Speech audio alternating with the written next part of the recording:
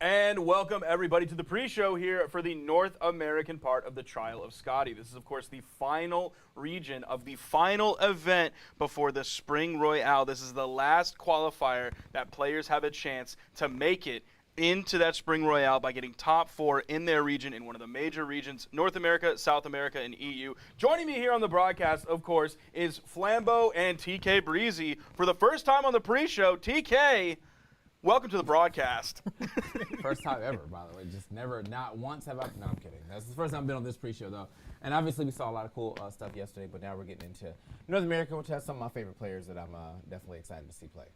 Yeah, no, North America, oh, go ahead. I'm sorry. I mean, no, I was going to say it should be pretty good. Man, I'm like, after the mopping that was EU, I'm kind of ready for something a little closer, maybe, you know? Yeah, I don't know how I feel about North America right now because I think it is a closer region compared to something like EU, but I also feel like with regards to the overall circuit and the Royale, it's the least interesting region because 3 people have already guaranteed qualification. So we don't really get to play the qualification musical chairs game and tally up all the points because most of the work has already been done. But that leaves us for one spot that people are fighting over, though, right? So it's like, it's like a last chance qualifier for I in like a way. Yes, but also, we'll get into that in a little bit more detail to kind of dig into the points a little bit more. But before we do that, we want to get into the stakes. Of course, as we know, this is a double elimination tournament. This is the same format that we've always been used to, the classic double elim. Go through the top side. If you lose, catch an L, you move down into the elimination side of things. If you lose there, then you go home, you're done for the day. Of course, even though players are fighting for qualification points for the Spring Royale, they're also fighting for the same things as normal. The seeding points, the PR rank, the prize pool, all of that is still the same as well from the tournaments that we've come to know and love. Yeah, which I mean, like at this point, like nobody should act brand new. Yeah. When we come to the format, we go over it every pre-show, but like realistically, y'all, if y'all been here, like this should be a surprise to nobody. And here you are. This is a perfect graphic to show that Raish, Guichao, and Java have already qualified. So specifically looking at the Spring Royale, that's why this region is and isn't that interesting right now, because that final spot, you can look at the points right there, it's likely going to go to Sandstorm, and that's because he didn't play in the Trial of Balder. So he got 0 points for that. So no matter what he places in this tournament within reason, right, within a reasonable Sandstorm placement, he's going to raise those points significantly. And so if we look at the breakdown of the points that Ice Pingu did so lovingly, if we look at Sandstorm coming in at 165 points, he's guaranteed if he places first, second, third, fourth, fifth, even if he gets 7th, Balloon Boy has to get 2nd place to beat him out in order to get the invitation to the Spring Royale. So it feels like if we get a Sandstorm performance out of Sandstorm, he's probably going to be the one who gets that 4th invite to the Royale. So he has to like absolutely fumble. Yes. Yeah. Like 100%, like I got out before top 32 type fumble. Yes. And even then, since you said top 32, if he got 25th place, like Balloon Boy has to get like 4th or better. Alex has to get like 3rd or better. Wow. A lot of people have to like place well above what we would normally expect, which is possible, but it's like 10 people have to have a career-defining performance to put themselves in front of Sandstorm, because he also won Frigg. So he's at 165 points. He's 4th place on this leaderboard right now from 2 events, whereas everybody else has 3 under their belt already. Yeah, it's funny because it's like, it's kind of a different flex, right? Where like Godly just like won everything.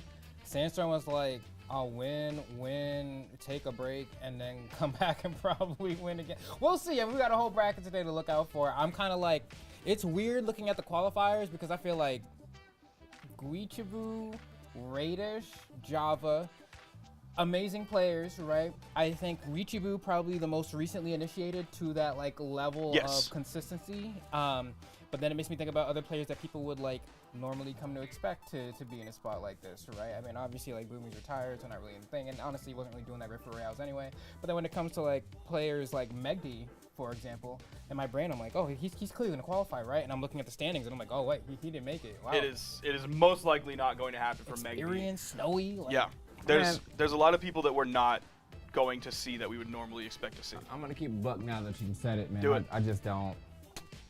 Pack it up, everybody, bro. Pack it up. All right, like we're in a pack it up region right now. I think I'm gonna like seeing the Brawlhalla because I just like watching NA play. And right now, you're playing for bragging rights more than anything. But as far as getting into this Royale, it might be a GG's handshake. You know, hey, that was a fun time. That was a fun time. So I think that's where we're at right now. Now we keep talking about the Royale, we talk about the winter circuit, the qualification points, but what does that really mean for those who don't actually know what the Royale is. There are 2 Royales this year, one in the spring, one in the autumn. You play the winter circuit leading up to the spring Royale, and you play the summer circuit, I believe it's called. I'm going to say it's called the summer circuit leading up to autumn.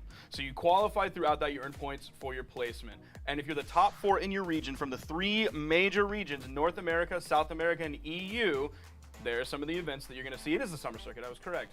If you're top 4 in your region at the end of the circuit, you will get an invite to the Royale. It is invitation only, and these invitations are very coveted. Not just because, like, oh, it's a good time to see your friends, but it's valuable practice because it's one of the few times you'll get a chance to play against the other regions of the year. But also, it's a chance to get there's more money there. Yeah. There's more glory there. There's a lot there for you to earn specifically in that event. And what makes it so special beyond the invitation is the round robin format. We don't get to see that in any other tournament of the year. So we have these qualifications, and Godly's coming in max points, 300 points, right?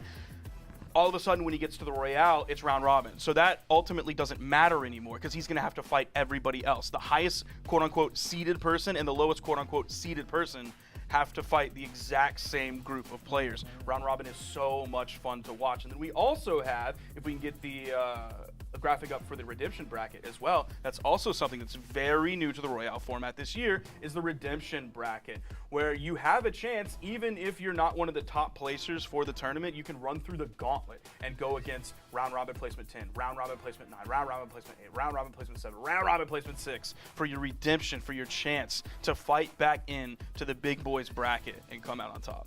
And there's something, I mean, there's definitely something special about being in the redemption bracket and getting the W and pushing it further after you get out of the redemption bracket. Like, you don't want to be there, but it's definitely like, all right, backs to the wall. I got to do the best that I can now. Otherwise, like, why did I even come here? You know what I mean? And so if whoever does win the redemption bracket, I hope that when they do get that W, that they continuously push it forward in the main bracket as well. But, you know, we'll have to see when that time comes. So let's move on to our prospective pro player call-in today. Yes. Who do we have? Oh, today we got the GOAT, but it looks like they need a moment. So y'all gonna find out in just a moment, but it's actually really funny though. So I guess I'll pivot then for a second, Okay. right? Because something that I have in my head that I've been thinking a lot about is the presence of orb. Right, we've seen kind of even in the other regions this weekend that we've been getting more and more orb kind of making a splash at the higher level amongst all the great sort of complainers. I mean, granted, like used it. He's always got to throw it in. He's always got to throw it in. But I gotta say, orb's kind of been cooking, right? And granted, I want to bring up that tweet from Sandstorm yesterday after Godly won EU. Yes. Where do you remember the specific wording of how I mean, he said it? I'll bring it up right now. He's getting nobody can talk for primary Sandstorm source. better than Sandstorm can. Let's see, maybe a guy on the computer real quick for just a second. Sorry, the Twitter search is just. I had it in my head. Like, I have the almost paraphrase outside of like maybe 2 words. So Yeah. I'm gonna let him do it. Godly is so much better than all of EU. He is legit bored of y'all. Yeah. Yeah, and like what as EU, what can you say? You know what I mean? Well, I mean, three wins in a row. They know. I think deep down they know. They know. They right? know. You know. I mean, Skelter replied like, "I'm trying." Yeah.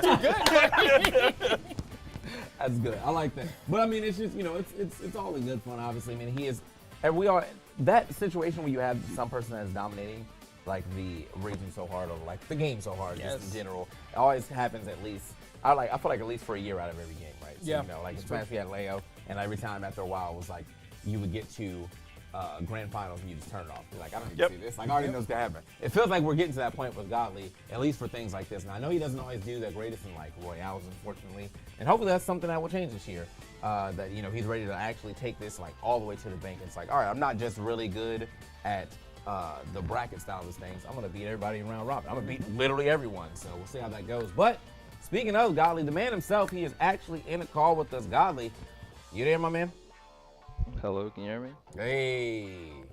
Welcome, Godly, to I'm the here. broadcast. You're talking here on the pre-show with Sparky878, Flambo, and TK Breezy. How are you feeling today? 1, after your win yesterday, and 2, going into the Royale. I'm feeling good. You know, the win, that's light. That's what should be happening. And then I just need to take out this Royale, you know, because I've taken the 2v2 land, the 1v1 land, but no Royale. So, you know, I'm looking to get the Royale. You know, win CEO 1s and 2s, and just try go undefeated this year. That's really the plan. I'm just trying to keep the momentum I've got from the online tournament wins and just keep it up from there. To be honest, that's it. Okay, so what's happened in the past? Because, like, you always cooking people on the online, then you pull up to the in-person, and it's like you the BCX champion that never won BCX. You know what I mean? Like, it feels like you should have the title, but you don't got it. So, like, so what happened? I'd say just, like, you know, bad preparation and just not being ready for, like, you know, the right players, like people like, you know, Yuzu and Kaina, who are just, like, exceptional, and even just other players I've lost to as well. I don't know, it's just when I get to top 3, things just aren't really clicking that well, but I've really been trying to work and practice on that. Really looking at, you know, what's really going wrong when I'm getting to top 3, and I'd say I feel like I am kind of playing worse or not really playing at 100%. It feels like I'm at 70 while they're at like 100. So I've been trying to really focus on that. Do you think that's like just get better overall? Do you think that's like a mentality thing, or do you think that's like it really is just like you need to like sit down and prep for the top 3 when you get to the top I think 3? it's a bit of both, because it's like, you know, I wouldn't say like I'm like there's enough practice in EU to prepare me for the players at LAN, in my opinion. So it's like there's a lot of extra work that I need to be putting in. So I gotta just put that extra work Not in, again. really. Oh man, do you have What any you mean? words? It's the Like, I mean, just what do you feel like EU can like? Do you have any words of encouragement for EU to step it up so they can actually get to the level that you're at right now? Bro, they all just need to DM me. Just DM me and we can work. That's it. They just need to DM me and we can work. That's it. I tell them that's all they gotta do. They want to get serious, just DM me. That's real. I'll help them get serious. That's real. So what weapons of other regions are you most worried about? Because, like, EU kind of has an eclectic mix, but if you look at, like, Skeldra playing on Great Sword, and then you look at, like, Yuzu playing on Great Sword. No disrespect to Skeldra, but Yuzu Yeah, is, I like, know what you mean. he's a different caliber of Great Sword player. He's a world champion Great Sword player. Well, it's like with Skeldra, okay, well I've got to take what I can take from Greatsword as a whole, and I'm gonna have to take what I can from Skeldra, even if it's not on par with someone like Yuzu. But I'm just gonna have to really watch how Yuzu is playing and put things into practice when I get there. As I said, I can't practice these things. I'm not in their region, so all I can really do is prepare enough and get down there, and then just really just lock in on the day with everything I've learned and have faith in that. That's all I can really do against someone like Yuzu's Greatsword. That's all I can do. How did you get so good? Like, realistically, right? Like, I mean, everyone else is in your region. You're in your region. Like, how did you lap everybody? You have the same resources, so. I feel like I did want to just maybe win more than everyone else, and I don't know, I practiced in different ways other people didn't practice. Like, I played on NA servers a lot. That helped me a lot. I got better from playing on NA servers. Played community tournaments and stuff like that, and just kept practicing, and I just really wanted to win. Like, I just really wanted to see #1, like probably more than anyone else in my region. All right. Dang. One more question, Godly. So we know that South America is tough for you on LAN. That's a group of players that you've struggled with in the past. There's a handful of them that you seem to really struggle with beating on LAN. Mm-hmm. A lot of people are saying that NA is washed, NA is over. Do you think NA is going to be able to rally back? Like, we know you can beat everyone in EU as well. Do you think the NA rally will come before the Royale or before the Midseason Championship? And are you even worried about them at the Royale and at the Midseason Championship? I'd say this is tricky, because it's like, the way I think is like, I'm not necessarily worried about players, but I always see them as like a problem, to the point where it's like I'm not going to play against them and troll. You know, I'm gonna sit there and really give it my all against no matter who it is, because you just never know on the day with some players. So I treat everybody kind of in a similar way, except like a few others who obviously beat me more than the others. But I don't know. That's kind of how it just is. All right, guys. Any other questions for Godly? I don't worry about NA. I'm gonna be honest. Okay. I'm not really too worried. I'm gonna be real. Sandstorm is good. Sandstorm is great. The others are good, but I'm gonna be real. No, not really worried. No. All right, SA is that's the squad. That's the squad to beat right now. Is what I'm hearing from Golly. So, but yeah, that was it. I got a good enough gauge of how he's feeling now. So let's get it. All right, Godly, we'll let you go. Congratulations on your win yesterday, and Thank you. have a great rest of your day. Thanks for joining us here on the broadcast. All right, let's move on into some key players. We've mentioned some names so far a little bit in depth. We wanted to start off with Guichao here for North America, a name that's been in everybody's mouth here for kind of this year, right? Like we knew a little bit about Guichao before. Sometimes would pop up in twos, sometimes would have like a solid ones run that was like uncharacteristic for him, and then now he's all of a sudden started to turn into a consistency machine. It just seems like everything is on Guichao's side right now. Katars are good, Cannon is good, Linfei is good, 9dex Linfei is good, and with all of those tools, it seems like most people really have trouble shutting down everything that Guichao has. Yeah, no, I feel like Guichao is an interesting one for me because I think that was a pretty apt description. Like when I'm Llama was on the scene for a while, there was like a couple of tournaments where I'm Llama was hitting top 8s, not quite like top 4, but like, you know, had those breakout performances, and then kind of just like disappeared back into like irrelevancy, right? And Guichao not in the same boat where it's like they were able to have that performance and then keep recreating it. And I don't really know how long this happens. I'm like, are you going to be a staple mainstay of Brawlhalla? I'm like, if Katars get nerfed, is it just like, is it like wrenched back in like 20 whatever was that? 19? He won like 2 tournaments, Katars got hit, and then wrenched like stuck in 25th and lower from that point forward. You know? Yeah, it was like, post 2019. Yeah, it's like, I don't know what's going to happen with him, but I'm excited for his performance. I mean, has been doing fantastic. And Linfei, you don't get to see Linfei like that, you know? It's rare that you get like a one-trick Linfei actually doing something to the bracket. I think it's just cool too that we're doubling down into like her highest stat. Like I think that's a really cool thing because you don't really get to see that too often. I mean, I know there's sometimes like I'll troll around, I'll 10-4 Soul, why not, you know? But like that's forced. You know what I mean? Like, like to do it with Dex is like, all right, bro. Like you got to kind of be on some stuff. Like you're depending on one getting a lot more hits than usual, and 2 like actually being able to turn that into a lot of damage all the time. Which I mean, technically he is doing because we're getting these W's. So got to give it up to the double down into Dex, but also just as you said, we don't get to see a lot of Linfei, so I think that's very nice to see regardless. Even Knees was dipping into 9dex Vrax yesterday that we saw as well. So a couple of high dex lords out there really repping that high dex.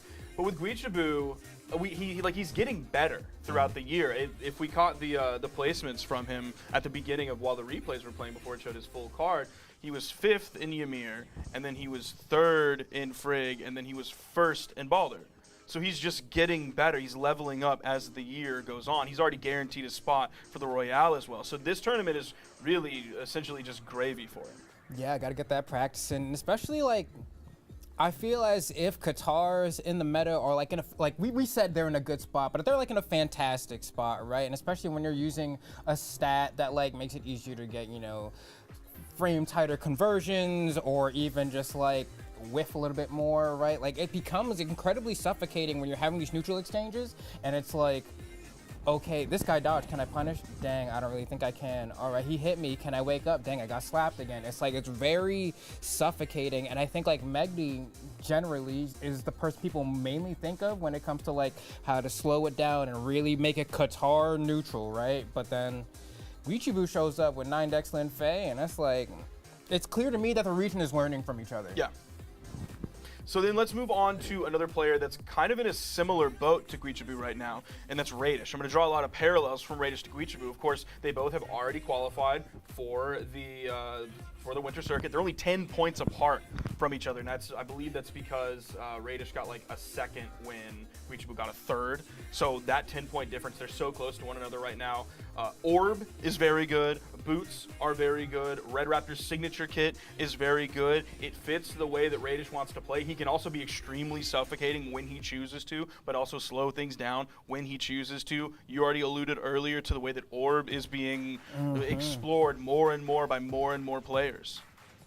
Man, Raish got me like, I remember the first time he whipped out the Red Raptor, bro. That tournament was not good for him. I remember that. I remember watching that, and I was like, "Damn, bro, I think the Petra might be a little bit more my swag." But then he stuck with it, and I think Red Raptor's a sick character too. So like the fact that he was able to stick with it and actually like start producing results really like shows that like, despite not getting like, the optimal result he wanted in that one tournament, he was able to persevere and just be like, no, this works. I just have to refine it a little bit. And it's clear. But it's like every time Raish and MegD meet in bracket, bro, I got to take a minute.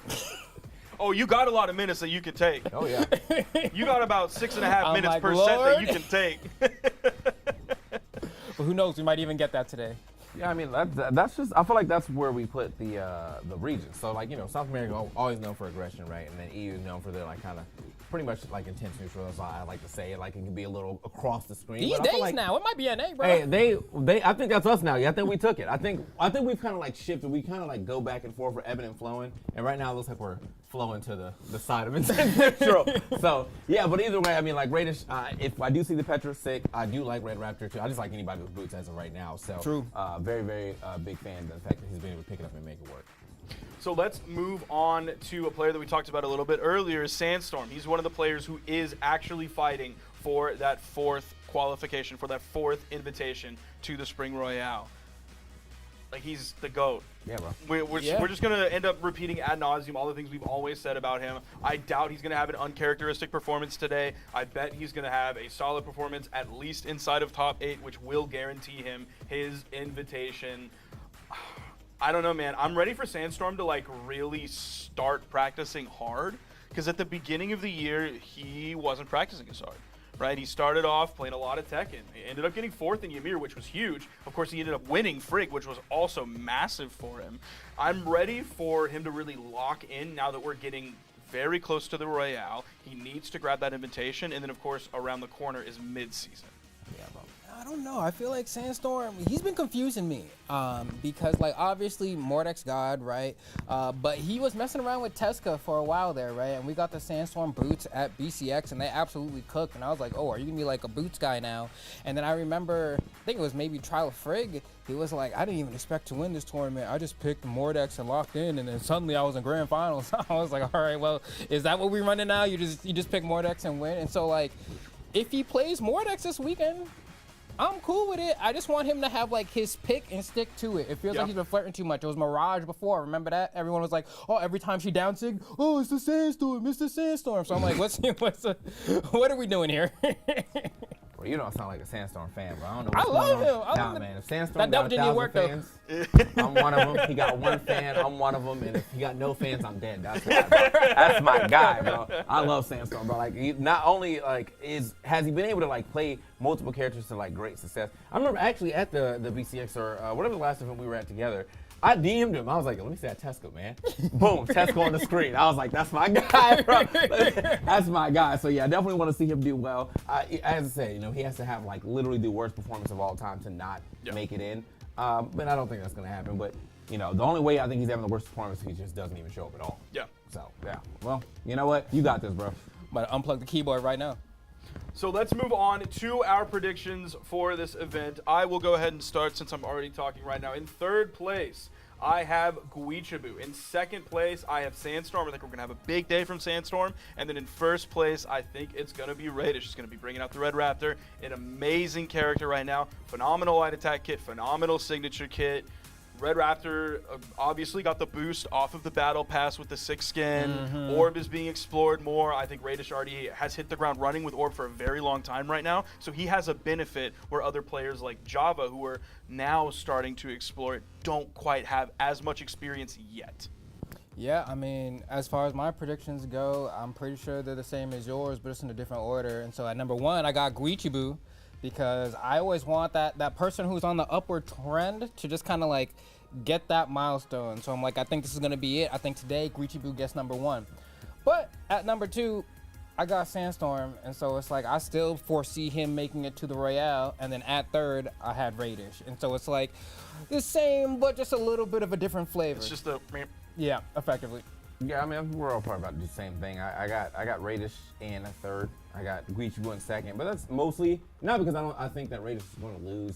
It's like in my head, I'm just like, that would be really cool to see Linfei do this well. But you can't beat my GOAT, Sandstorm, who I got number 1. And that's what my predictions are looking like. All right. Thank you so much for tuning in to the Trial of Scotty North American pre-show. We're going to be getting into the games very shortly.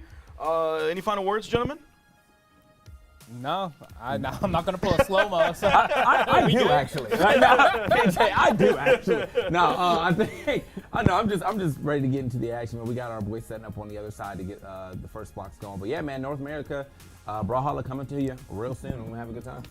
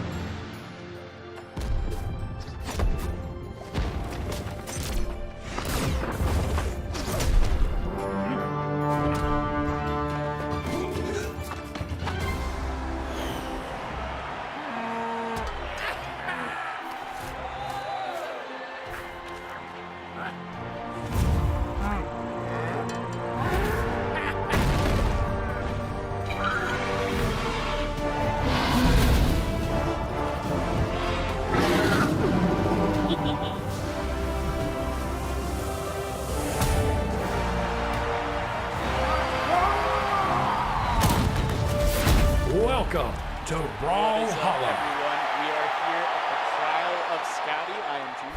I'm joined by Flambeau, who you just saw, and we're ready to get in some exciting matches. Flambeau, how you feeling? Feeling pretty good, man. I'm ready to hop into this North America. Now, I mean, we got banger matches upon banger matches. That's always how it goes down in North America for the most part. I mean, we got Pugsy, of course, going up against Raish, which that's a matchup that I like. It's like kind of weird for me because Pugsy is kind of a player who has had immaculate performances in Brawlhalla history, but when we talk about peaks, he's won some tournaments, but then he got those couple wins and then kind of teetered off and has never really seen that same level of success since. He was really strong in the 2v2 space, but when it comes to singles, hasn't necessarily had that same kind of performance. And so I'm glad he was able to make it this far in bracket, but against someone like Raish, it should be very difficult for him. Yeah, Raish, as you guys talked about, the #1 seed for this tournament, the points leader for this tournament, rocking that red Raptor. And it looks like Pugsy's rocking the Jaeyoon, which is going to be fun. Weird, yeah. Yeah. And you guys can go ahead and take a look at the schedule that we have here. We're going to have Impala versus MegD coming up. Impala, of course, former world champion. MegD always been near the top, but hasn't been able to secure the crown. And on the other side of that, Balloon Boy versus Anonymous Alex. Balloon Boy, also another person looking to try to get a spot at the Royale. Alex as well, but they would need to have some phenomenal placements, and Sandstorm would need to have some less stellar ones. And so we'll see. I mean, anything can happen. Nothing is set in stone, but it's going to be a fun one for sure. That is a seeder's dream. I don't know if you guys caught that. It was like 9 and 10 and 5 and 6. Yeah. It's like, yeah, perfect. Like, chef's if you're all doing the that. seeding, you're like, just as planned. But yeah, you know, Pugsy versus Raish, the #1 seed versus, I forget what seed. I mean, at this point, Pugsy kind of, he's on there, but how high is hard to say. I think the weirdest part about this is everyone who's watched Pugsy play is usually used to Pugsy playing Jala, or more specifically, Finn the Human as the epic crossover skin for Jala from Adventure Time. And so seeing Pugsy on Jaeyoon is nothing that I have ever seen before. So I have no idea what this matchup is actually going to look like, but we're going to find out here on Small World's End. We're hopping into game 1 of Raish versus Pugsy. And Pugsy immediately getting on the sword here. I like it. But Raish with the signature orb. Oh! Okay, scrambling. Starting off. Okay, let's see. Pugsy looking to get a couple of hits in here so far, but I mean, granted, we haven't really seen that greatsword get picked up yet, right? Just kind of doing the tried and true with the sword, trying to box Raish. Raish honestly has the positioning right now, but the damage is relatively even. Pugsy is actually playing kind of slower than I thought he would be. And yeah, lot of control there by the orb, but Pugsy managing to get back in center stage. Is he just going to rock the whole stock with sword? I mean, Maybe. now it's gone. It's gone. And it's gone. Just like that. So it means that Pugsy going to go ahead and wait for this next weapon spawn here. Raish getting that stock with the recovery, but here we go. The great sword in hand here. This is really what I want to see from Pugsy. What can you do with this weapon? We've never seen it before. So far, the answer is looking a lot like not too much. He gets that down air, tries to go for the finisher there, but Raish manages to dodge out in time. He goes for 2 hits of that string as well. Raish is having some well-timed dodges here. I think if I'm Pugsy, I go for 1 poke and then wait for the dodge, but no, he goes for the immediate opener into the finisher. If you do the same path on the fork twice, you go into the immediate finisher, and that way you can catch people sleeping. Okay, interesting. Opting for the sword at the beginning yet again. Maybe not trying to do great sword unless he's trying to get the finishers, but yeah, Pugsy looking pretty strong with the sword here. Oh, but edge guard attempt, Raish trying to get a juggle, not covering the Nice. jump. And it's weird, right? The way Pugsy plays the game, like you're watching, and you know, part of it is Pugsy, part of it is also Raish. These are both players that aren't necessarily the highest octane in the game, right? They kind of like to play a little bit slower, a little bit more methodical, and Pugsy, like, almost looking like he's playing underwater, I'd argue a little bit, but because of that, Raish very easily able to track his movement, getting that end sig and getting KO. Yeah, no, very interesting option. We've seen it quite a few times this weekend. The dash up sig, catching so many people on the dash back with an overshoot. Super strong. Pugsy back on the greatsword here, but yeah, Raish with the pressure on this orb. It's been so brutal this game. Yeah, I'm trying to figure out what the plan is here for Pugsy. Tries to go for that gravity cancel down light, almost gets edge guarded here, and man, none of these are connecting. There are 2 different opportunities there where Pugsy might have been able to get the KO, but nothing was connecting. I can't even believe that side light hit there. That side air will be enough from Pugsy though, but honestly, I think he's gonna go right back to the sword. It looks like he's trying to play more neutral, and honestly, if we're talking about just sword legends in the game, I still think Jaehyun's sword kit is objectively one of the best ones in the game. So if you don't want to lean to that great sword and just want to play primarily sword Jaehyun, that's still a very strong legend. Yeah, and it's interesting seeing the contrast between Pugsy and Yu's yesterday. Yu's opting for more of the greatsword usage at these low percents, but Pugsy's opting more for sword.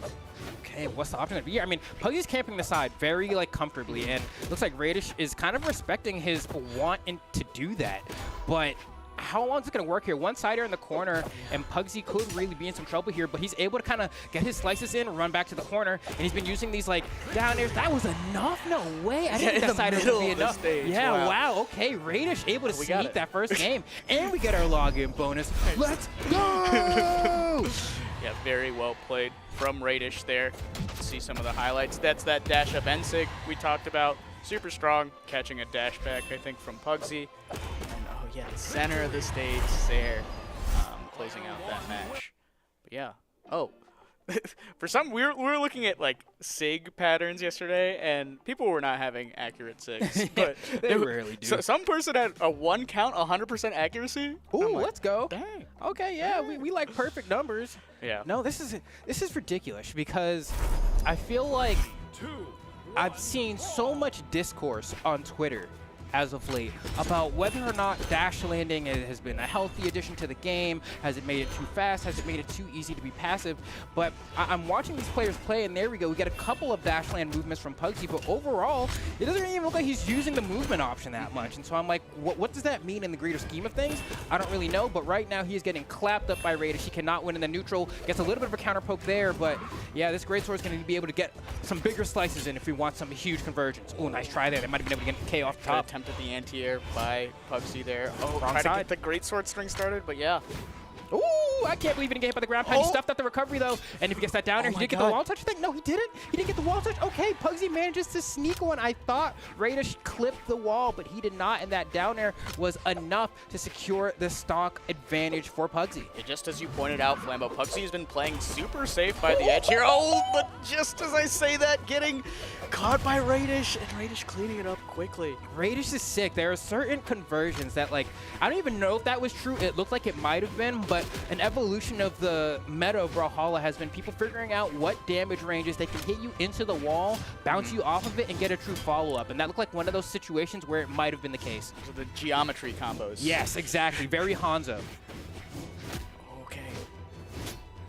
Okay, Pretty two. safe. Oh.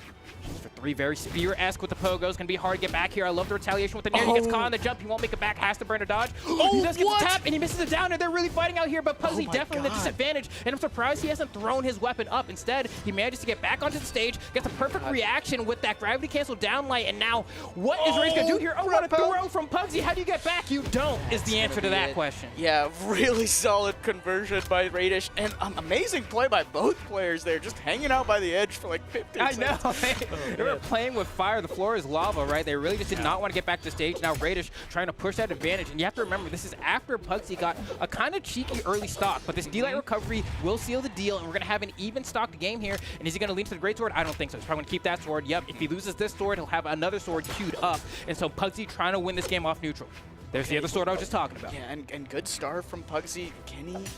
Oh, nice. Yeah, I was going to say, how long can he prevent Raish from getting on his signature boots or orb? Yeah, lots of damage coming out from Pugsy as he's trying to get back onto the stage. And a good marker for him. Ooh. And I gotta say, you can see it right there, Pugsy, PR number 22, right? And so, like, how wild would it be? Hold on, Pugsy might just lose the game right here, so I gotta pause. In fact, did Pugsy lose the game here? No, he doesn't go for a second ground pound. Raish is so willing to be patient, right? All right, cool. Tries to go for a hard read here, but now that Pugsy has been able to get back onto the stage, it means he could play the game again, but he may not have that chance. Oh, okay. All right, Pugsy going for everything. Wow. Oh, you're gonna get caught here. Yeah, that was a bad dodge. Terrible dodge. I'm sorry, Pugsy. I love you, but that was not it, brother. Yeah. Raish covering. I mean, a little bit good conditioning from Raish. Was showing the end sig by the edge of the stage a couple times, but then finally just moving back. Not completely true there. I think I saw a frame or two of him out of hit stun on that conversion, but it was close. Okay. It was close though. Okay. Actually, to be fair, because your dodge comes out in frame 3, and so like if I saw like a frame or 2, it might actually slip it through. So I take that back. But Raish up 2-0. And they're going back, and Pugsy's sticking with the Jaeyoon. Yeah, what would you like to see from him, Flambeau? What do you think he can do to change it up? Starting with Greatsword, already a little different. Well, so Pugsy's Greatsword, to me, clearly like isn't as refined. I mean, he's known for being a Brawlhalla player, so it makes sense that his sword is better. But there we go, we're getting some strings. The reason I say it doesn't appear as refined, wait, hold on, there we go, because he's been going for these chase dodge extensions where he could just go for dashes instead and save his dodge. But now it looks like he's locking in. Pugsy ready to get something started here. He's been going for these like reads with these gravity cancel D-lights a lot. And look what happened to him. He got an even stock game because of it. Before he had such a lead, one opportunity for Raish was all it took to lose this, that huge advantage to get back accumulated for himself. And I like this, switching to the sword to get that knockout. Oh, Sig from the other side of the stage, not enough. Pocket sand. Oh my god. Wow. All right, nice. As PJ likes to say, taps it in there. Taps it in, D-Light ground pound, classic. Yeah, Pugsy's still not with the weapon here. And yeah, this is all just bonus damage for Raish. Oh my god, are they? God. That's so okay, funny. they made it back. That's so funny. Yeah, it's like you think you're peaking and then suddenly you throw your stock away and Pugsy is just fine. And I've actually been in that scenario a lot where sometimes you just get hit and you allow yourself to keep getting hit. This works against Scythe as well. Weapons that can really take your stock early. You just allow yourself to get hit a few times, let the person like, while out, and then just take your time and come back to the stage. Reversal opportunity. Yeah, again, Pugsy been playing so well by the edge of the stage here. Okay, nice. Nice counter nair coming back to the stage. You punish, nice. Oh, he messed up the jump input. That was guaranteed. He could have gone for maybe even a D-Light jump, gravity cancel D-Light into like a recovery or something. So huge missed opportunity for Pugsy to get that stock. It's even, and I feel like Pugsy's been favoring these anti-airs with the nairs, these anti-airs with the recovery. I'm Pugsy, I N-Sig right now, dude. This dude is jumping. Just run up and press N-Sig. I promise you, brother. He was right there. Oh! It would have worked. It's okay. That's the S-Light, side light into this air. Gotta represent it. So Pugsy down again on the verge of being 3-0'd, but these have been close matches. Every single one has gone to the final stock. Pugsy can make this work. He goes for the side stick here. He's not gonna connect. He needs a D-Light. You see him fish for it there. He wants that D-Light recovery or side air. He's just keep pressing the button. And Raish knows it. Raish is jumping a lot. The fourth time, the fifth time, whatever, it finally hits. And honestly, Pugsy didn't take that much damage for it. It makes you feel stupid for getting hit by it, keep on mining. You'll hit the diamonds. You'll hit the diamonds eventually. Just sitting in the corner, got 3 blocks set up, just doop, doop, doop, mining like, all right, dude. Oh, it's gonna be hard to come back from. Okay, but Pugsy almost getting a reversal opportunity, but Raish. Oh, double boot.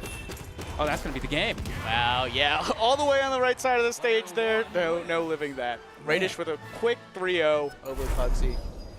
That was tough because it really did feel like Pugsy, like, I won't say at any point I felt like Pugsy was going to win the set, but it always felt like he could. It felt like there was just a few degrees of, I guess what I'll call refinement that just weren't there. One of them was that D-Light drop we saw a little bit earlier. That could have been a huge opportunity to amass a lead for yourself. Or alternatively, just like, some of the follow-up, some of the strings, some of the neutral exchanges, I'm like, you're bringing Raish down the last stock here? And it feels like if you came back next tournament and ran this head-to-head, I think you could win. I just think you need to fix a couple things. Yeah, the great sword usage we finally saw coming out strong that last game. And it was only till that string answer from Raish that we're like, oh, okay, wait. Because, yeah, started out super strong for Pugsy. But he burned it. He's like, my advantage is so sick. Let me do a gravity cancel down light. And I was like, why burn the dodge, bro? And it took like 5-6 hits after that. I was like, brother. Yeah. But when you feel it, you feel it. You know, that's the way Brawlhalla can kind of take your soul away there. And if Pugsy hit that, we would have been like, Pugsy's It's sick. true, yeah. We'd be like, Pugsy's Pugsy's so the best sick. player in the world. Best player in the world. Gotta give it up. Yeah. You know? But yeah, that's going to be a quick 3-0 from Raish. And yeah, I believe we're going to be looking at Balloon Boy Anonymous Alex next. Yeah, I believe so. And I'm a little worried for Raish, honestly. I mean, despite the fact that he's the top seed and is doing well, already guaranteed in the Royale, so technically it doesn't even matter how he does, but like, you want to keep racking up your dubs as you're getting them, right? And I'm like, all right, against Pugsy, and you know, everyone's like, he 3-0'd him, Flambo. I'm like, I know he 3-0'd him. It's a 3-0, but it was close. But it was close, though. The but it was close. But it was close. It's Like, important. Yeah. It's important. Because I'm like, all right, if I see that version of Raish go up against Sandstorm, I'm like, that's what I think. But who knows? Sometimes there's like an aspect, and you know this better than I ever would. Sometimes there are just like certain player head-to-heads that just like make you look like worse of a player than you actually are, and then you go up against somebody else, and it's just like a completely different version of you. So yeah, hopefully Raish can clean some stuff up and be very solid for this top 8. I believe next you will be playing anime. Okay, yes. Yeah, Raish will be fighting anime. all of anime. The entire genre. Every single Japanese cartoon will come out in full effect to try and thwart him in his efforts to go ahead and win this tournament. But we do have to go ahead and pivot a little bit to, it looks like the next match we have in the lobby is going to be Impala and MegD. Yeah, so that one's going to be good. I don't really know how to feel about this one. On paper, I think MegD should win as far as recent results go. Impala, of course, is a world champion. Wow, I did not know those stats. Okay. But Impala currently ranked one higher than MegD. Still pretty close, and I'm also feeling like MegD has this. Yeah, it's weird. It's just because like MegD's peaks have never like. I mean, you can see it here. Like Impala's won tournaments. MegD has never like concretely gotten the dub. Always able to get third. Always able to get second. Consistent podiums. But then when it comes to like, oh, are you gonna win the tournament? I don't know. But we saw it there in the head-to-head that like Impala has his number. What was it, like 7-2 or something like that? Yeah. So it's like clearly this one's going to be different. And Impala has been trying a new legend, formerly known for Kaya, and won BCX with Kaya. But now on the Munin, a little bit of a newer addition to the roster. At this point, I guess she has some tenure, but still on the newer side of the legend releases. Has that bow like Kaya does, but also has that scythe, which is something we don't get to see a whole lot of from Impala up until recently, but I expect most of the gameplay to be on this bow. Yeah, no, the bow is just so strong from Impala. And, you know, classic fashion, you have your stringy weapon, you have your neutral weapon, and I mean, the Scythe strings, I'm excited to see what Impala can bring to the table, just because Scythe is so exciting. Yeah. But the other weird part about this is MegD is playing core, and I don't actually know the last time I could tell you that we saw core in a competitive setting. It's been that long, like literal years, I think. I could be capping, but as far as I know, like making it this far in the bracket on like main stage with a bunch of viewers watching, it's been a while because normally when we see MegD, it's some form of either Katars and Sword or both of them, right? We've seen a lot of Asuri from MegD, but Hammer from MegD is like, what? You know, like, I don't know about the MegD Hammer. Oh, sniped. Clearly it's not getting the job done right now, but that doesn't mean it may not later. Yeah, Impala was just playing neutral so well that stock. I feel like MegD was just waiting for a whiff, and Impala wasn't giving it to him, and now it's got all this advantage. Yeah, no weapon for MegD still. Yeah, very smart. Just immediate weapon spawn. Impala went up to meet MegD. Oof, getting pummeled a little bit there by those gauntlets. Impala trying to hunt him down here. That neutral light from the scythe, such a good anti-air tool. So large. The nair as well, also just a great tool for stringing together all kinds of things. But I mean, look at this, right? Like Impala very convincingly in the lead right now. I mean, MegD's gauntlets are not bad. We've seen MegD play, I think, like Val before, right? And do a really good job. But Impala just looks better. And very patient scythe play. You know, you see a lot of scythe players, like, they get their hit and they're like, okay, how do I get this follow-up? Go up for the nair, go up for the dare. But Impala's just kind of taking the juggle. Oh, is that going to be it? It is. Nice. Not able to get to the other side. Impala with a 2-stock lead. Yeah, this one's a little, let's run away from MegD here. I'm really curious about like the core pick. I just don't understand. Is this something that he's been like practicing specifically for Impala because the head-to-head is so bad that he thought like maybe if I work on this core I'll be able to get something? Because right now MegD doesn't look like MegD to me. MegD just kind of looks like Impala on the rank ladder just up against a rando. I'm really looking for like the staples of MegD play. And what sort of staples do you think he needs to bring out in order to close out this set? Honestly, it means we got to go to game 2. Okay. It means we got to go to we game need 2 a new and character. swap legend. Yeah, this is not it. This is not D-Light it. Sayer, classic confirmed. Your bread and butter with Hammer. But, oh yeah, raw recovery. Let's see what Impala can do with the scythe again. Get pummeled here a little bit. Impala just kind of looking for any end light, maybe a down air. That side light will push over to the corner. Then you can start fishing for down lights if you want. Bounces him off the stage. And Impala is just kind of like throwing out moves at this point. He doesn't really have to do anything. He can just like mash the SIG button if he wants to, but it looks like he's looking for something a little bit more flashy maybe. Yeah, MegD is capitalizing a little. Impala getting impatient. He's like in the dark red on barbecue. I'm sorry, you'd have to be like literal god to win this one. But maybe MegD, maybe. Hold on, there might be a religion for MegD here. Oh my god. Okay, that. No, one more. Yeah. Let's never be KOing when you wanted to. But that nair should be enough. Oh Nope, my still not God. enough. He's a little bit too low there. There it is. Okay, Impala manages to secure game number 1 in very convincing fashion. Pretty much almost doubling the amount of damage that MegD did there. Is MegD going to stick with this core? Is this core like for real? Yeah. Oh, and there's the This diagonal. core is for real. This core's for real, I guess. Okay. We're going back to Apocalypse too.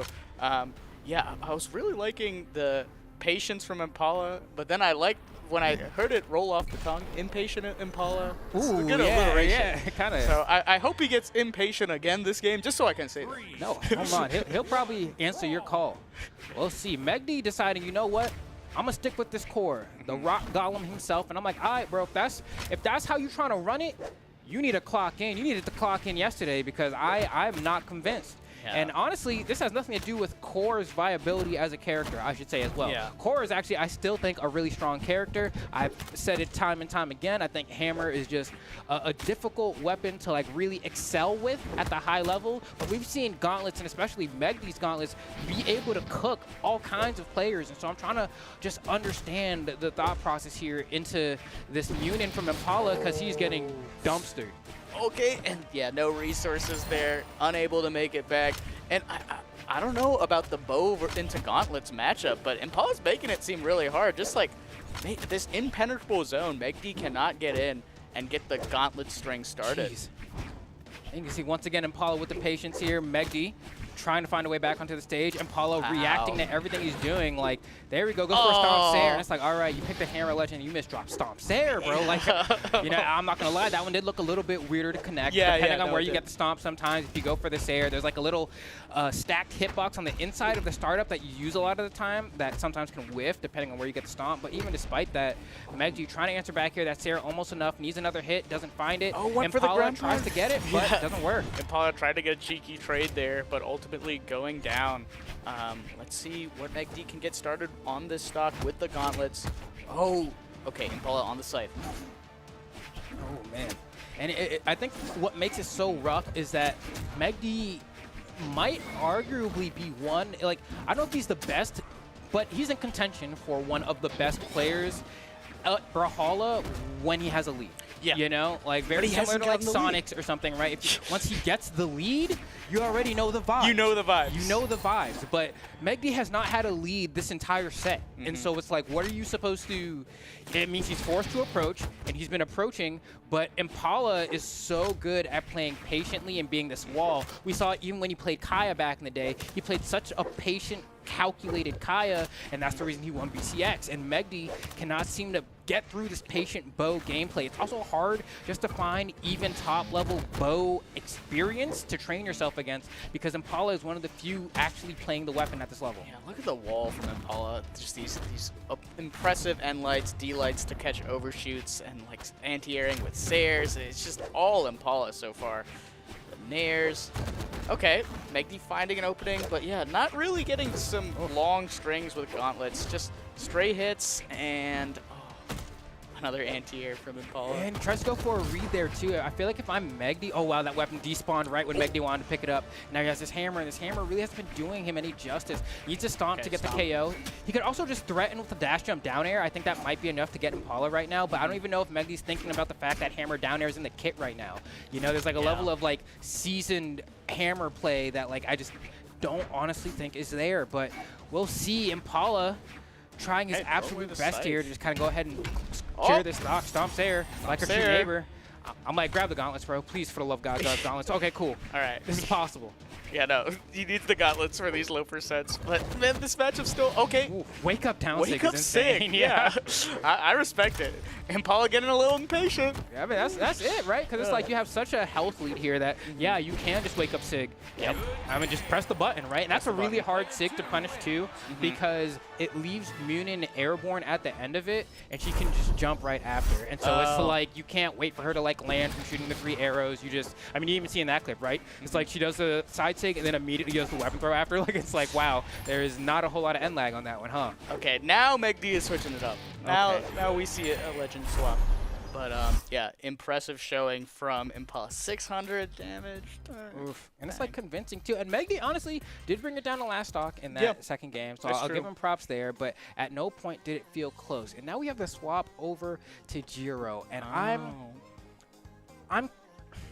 I'm curious. I feel better about the Guichao than I do the core. I don't really know much about MegD's Scythe, to be honest, but I do know a whole lot about MegD's sword. And if MegD's trying to lean into the sword a little bit and even use like rudimentary Scythe, I think he could get very far. But the thing with the Guichao is he has 3 defense, right? And so if MegD's already getting clapped in these neutral exchanges, and we're seeing Impala get 600 damage every game, I feel very scared for MegD to lock into a legend with such low defense unless he needs to make his punish game really count, because Guichao does hit like a truck. Okay, MegD immediately swapping it. Whoa, whoa. Oh, okay. Quick swapping from MegD. I also like the plat layout maybe. Can lend itself to a little more patient play. MegD's taking an early lead, but Impala's on the trouble weapon, the bow. Yeah, I mean, right, we've seen like little, if any, Scythe really from Impala. He's grabbed the weapon a few times, but it has been this bow. And right, look how oppressive he is once he gets a hit. One hit, the way he follows up, even if he doesn't get the extended pressure, like, he's getting cooked up, right? His positioning is fan-frickin-tastic. Impala just looks like a better player. Yeah, that refresh on the edge, so sick. Coming down with the down air right after the D-Sig. Oh, so clean from Impala. And now MegD doesn't have the lead anymore. All of a sudden, all the things that make MegD great are lessened, because Impala's going to continue to play this patient play. Really strong neutral with the bow, anti-airing with the end lights, overshooting with the D lights. Oh, okay. MegD. What's the answer going to be here? Are we going to throw a down Sig out? No. I mean, MegD generally not a huge Sig user as well. Kind of likes to stick to the default, light attacks of the kit.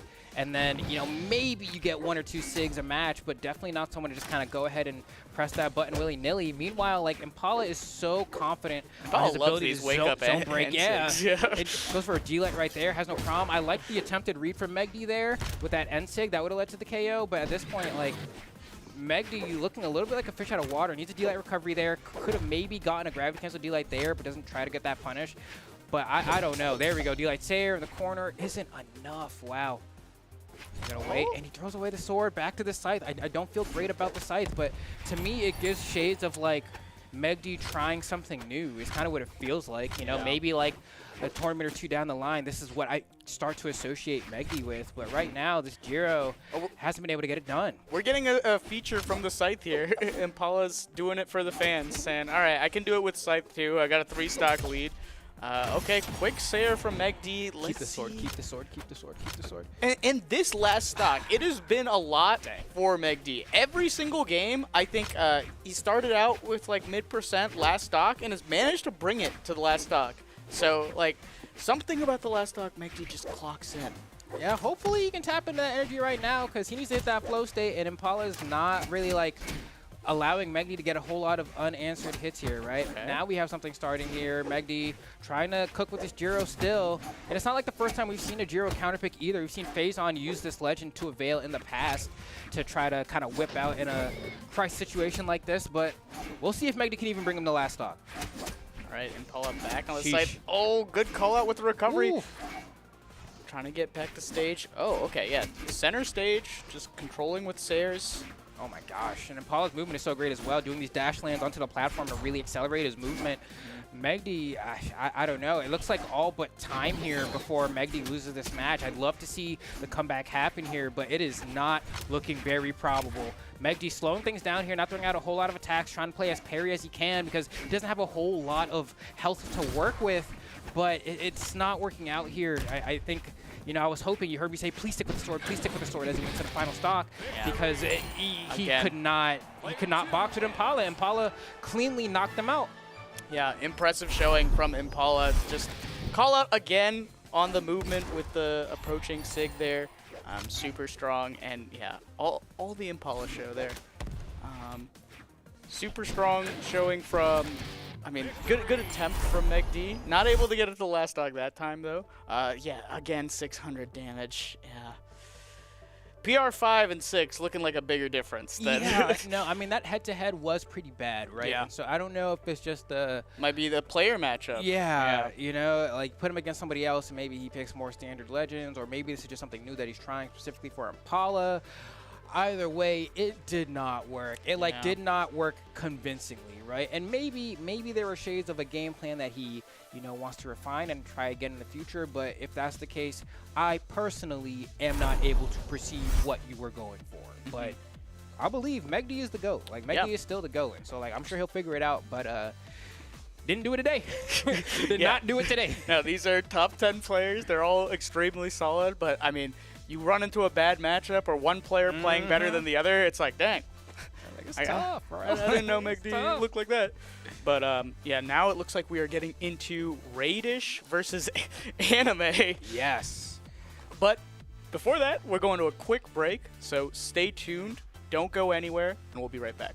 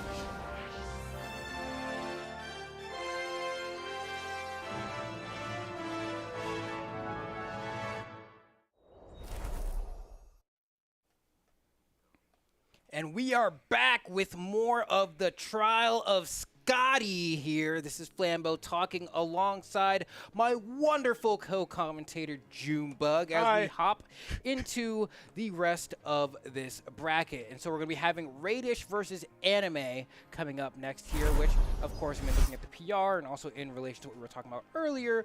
Raish, once again, the one to kind of be the expected victor of this bout.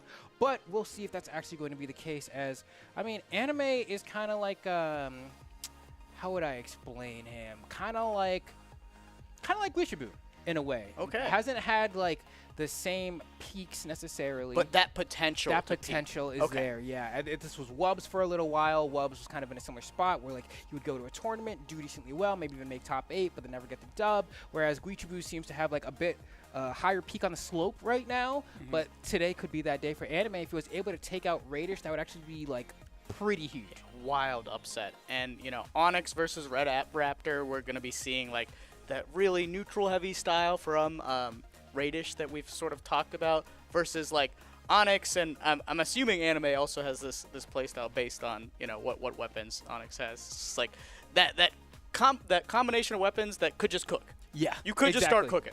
Exactly. I mean, Onyx definitely in the 2v2 scene was, I don't know, she got a lot of hate for a while. There was a whole era of time that was called Chronix, and it was different. It was a team of Cross and Onyx that was like destroying every top 8. Everyone would pick the Luke skin as well, so we were all going to Memphis.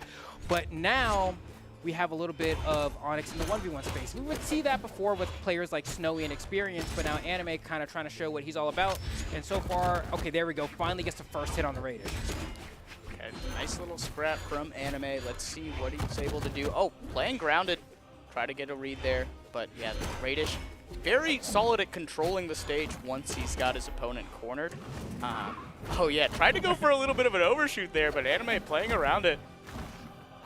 Tries to ride out, but not going to work. The motorcycle gets tucked back into the hyperspace for now as Anime looking for an opening here. But it can be really tough to zone break on really any weapon, honestly, when you have Cannon, because Cannon doesn't have the best range. Downlight has pretty good range, but the problem with Cannon is that you always throw your hurt box first before your hitbox comes out on a lot of the attacks, aside from like the Cannon end light. The disjoint is like not really there. And so a lot of the time you try to hit somebody, you get stuffed out. Oh man, and Raish seems like the player to take advantage of that. Yeah, he's gonna set up his zone so well and just capitalize. Oh, okay. Throwing out a lot of end lights. Oof. And I don't know what it is. I don't know if it's me. It feels like NA is playing slow today. Like I feel like their movement feels really easy for me as a spectator to track. But Anime just trying to get these hits in, kind of whiffing a lot on Raish. Raish, on the other hand, seeming to have a relatively easy time making any connection on an Anime. Anime needs to find something right here. Downlight into Nair should be a guaranteed true conversion to get the stock right now. He fishes for it, but the downlight doesn't connect. And Raish, nice. There we go. Nice confirm from Anime. Let's see what they do here. Gauntlet's Cannon. We're starting out with Cannon. Yeah, that was pretty cool too, because like normally, you know, sidelight Dair isn't a true conversion, but as you saw, Raish had gone for a gravity cancel there, so we didn't have a dodge. So he was able to go for a true string that normally you wouldn't be able to go for otherwise. So great awareness to Anime, understanding how to capitalize the most heavily based off of the situation he was in. But otherwise, like, this neutral is not favoring Anime. Finally, we got a dodge on that one. Oh my god. Yeah, one dodge, all of a sudden Cannon. I mean, if Raish was on the right side of the stage and was being carried to the right, that could have been very close to curtains, but was safely in center stage there. Luckily, despite that not leading to a stock, it led to a lot of damage, and like that's the great thing about string weapons, where it's like even if you're behind by so much, if you cook for even a little bit, it puts you right back into the game. So Anime trying to get the stock on a Raish here. D-Light recovery will KO, goes for a side light. That's gonna be the recovery as a punish to that recovery from Raish. And now Anime actually has a lead here in game 1. Yeah, would be such an impressive showing if Anime was able to close this out. Starting out on the Cannon, anti-airing Raish with the Nairs. Oh, almost getting something started, but Raish dodging through the Sair. It's gonna be a little bit tougher. Anime, what are you gonna do here? Just kind of jumping around, manages to bait out a recovery from Raish and get the punish. And you can see it's actually Anime who's slowing things down now. Does get caught by that recovery from Raish, that little rotating orb spin. But honestly, not a bad spot at all. Looked a lot worse at the beginning of the game, but it seems like Anime has slowly been figuring things out as the game has progressed. Yeah, and Anime with the gauntlets now, trying to get something started on Raish. Standing center stage, going for an early recovery there. That's interesting. Oh, okay. Oh, Raish playing so well around the weapon. Anime just wants it so bad, and Raish knows. Yeah, Anime just kind of got cooked real hard from it there. You know, that stock, I mean, at this point, he has a damage deficit. Almost lost the game right there. Anime crumbling amongst the pressure here. How do you get back to the stage? There, dodge up. Oh my God, that should have been the game right there. Raish missed. Oh, again, Raish. What won Raish that game was just understanding when Anime wanted to go for the weapon. That call out at the end with the SIG, just knowing that Anime wanted to go up, and then at the beginning of that stock, just playing defense around the weapon. It's just really strong game recognition from Raish, and that's why he's able to win. Yeah, what a read there, right? Says, I think you're going to jump right about now, and just hops on the motorcycle and just escorts Onyx out the building. But honestly, pretty good game from Anime. I mean, despite the fact that Raish has been able to beat everyone today, everyone has been able to get him down to the final stock so far that we've watched, right? And so Anime able to kind of post up a little bit. We're going to Demon Island this time around, so no platforms in the mix here. We'll see how much that matters. We also have the small side walls as well, right? So it's going to be a lot easier to line up those ground pounds. It's going to be a lot more obvious when people are going to dodge toward the wall, which should make the edge guard game a little bit easier. And when you're using a weapon like cannon and or gauntlets, getting easier ground pounds is a big deal. And we saw Anime sort of hold this right side. Oh, okay. Yeah, Anime doing a pretty good job on the right side here, but Raish smartly dodging out. Oh, every time Cannon gets a hit. This could be it. Oh, but the delay on the ground pound. Is that going to be it? It is. Wow. It is. And that's tough. And you saw, like, and what's weird about that situation is that Anime has to throw the weapon away because cannon recovery doesn't give you a whole lot of vertical momentum, right? So it's like, I have to yeet the cannon, then do unarmed recovery to get the extra height, but because you're wasting that time, you're still falling on the Y-axis. So it means he wasn't able to get high enough to get that touch onto the stage, but it was a valiant effort, a nice try. We'll see how long it takes for Anime to get the first stock off of Raish because that'll really determine the rest of the flow of the set. Yeah, let's see if Anime's able to find that B&B, that D-Light into Nair. Okay, just raw Nair. Just throw it. Ooh, but Raish capitalizing beautifully there. A little bit tougher. I like this Raish kind of hunting here. The neutral light's going to come out, doing such a great job in the neutral. And that recovery is so pesky, right? Even when Raish whiffs it, it carries you so far that to get to a position where you can do something about it is very difficult. But finally, Anime is able to get that stock with that side light recovery. I think he caught Raish without a dodge. Okay. Oh, almost. Okay. Hold on, he's starting to cook here. More end lights coming out from Anime. Anime just dashing to the other side, getting the cannon, getting his comfort weapon here. Okay. Oh, okay, nice. Manages to pick up the cannon before it despawns off the weapon throw. And Anime has effectively done all the work he needed to bring this back. Now it's a matter of, can you find a D-Light? Almost a similar situation that we saw in the last game where Raish whiffed the recovery and Anime almost punished it. Oh my gosh. Anime is like, has these opportunities to hit Raish and just isn't lining up his hitboxes correctly. And it's kind of like, it's frustrating to watch because like, man, you had him there. Yeah. You got everything you needed to and then you just couldn't get the micro of it all correct. That's the top player diff. You just miss one little thing, misspace one little item, and then all of a sudden the game is out of your control. Oh, okay. Ooh, I love the attempt from Raish there, right? Clearly, if you just dodged diagonally toward the stage, it wasn't going to work, so he does the gravity cancel N-Sig instead to get that extra added height, and he must have been like a pixel off. like he was so close to touching the wall there and getting all his resources back.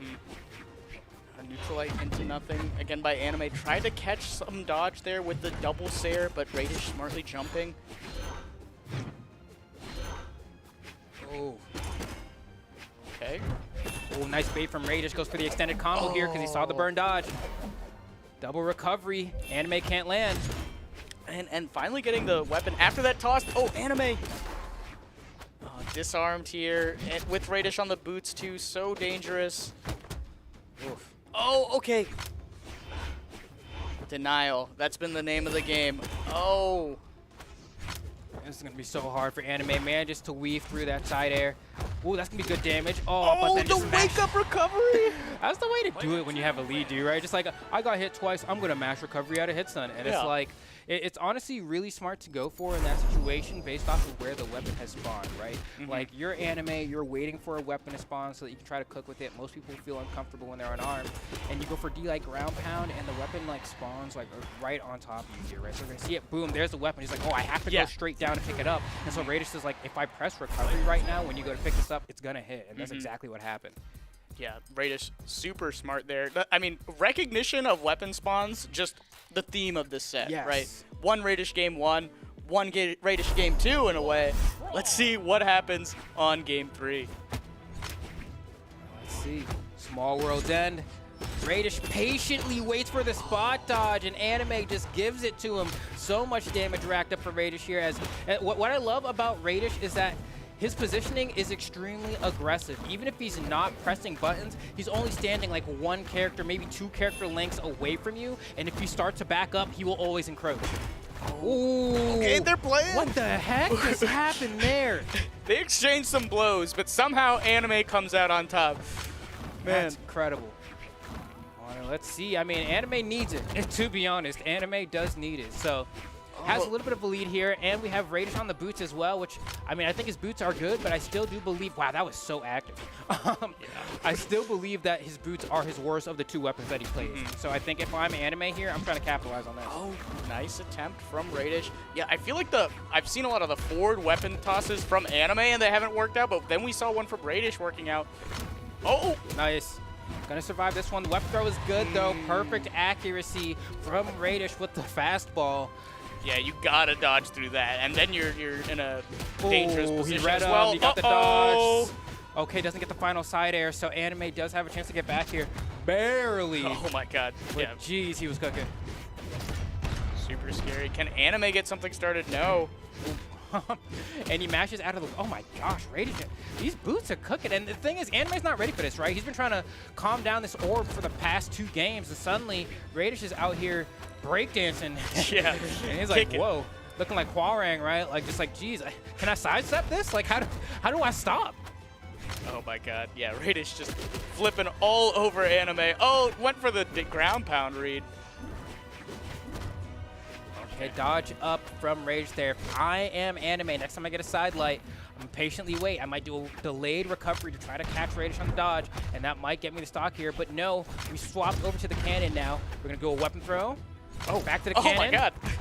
Okay, trying to control as much of the airspace as he possibly can, right? I respect it. Shot puts. Gotta hold him down. Raish throws the weapon away. Doesn't work. Oh. The KOs. That's the classic. Such a good whiff punish on the Cannon Sayer. And people used to be lazy about it. They used to go for D-Light recovery, which is not KO as early, but going for D-Light gravity cancel unarmed NSIG has that little bit of extra juice to secure the stock. And I'm glad that we're seeing it brought back as Anime Fan returns it to sender. All right. Now 1 stock apiece. Will Raish close it out with the 3-0, or can Anime just claw it back? Cannon stuff? No. No dodge from Raish. You could tell Anime wanted him to dodge there. Would have given him a huge punish, but Raish being very... Oh my god, careful. Scary. And Raish still finding the Sayer. Oh. Another nair recovery. Punish. All right, gets the neutral layout. Tries to go for a down air immediately, but Raish has the perfect defense here. That could be a but he misses a down air. That would have been a huge turnaround. No, the weapon throw cannon saves him. Lordy, the N6 finally hits. Raish had represented the N6 so many times in that set that I'm sure Anime was like, it's like you feel stupid getting hit by it. There's no way he's going to do it again. Like, I'm going to do it again. The 7th time? Oh my god. Yeah, how did that... Hold on. Run that back again, Sandwich. Run it back again. Yeah, let's see that one specifically nice. again. All right, hold on, let me see. Okay. Weapon throw, recovery, he gets hit, and then does he get...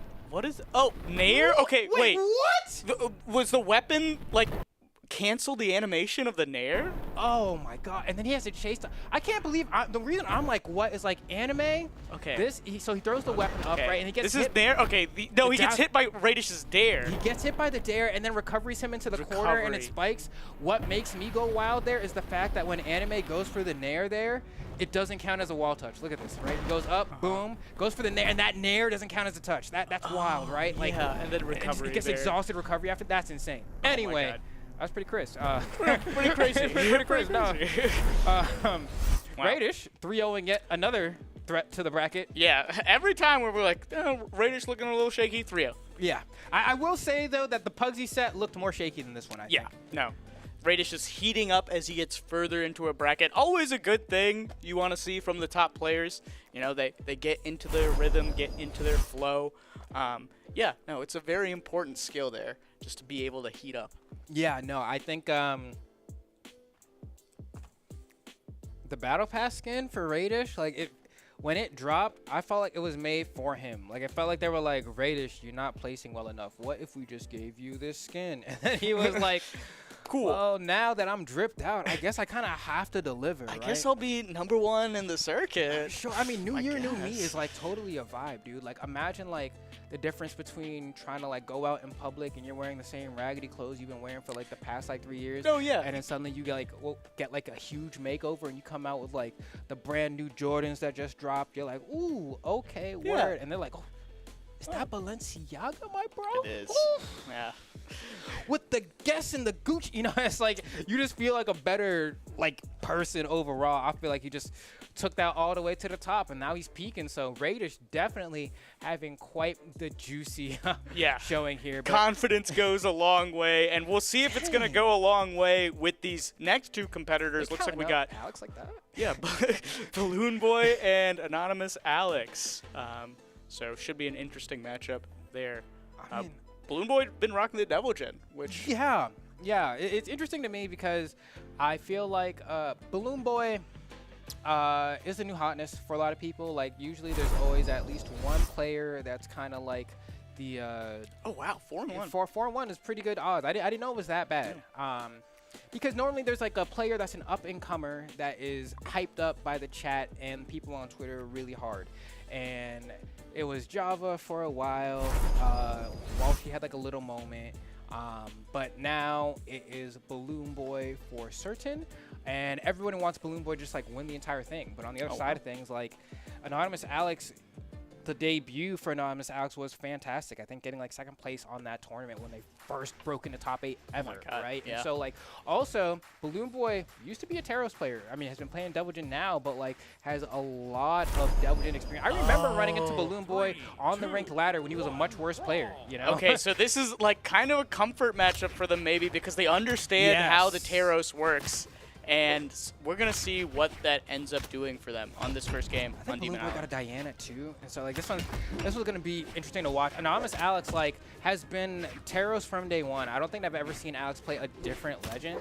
But despite that, wow. The spacing? The little micro spacing there? Yeah, I love it. All right, and he's getting these stomps pretty easy as well. Balloon Boy has to be careful about the way he's going to try to break the mold there. Goes for an overshoot with a D-light on that one. And I like that because clearly Anonymous Alex has kind of been like standing still and or doing a slight step back. Right. And then putting the spacing at the perfect distance to be able to stomp him on incoming. And so overshooting like that's going to make it a little bit harder to do that. Yeah, and we're seeing just Balloon Boy now waiting a little more for the Anonymous Alex whiffs, the Taros whiffs, because that's actually when he can get a lot of action, you know. Axe and Hammer being sort of laggier when it comes to some of their scrapping tools. Okay, hold on now. Nice delays here, Balloon Boy, pushing him to the corner. Might throw out that down sig. No, instead tries to do something a little bit different, and Anonymous Alex is able to get the turnaround. Oh. That recovery is pretty guaranteed there, right? And it's pretty guaranteed mainly due to the fact that there's no resources on Balloon Boy. He has to dodge into the stage. If I'm Anonymous Alex, I'm doing the exact same thing. I'm going off stage, and I'm just waiting. The only mix-up that you really have as Balloon Boy there is, do you dodge up? And then you kind of delay your touch to the wall with like a down air sometimes, but depending on your distance, sometimes you can't even threaten that option. Okay, Anonymous Alex holding center stage here. Oh, Balloon Boy chasing him down with the airs, but man, very solid movement from both players here. Oh, recovery? Balloon Boy trying to get a second hit. Let's see Balloon Boy. Ooh, got clean smacked by that Zaire. Oh man, every time that like Balloon Boy gets hit, it's clear that he's not expecting to. Like he's getting knocked out of his movement. Oh, there you go. That was a beautiful response. Not gonna lead to KO. The weapon throw wasn't good enough. And he gave him the chase dodge with that nair. That should be a huge punish. I can't believe you tried to down sig that. Why would you do that? He gravity canceled in the air on purpose. Go up there and respond with like, you know, gravity cancel D-light or something. But there's no way if I'm Anonymous Alex in that position that I'm allowing myself to just fall to the floor. Yeah, no, that's wild. Oh, but is that going to be it for Balloon Boy? Impressive. Let's see what they start with. Okay, gauntlets. Okay. Let's see this Devil Jin ready to cook here. And baiting out a hitbox there. Okay, yeah. Nice jump. Nice. And Anonymous Alex trying to space out these Balloon Boy approaches. Balloon Boy not giving it to him. And honestly, I might just threaten with a dash up sig if I'm Balloon Boy right now, because Anonymous Alex is standing way too comfortably at a distance where I can threaten side sig. Right. Yeah, we saw Anonymous Alex go for the approaching side light, which I thought was a fun little variation on the patient play he's been showing. These are some good players, Yeah. They're just adapting so much to each other's play. And we can see Anonymous Alex has been kind of cooking with this hammer a little bit. I mean, the action's looking great as well, but like definitely a player that I'd say is like relatively equally skilled on both weapons. You know, some players are like clearly have one that they favor, but I think Anonymous Alex is more even across the board. Okay, going for the juggle. Pretty even, but Anonymous Alex at a higher percent. Gonna be looking at the knockout soon. Oh, what a Sayer. Okay. Patient. We take our time here. And honestly, that's fine. Balloon Boy, double side light. And I like that Anonymous Alex takes it because the side light on its own isn't necessarily a threat. That's going to be the game. That side sig is going to be enough. But such a cool animation on that side sig. oh, yeah. Yeah. No, that's a primo sig right there. The GOAT here. Let me see. Yeah, that was sick. That was just great tracking from Balloon Boy there. Just reacted in time. And D-Light recovery, tried and true combo from the bow to go ahead and secure your knockouts. And I think this is where he gets like the side sig. Yeah, because I was like, at some point you got to represent it, right? He's standing way too comfortably at the perfect side sig distance, and he saves it for when it's actually going to get the knockout. So smart for Balloon Boy to have that patience. Me, a worse player, would have represented it early to try and just like not let that happen. But yeah, saving it for the last stock of the game, that's some top player stuff for sure. We're seeing some of the Teros knowledge from Balloon Boy coming out and helping him. Just knowing when Teros wants to go for these Axe N lights, these Hammer D lights, super important in this matchup. Oh, but you can't predict that. Yeah, it's actually really cool because it's the height that Balloon Boy floats at. We saw it right there, actually, where like he jumped at the perfect height distance over the Axe N light and then came down and got the punch, right? Knows exactly how to work around these hitboxes, tries to go for the dunk there with the neutral sig on gauntlets, and it's not going to connect. But Alex, despite kind of getting clapped up a little bit, still willing to play patiently, will still hold his ground and then just try his game plan again. Okay, getting the hammer now. Oh, swinging out. I respect it from Alex. Okay. Gets the scoop there, goes for the double scoop, but Alex doesn't bite. Alex hasn't really been dodging on these single hits of side light, and it's been tripping up Balloon Boy a little bit. Oh, this time he does, but you see, he expects the fact that he's not to, so he goes for the immediate recovery. And so right now he's winning on that layer of Yomi for that interaction. Yeah, that time he got a side light into dodge read. So like every time, every time it's a little switch up, a little variation. It's like the last time I did this, you didn't, so then I changed it, and then now you changed it, and it's like, oh. Okay, wow, I can't believe that connected. That one was a little bit weird looking, but Balloon Boy able to get that N-Sig. Oh no, yeah, that inside hit of the D-Light Sayer a little hard, as we've pointed out before. Like that little elbow hitbox. Okay. Ooh, but guess it that time, right? Yeah. Just swinging a hit there, we're patient. Oh, Alex too slow for the trigger there, right? It's clear that he was waiting on stage because he knew that Balloon Boy could go for a sig to recover. But really what you have to do in that situation is just jump out there, wait a little bit, and then once he does a sig, you ground pound. And that's it, the stock is gone. But he waited too long on stage. Wow, and Anonymous Alex playing pretty well around the weapon. Balloon Boy able to get the bow. Oh, yeah, the movement coming out from both players. Not necessarily going for the immediate hitbox, just making sure their movement's tricky. Okay. Wow. Okay. Oh, okay. Balloon Boy goes for a cheeky conversion there. Depending on where you hit D-Light, you get Sayer true always, but like you hit like in the middle, you can get like a turnaround Sayer and carry people across the other side of the stage. So Balloon Boy was going for an extended punish, but didn't work. The patience. Oh my god. Balloon Boy crossing up Anonymous Alex on both sides there. Saying, where are you going? You're staying here. Nice try on the chase from Alex, but Balloon Boy finds a needle in the haystack to get back to center stage and pick up a weapon. Okay. Both players playing so safe with their movement here. Oh, again, scrapping out. Balloon Boy is expecting these like dodges or something after you get hit by side light, and Anonymous Alex not giving it to him, sometimes even throwing out a button, and that got a reversal there into the stock. Ooh, okay, goes for the D-Light into the side air, knowing that the recovery is not going to KO at that range. I think that was supposed to be an end sig. I promise you, Balloon Boy pressed the wrong button in that situation. That should have been the stock. Okay, Sayer attempt here from Balloon Boy. Okay. Recovery, and that's going to be guaranteed because we saw the gravity cancel from Anonymous Alex there. Sidelight recovery, undodgeable in that situation. All right, Balloon Boy with a slight disadvantage here. And Anonymous Alex getting on the signature hammer. Oof. Sayer. Getting clocked. Oh my god, the spacing from Anonymous Alex. Just backs up. Balloon Boy says, I'm going to overshoot. Anonymous Alex says, what if I dash even further beyond? Yeah, now this one's starting to get a little bit hairy for Balloon Boy because he's in the range where like Stomp Sayer's going to KO. Raw Sayer won't outright, but one more down air will actually KO as well. And it's got to be kind of hard to deal with the mental stack of all the ways Hammer can KO you once you get past a certain damage range. So Balloon Boy has to play pretty perfect here. There it is. Oh, it didn't KO. Wow. It didn't KO. Okay, back on the hammer. One more chance. He's got down air again. Oh, he dodged it. Oh. And I like the switch up too, showing more down airs as opposed to and that's how you set up for the stomp. Yeah.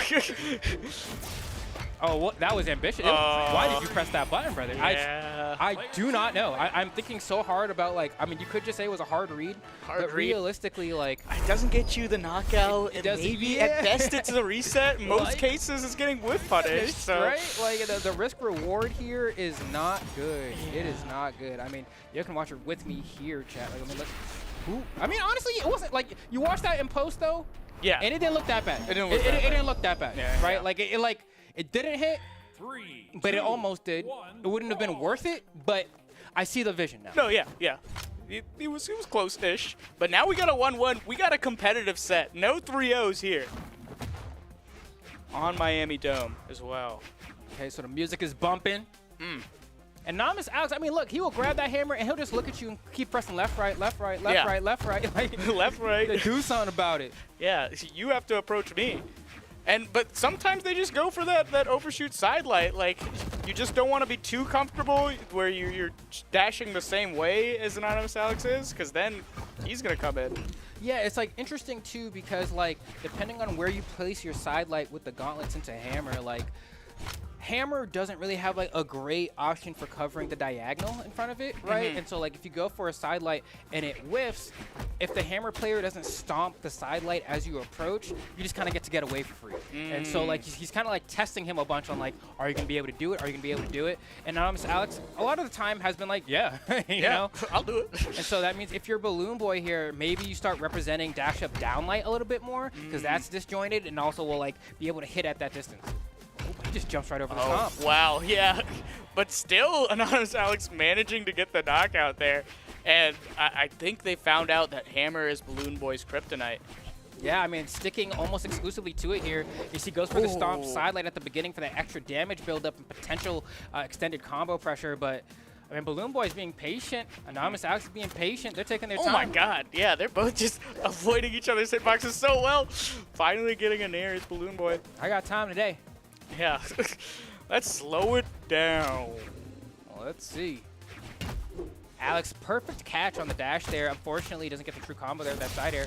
Nice attempt from Balloon Boy and the extended pressure with the recovery. But Bo, a weapon that can kind of struggle to KO on its own, right? Like if you don't get a SIG or a ground pound, Bo does have the strongest ground pound in the game. But if you don't get those two things, then it's like you're really fishing for SIGs or D-Light recovery at an absurd damage range. Balloon Boy with a slight disadvantage yet again here. It's hard when you hit it stacked like that. You go for down air in situations like that. Right, yeah. Anonymous Alex hugging the corner, overshoots sidelight again, catching Balloon Boy, and then Balloon Boy gets a little antsy, comes in, Anonymous Alex catches him with the stomp. Okay. And honestly, this is like some of the harder matchups. Beautiful catch. You got cooked. No way. All right, wait, can you clear hit that? Yeah. That job on. Yeah, no, that was. You got cleaned up. But as I was saying, right? You know, Bo struggles to kill, KO. If you don't find them SIGs like that.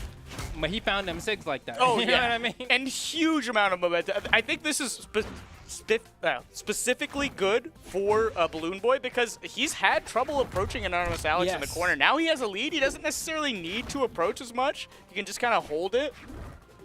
Yeah, and honestly, I think that's biting him right now is the fact that he approached right there. Yeah, right? Like, no, just hold the lead. You just kind of wait for Alex, and Alex, you know, wastes no time getting in there. Gets that stomp Sayer, secures the knockout, but at the very least, Balloon Boy still does have the damage lead, so he can still kind of play like he has the lead right now. And that little bit of extra damage is definitely going to help, because that's the thing with playing against Teros is that, oh no.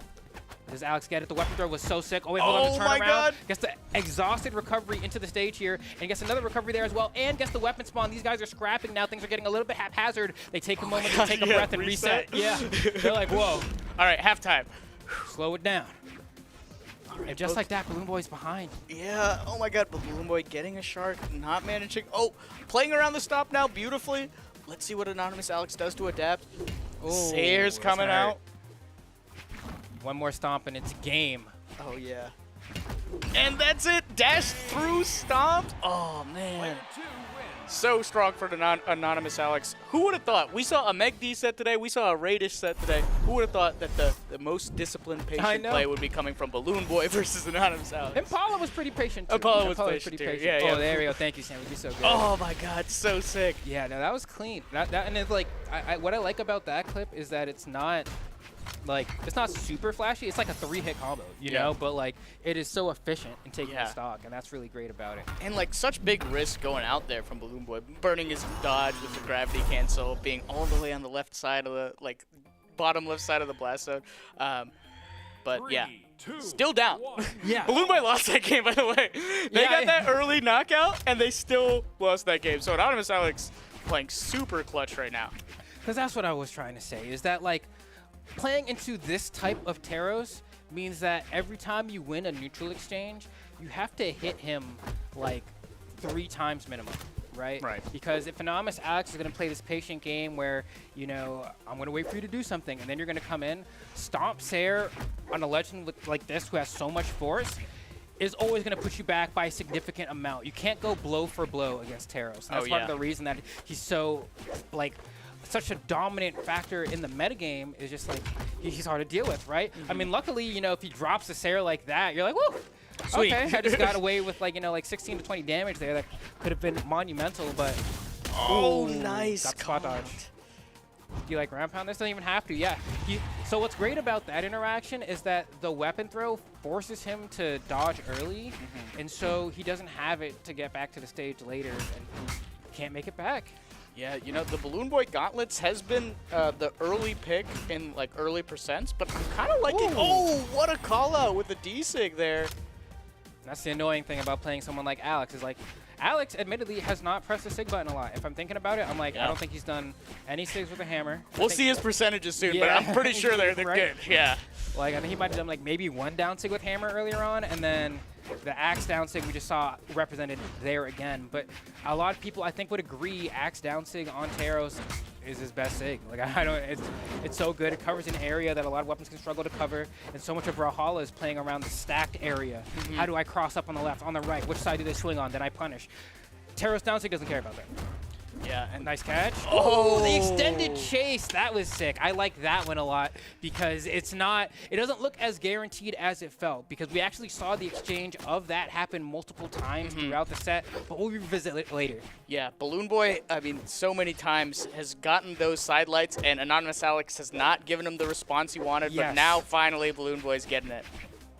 We'll see if Balloon Boy is able to get this game here and make the Game 5 a reality. Anonymous Alex definitely biding his time, but for how long as Balloon Boy gets hit after unanswered hit, tries to end it in style, but it's not going to work. Needs to be careful getting back here, though. And he has to go through the perfectly timed dodge. Man. Sheesh. Oh, okay, finally getting back to the stage here. Balloon Boy on the gauntlets.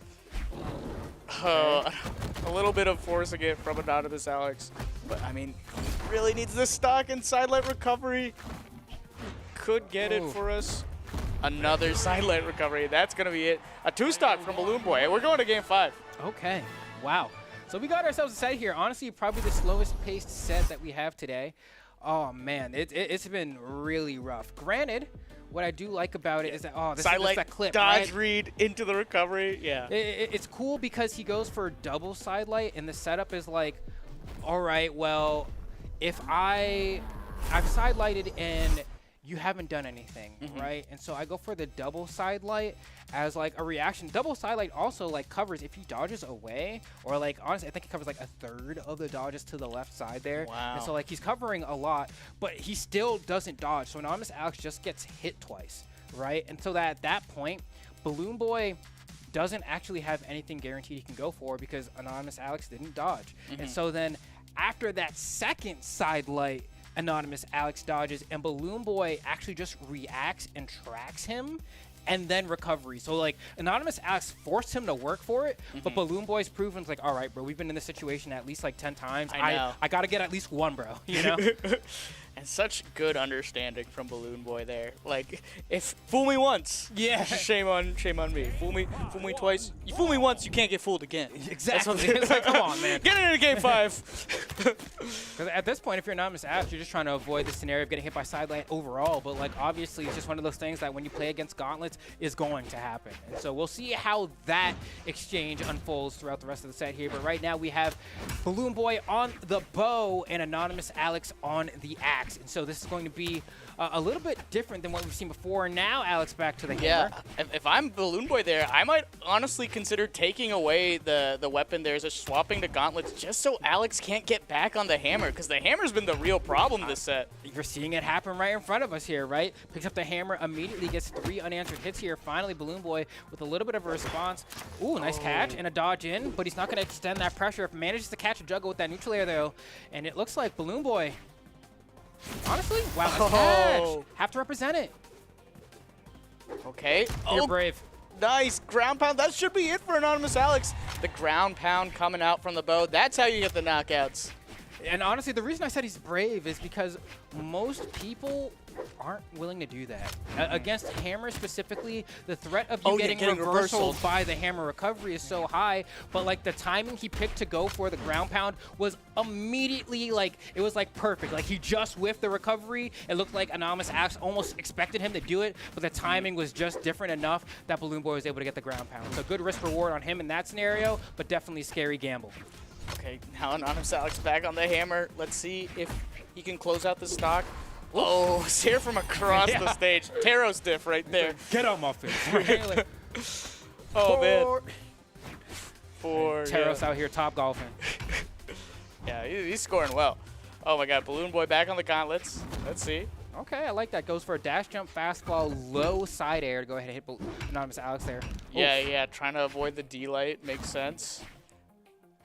Okay. Patience again. Again with the overshoot sideline. I want to see the success rate for that move. I feel like it's been crazy. Anonymous Alex gets to get bored dash dancing in the corner. He's like, okay, I'm going to go in. Oh, what? That was so early. Hey, that's the power of Taros, baby. That is the power of Taros. Oh, my Game God.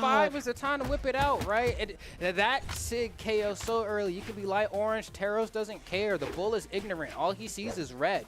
And just like that, Balloon Boy, you got work to do here. You're forced to approach, and that's what Anonymous Alex has wanted the entire set. Approach me, bro. I have the lead. Approach me, bro. I have the lead. And we saw like little themes or like hints that could happen every time Anonymous Alex was going for like the overshoot sidelight in the scrap. It worked. Yes. So all of a sudden, Anonymous Alex is like, okay, wait, I can just sig here. It's gonna work for the same reason, and ultimately getting all the stock. But now it's even. We got a game 5 last stock situation, Flambeau. And this one is nice because he manages to catch Anonymous Alex on the last stock. I got hit. I'm gonna dodge away. Manages to actually just get the sidelight recovery as a true conversion because the second sidelight catches the dodge. Yeah, but if I'm Taros here, I'm feeling pretty comfortable. Game 5, you just have to get those stray hits. Ooh. Man.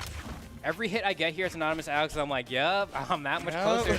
Balloon Boy needs some unanswered damage, and whiffing an attack like that is sealing the deal there. The coffin is all but nailed at this point. One more D-Light Sayer. That should be it. From the center of the stage, he might survive. Maybe. Oh, maybe.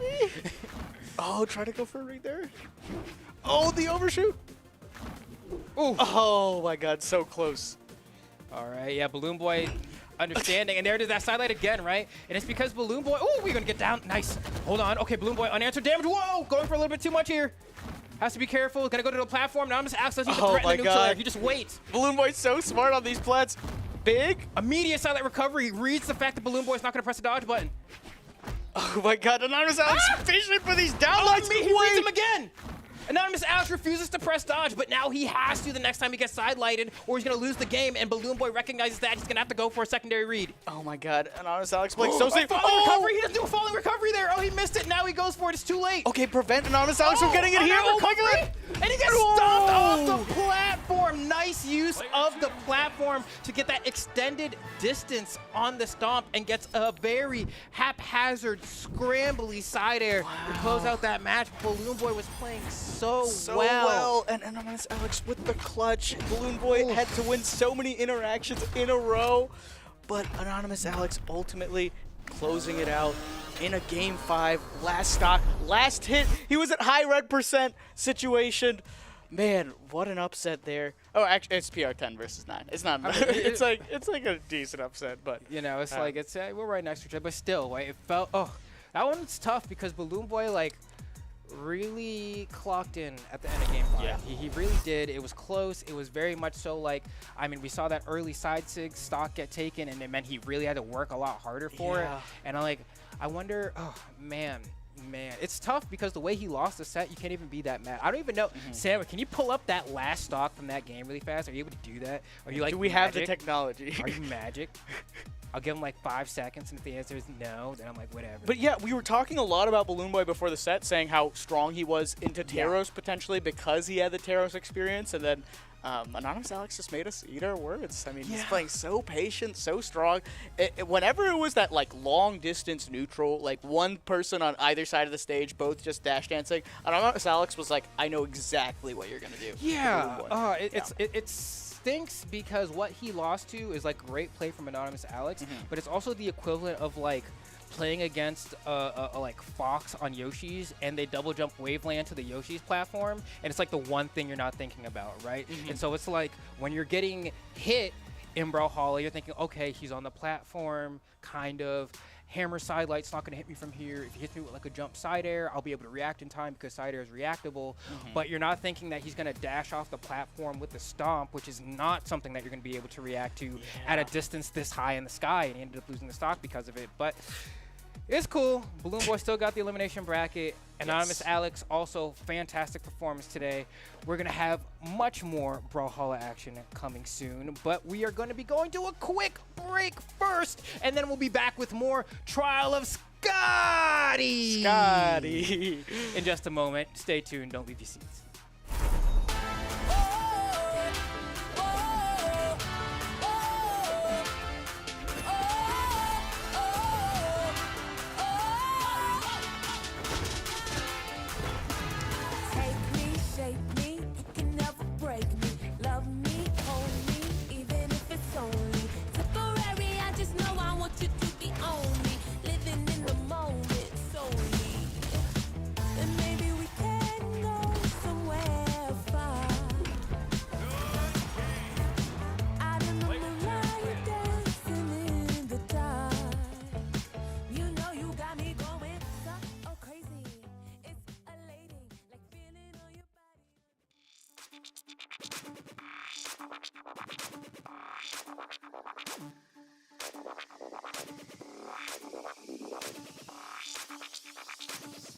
I'ma keep it real with you.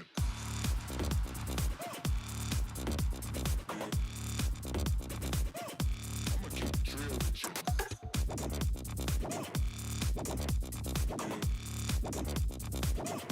I'ma keep it real with you. I'ma keep it real with you.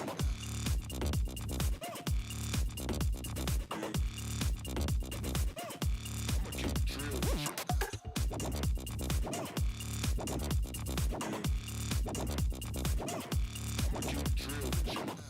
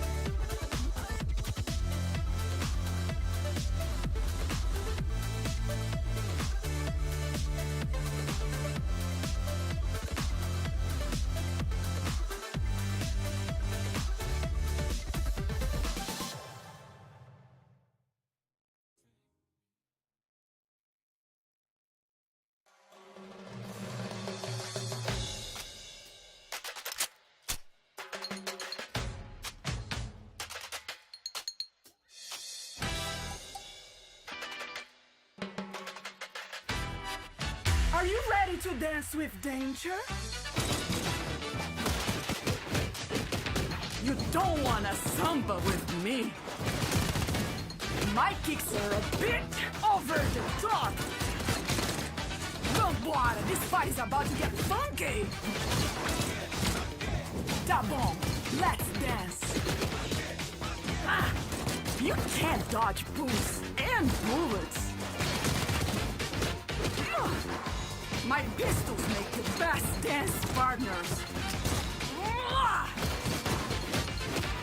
You need a little splash of color.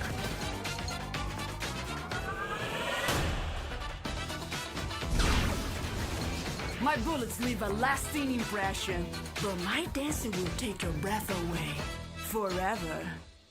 Boas-vindas a Brawlhalla. And welcome back, everybody, to the Trial of Scotty North America edition. We have solidified 2 of our top 8 winners side players. The first one, of course, being Raish, as he took the 3-0 over Anime. The next one, of course, being Anonymous Alex, who took it in Game 5 over Balloon Boy. Welcome to our part of the show. It's me, Sparky878, joined alongside here on the desk by PJ the Puff. Very excited to be here. We had a great time yesterday. I got to cast with slow motion for Europe as well as top 4 of South America. And Brawlhalla, I think, is in one of those exciting states right now where EU and South America, like their placements and like their qualifiers into the Royale, are solidified, I think, the storylines coming into the Royale. We have the storyline of EU and Godly's reign. We have the storyline of South America and the dominance that we've been seeing as them from them as a region. And North America, I think, you know, as you were talking about, we were talking about in the back, I think a consistency region. A lot of players that are very strong and are going to be consistently showing up here. And we have 3 of them locked in, and they're going to be playing for that 4th spot into the Winter Royale. And I think it should be Sandstorm if he makes it into top 8, if I'm not mistaken. Yeah, if he's in top 8, he's essentially guaranteed. I'm going to pull it up just to make sure so we don't give you any misinformation or disinformation. We would never do that on the broadcast here. So if he gets 7th place. 7th place. He's technically not guaranteed if Balloon Boy gets 2nd place, meaning the silver medal for the day, which,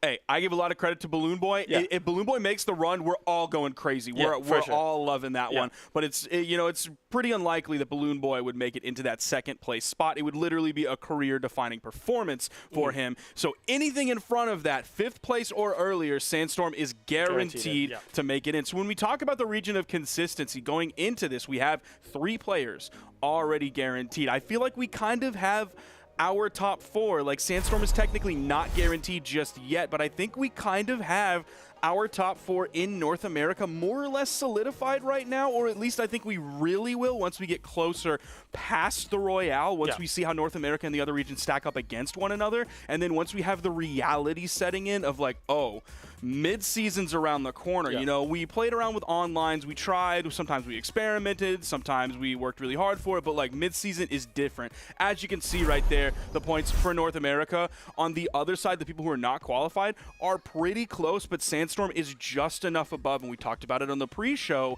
He's only going with points off of 2 events. He wasn't able to play in Balder, unfortunately, at the last moment. So, again, he has the 100 points from Frigg, and then I believe he has 165, so he has like 65 points from Ymir. So he's essentially playing he's running a race a leg down, and he's going to be getting that leg this tournament, and I think that's going to, boom, move him up way higher than everyone else. Yeah, it's a great point. I mean, the way that the point system works is it takes from your top 3, but as you were saying, he's down a leg. He needs to pick one up here. And speaking of Balder, as you were talking about earlier, we're going to be getting our next match on, which is going to be Guichao, the winner of Balder, and Impala. Guichao, somebody that locked in their position in the Royale last tournament in Boulder, and now looking to continue their run and try to build off that narrative of consistency. The question is, can Guichao continue what he's been doing? And I think he can. I think Guichao is just a monster right now and is going to continue to tear through. But we'll be seeing right now as we get into Guichao versus Impala, a top 8 qualifier match here, a trial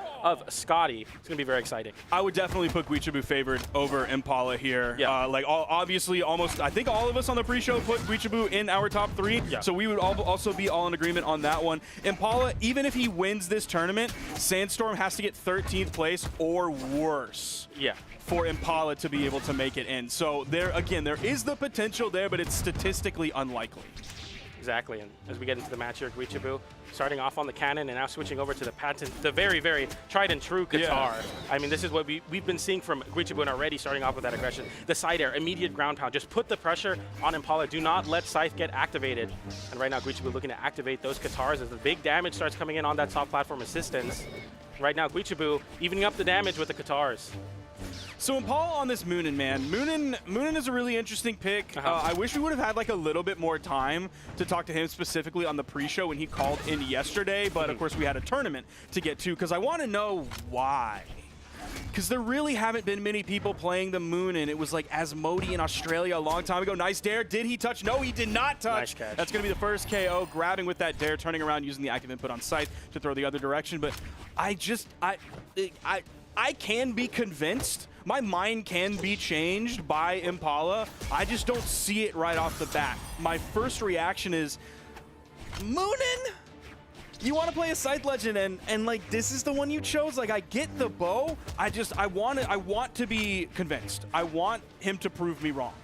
Yeah, I mean, no better way to do that than here as Guichao makes their case to move on, but Impala looking to convince Sparky as well on why the Moonin makes sense.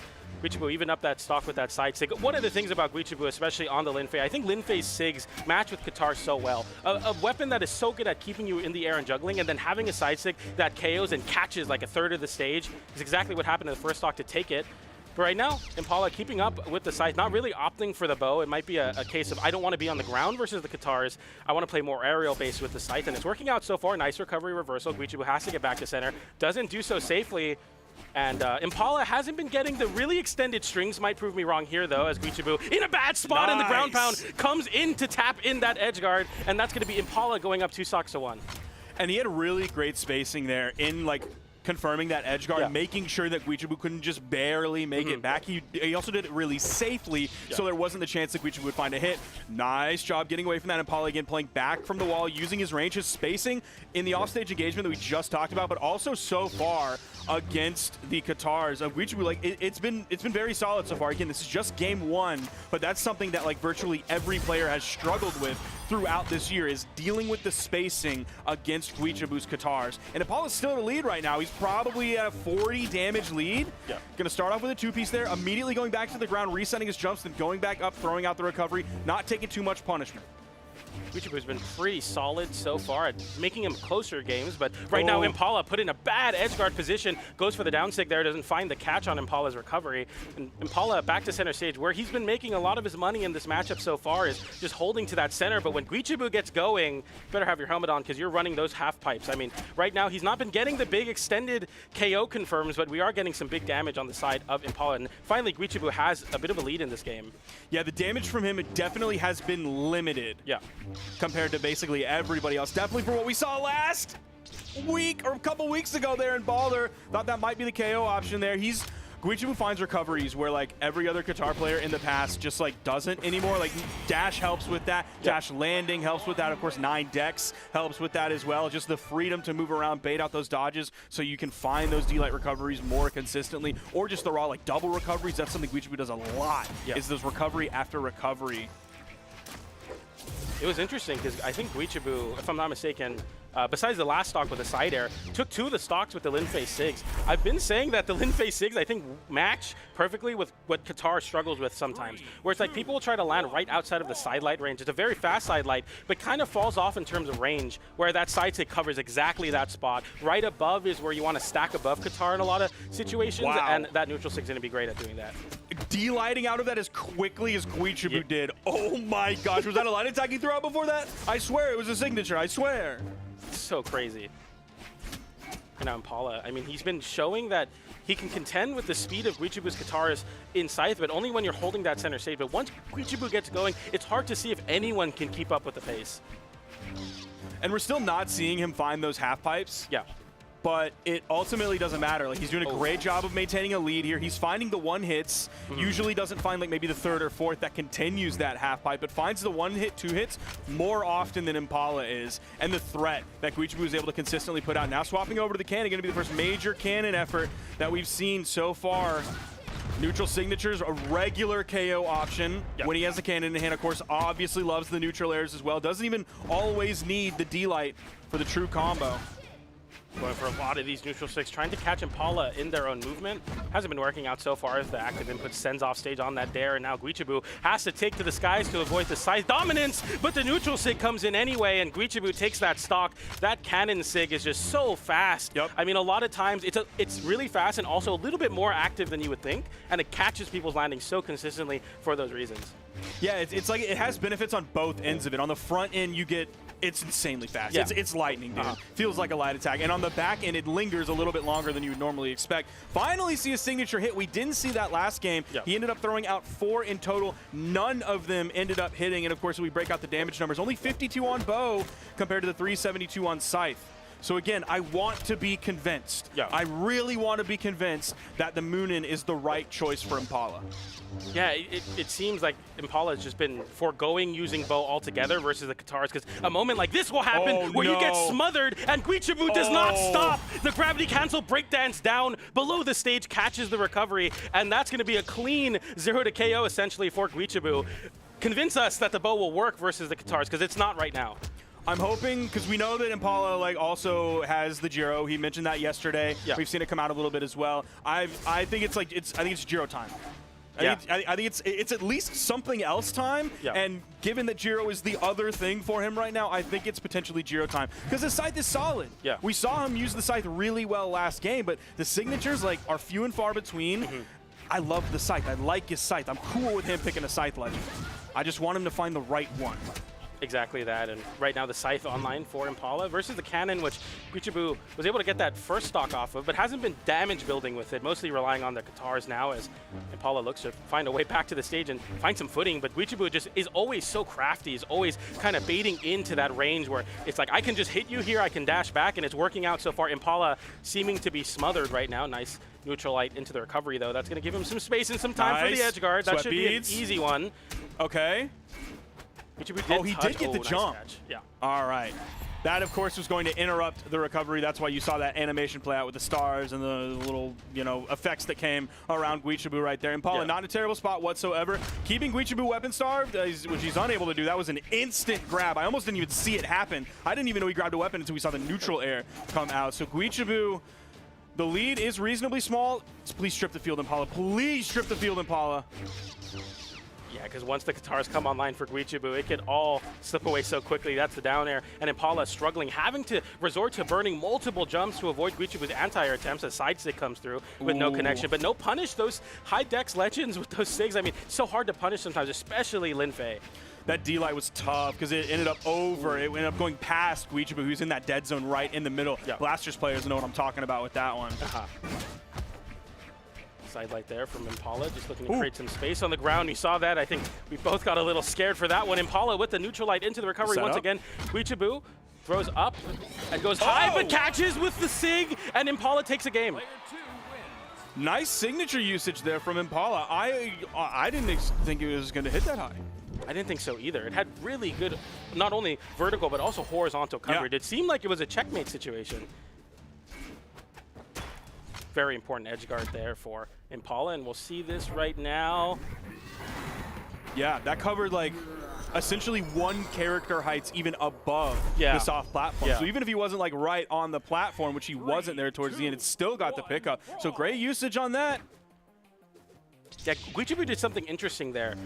He did a weapon toss up and then recovered and picked up their own weapon toss. It seems good on paper because the side air sends so far horizontally, but I think it burned a resource. And I think Impala knowing that is like, okay, Guichao is going all in on going high. I'm going to wait and cover with that sig. And it was perfectly played for Impala, who is continuing to prove the scythe is working. We'll see if the bow finds some activation here. Nonetheless, right now, Guichao on the Katars. Just to add even more to back you up here with those numbers, 466 damage on the scythe this time and 85 on the bow. So very much a scythe player. He has moved off of what essentially was a part of his career-defining moment from the Kaya, and he is all in on scythe. Impala right now just playing alongside the wall, not letting Guichao get any of those big open-ups, because as soon as you land back on the stage, Guichao is looking for those big strings. Well, it has a juggle on Guichao where I think Miami Dome is going to help Guichao land versus Impala. Those soft platforms are quite high. I don't know if that was a ground pound that he wanted to do on the edge. Maybe he thought he was grounded and was going for a down signature to cover it, because we've seen him use it in that spot before. Oh, that's going to save him. The weapon toss bonking him on the head from the neutral signature, interrupting the momentum and keeping him alive just a little bit longer. But Guichao was able to clean up that stock. Now kind of in the deep side of orange. Looking at a little bit of buffalo sauce right now. Every time the Qatar players get that ground pound extension on that combo, I just feel like it's like you're about to take so much damage, and Guichao found it there and is looking to extend this lead, as you were talking about. An unfortunate sig drop because of the weapon toss, but leaning on the cannon, I like to call that combo the consistency combo. Downlight into Nair to find the KO, and wow, that just KO'd. I can't believe it. I don't think he got a hit. I think that was a clean stock. Yeah. He's still definitely in buffalo sauce. But yeah, I'm glad you bring up the D-Light Nair, because there was a time where Cannon players, specifically the Ninja, I don't mean to call you out, you were just like one of the big Cannon players at the time. He was like, Cannon can't knock out. I struggle to knock out with Cannon. And I remember sitting with Sandstorm at DreamHack Montreal in 2019. He was watching someone play Cannon, not the Ninja, but he was watching him, and he was just sitting there saying, just D-Light, just D-Light, and that's all you have to do. So it's good to see that Guichao, of course, has the signature usage to find the KOs with that. There's the signature we were talking about on the corner, but he also just has the simple bread and butter D-Light neutral air. Yeah. At the end, going for that high recovery option. Because of the high soft platforms, Impala not having the sig positioning to catch it. It's an interesting new mix-up on Guichao. I haven't seen that before from him.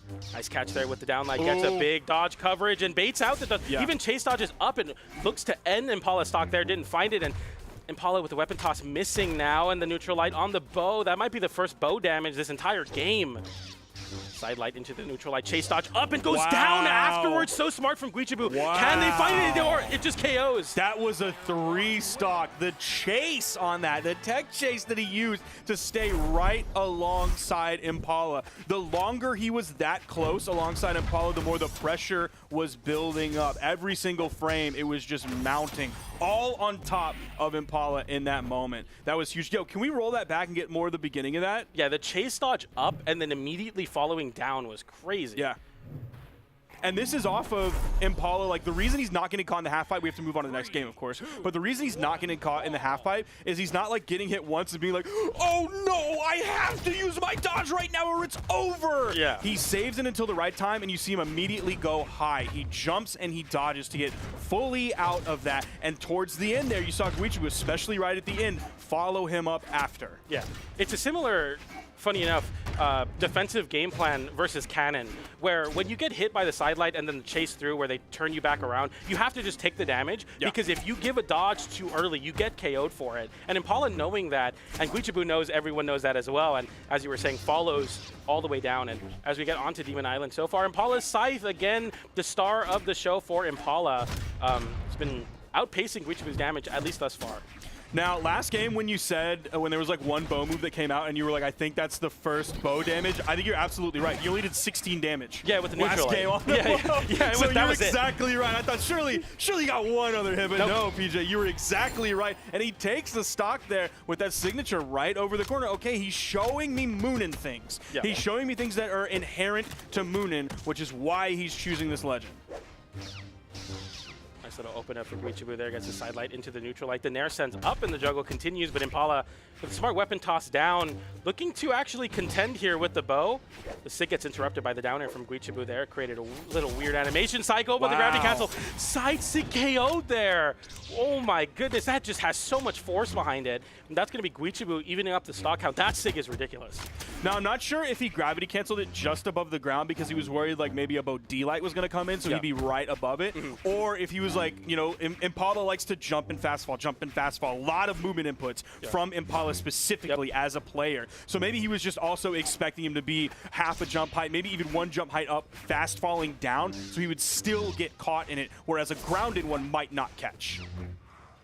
Now Guichao playing pretty aggressively on Impala, even having the higher damage. The down stick comes through, goes for the double on the gravity cancel, still is able to catch with the recovery. Impala taking so much damage, run off, baits out the dodge, and gets a recovery, down light recovery, and Guichao is in the lead once again. Impala gets a big unarmed nair to give some time back, but Guichao on the weapon starve, and the second Qatar almost had to read on the dodge away, and Impala is looking lost right now, cannot find any reprieve from the Guichao Qatar pressure. That's a clean stock for Guichao. So a couple things that kind of surprised me there was while Impala was getting juggled, eventually he got sent towards like over the main stage rather than just being on the side wall. He didn't throw his weapon there to halt any incoming pressure from Guichao. And then after that, Guichao chose to weapon starve instead of like just attempting to punish the landing with the cannon. Okay, don't let him do it to you. Don't let him do it to you. Not here, Impala. At least get one more stock.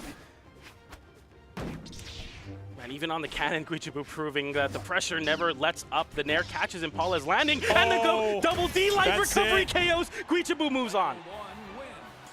That was a huge victory for Guichao. There were, of course, signs of life and signs of brilliance from Impala's Moonin, but it wasn't enough to deal with Guichao. A very, very, very efficient game. 507 damage from Guichao was all it took. Even comparing that to Impala, he had to do 368. We're gonna do the math real quick. 507 minus 368 on my mental math warriors at home. Let's check our work. It is 139. That is the only amount of difference of damage between those two. Yeah.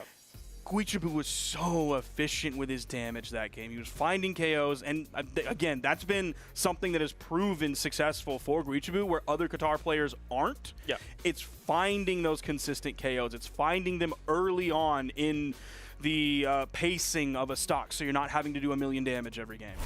I definitely think that the Linfei signatures played a big part in that set. I think a lot of the Qatar side sigs, the neutral sig to catch the stacking right above you are so important to Guichao's game plan and finding those KOs. Because not only do you have the cannon neutral sig, you know, we were talking about fast and lingering, down like nair, but you also have to worry about getting regularly edge guarded or KO'd with a recovery, and also sigs that cover ridiculous zones that you're not expecting versus Qatar. I think Linfei is just, it pays to be a character specialist, because right now Guichao is cashing it. That's exactly what we were saying on the pre-show. It's like everything about this legend, of course, all of the time that Guichao has spent on this legend. Qatars are good. Cannon is good. They're good in the damage build. They're more or less good in the KO. Definitely Cannon's great at KOing. No problems there whatsoever, as we've seen. But also you have 9 Dex Linfei is very good. Linfei's signatures, regardless of stance setup, also very, very, very good. It seems like the way Guichao is playing, this legend has like almost no weaknesses. Exactly, and that's a scary prospect, and potentially scary for who we're going to be seeing next up that are going to be contending with Guichao in top 8. Sandstorm versus Bunny, a very exciting match. Yeah, let's look at Bunny's points here, because Bunny has kind of come essentially out of nowhere here. Similar to Guichao, but we've known about Guichao a little bit longer. But Bunny, let's see. Bunny is coming in with 119 points currently. The max points that Bunny could get is 201, because of course, like, oh, but first place is 100. We have 3 different placements from Bunny so far, so it would be essentially replacing one of those, which would give that little bit of bump in points. So if Bunny wins the tournament today and Sandstorm places 9th or worse, I believe Bunny is guaranteed to get the Royale invitation. But no disrespect to Bunny out there or the Bunny fans out there, I don't know if Bunny has it in her to close it out in the gold medal. Regardless, she's got to go through Sandstorm, and we're going to watch it right here on Apocalypse. It's kind of poetic that a lot of players that are so in play to get the Royale spot have to play Sandstorm. Yes. The person that is the front runner in points and looking to get there. Once again, 5th place guarantees Sandstorm's appearance. Yeah, so Sandstorm is like on one side the gate. Okay! All right, Bunny, he couldn't get up enough in time. Couldn't touch the wall to reset the jumps. But yeah, Sandstorm is like the gatekeeper, but like he's also trying to get through the gate. Yeah, exactly. So he's going to gatekeep a lot of people, but we also potentially could have someone gatekeeping him because he hasn't qualified It's yet. like the people that like call out the people cutting in line. You're not in yet, but you can't cut my line. Like, I'm not in yet. Bunny right now on the gauntlets actually has a big stock lead on Sandstorm, and Sandstorm getting the scythe open up but no KO, and that's going to be very important for Bunny to preserve this stock, and so far it's been working out. Gets the down air there and catches Sandstorm's dodge, no dodge now. Nice weapon toss up in the down line into the ground pound, taps it in, and that's going to be a 3-stock to 1 lead for Bunny. What is going on? No way, PJ. She's doing this to Sandstorm, who like also had gauntlets in his hands at the time when that work was coming out. Wow. Wow. I was wondering, like, yeah, Bunny's wild. So seeing clips like that, it's like it's not out of left field or anything. Doing it against Sandstorm, that's the surprising thing. But doing it in the first stock and then being like, what if we ran it back? And then doing it again the second stock and getting away with it, potentially a third time. No, backing up. Nice recovery from Sandstorm to bring it a little bit closer. It's not, you can never count out Sandstorm. He's the GOAT for the reason. But I mean, right now Bunny just has such a big lead. If Bunny can get online with the Axe, we haven't been seeing a lot of Axe gameplay. Of course, as I say that, the neutral light comes in to connect, but it's been a lot of the gauntlets driving for Bunny right now, contending with the Sandstorm scythe. Maybe not the matchup you want to see if you're an Axe player, but Bunny seems to be making it work right now. Sandstorm off stage, gets a reversal there, that's big, but he's going to have a mountain to climb to come back into this game. Yeah, Bunny was doing a great job of like staying stacked right on top of Sandstorm, back-to-back side airs, setting things up, grabs the neutral signature in all of the distance that it covers. Okay, Sandstorm going for that all-in on that ground pound, eats 2 unarmed recoveries forward, and the gauntlet recovery comes in. Bunny just 2-stock Sandstorm in game 1. Whoa. We call him the GOAT a lot, man. Like, he's earned that title, but Bunny looking real good here. A 2-stock in game 1 is huge. Like, and this is even with the caveat that I feel like I always say of like, oh, PJ, this is just game 1. And that's true a lot of the time. Yeah. There's a reason I say that. It's because it's true. But also, like, a 2-stock in game 1? Brother. I mean, it's pretty good. 100% accuracy on the 2 SIGs. 432, man. Less than 150 per stock. That is before red on average on every stock. All right, now we're in game 2, right? Things can normalize now, right? Yeah. Surely the market can stop fluctuating so volatilely. Yeah, exactly.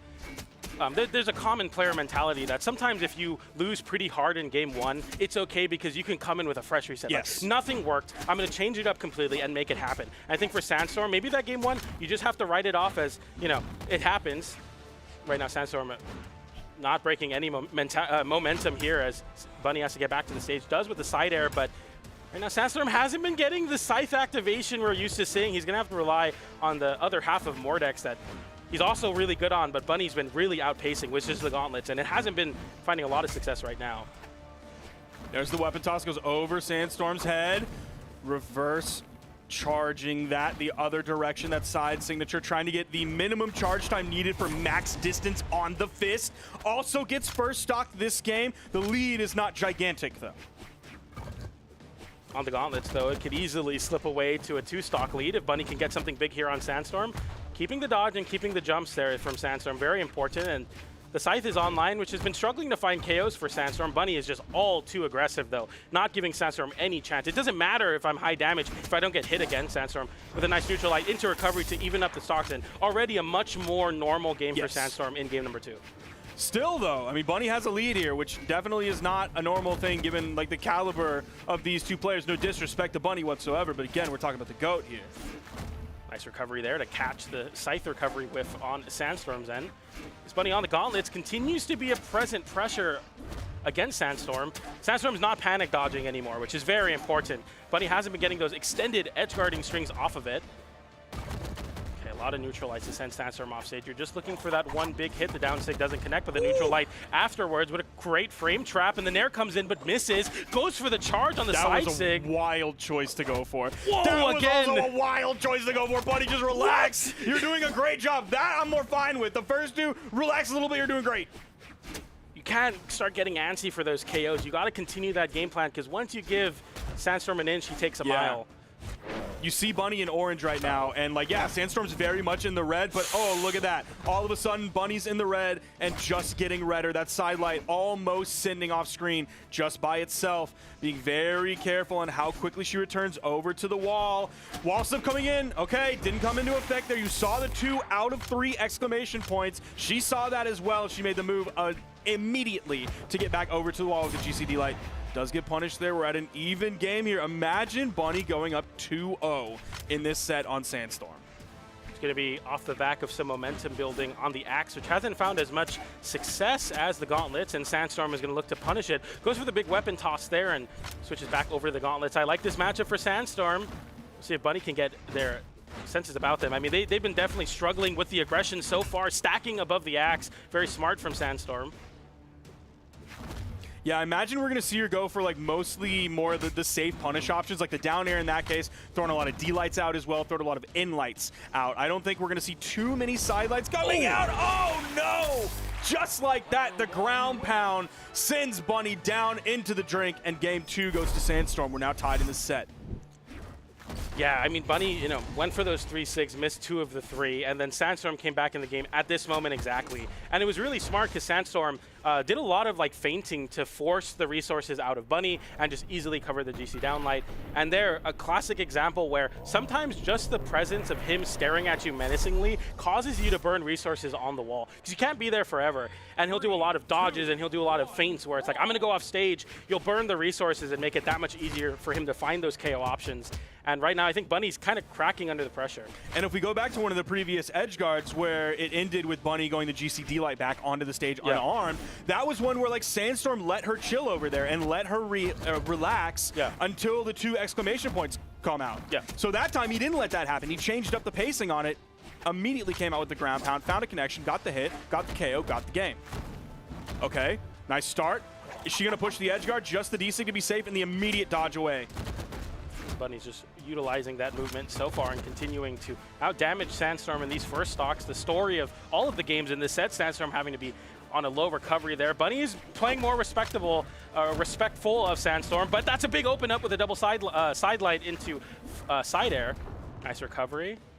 Enough to KO for Bunny, but this is where the Gauntlets look for those pop-ups into the recovery or an offstage play as Sandstorm has the wall too. Bunny gets the side light, no recovery. Bunny with a chance, but Sandstorm catches through the weapon toss anyway and is going to go up with a very deep red lead, but a lead nonetheless. And again, still a different pacing compared to the last edge guard and compared to the first edge guard that we talked about. That second exclamation point did come out, but Sandstorm didn't give her time to move up and GCD light back on stage. He immediately moved forward after that second exclamation point came out. So these are like micro changes in the timing, but at this level, micro becomes the macro. Exactly. The timing is what really makes the difference. If you could do the same, different options at the same timing, it's effectively the same thing. But when you do the same options at different timing, it's that much more dangerous. Nice double dairs there. Yeah. Some damage buildup on the Axe, which is what we've been wanting from Bunny, but a weapon toss comes in from Sandstorm and seems to continue to cause problems for the Axe.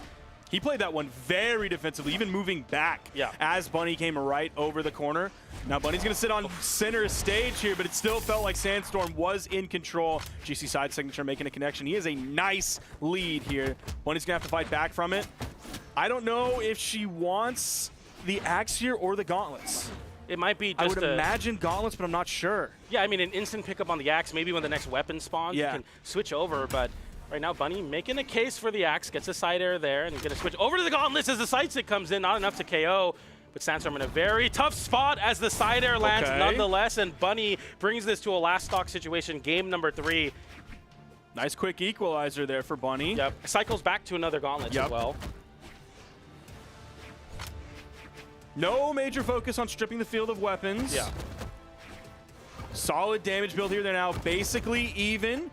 With that neutral light, Bunny maybe pushing even a little bit ahead here in the final, but potential final moments of this game.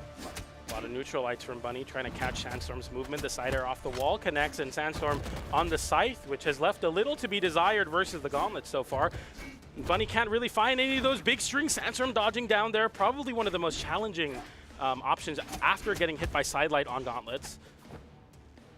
Trying to up stay there. away from that weapon toss so it doesn't bonk her on the head. Give Sandstorm the opportunity to pick it back up and continue the string after that.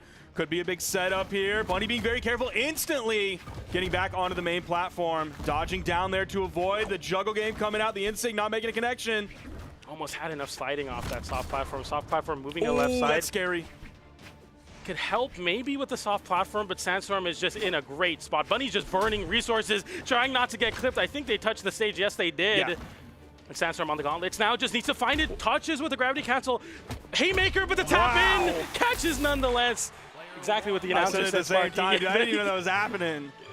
Me and the game were on the same wavelength on that one. The way that game ended, very interesting. GC side heavy. We rarely see that as an option to move over towards the wall.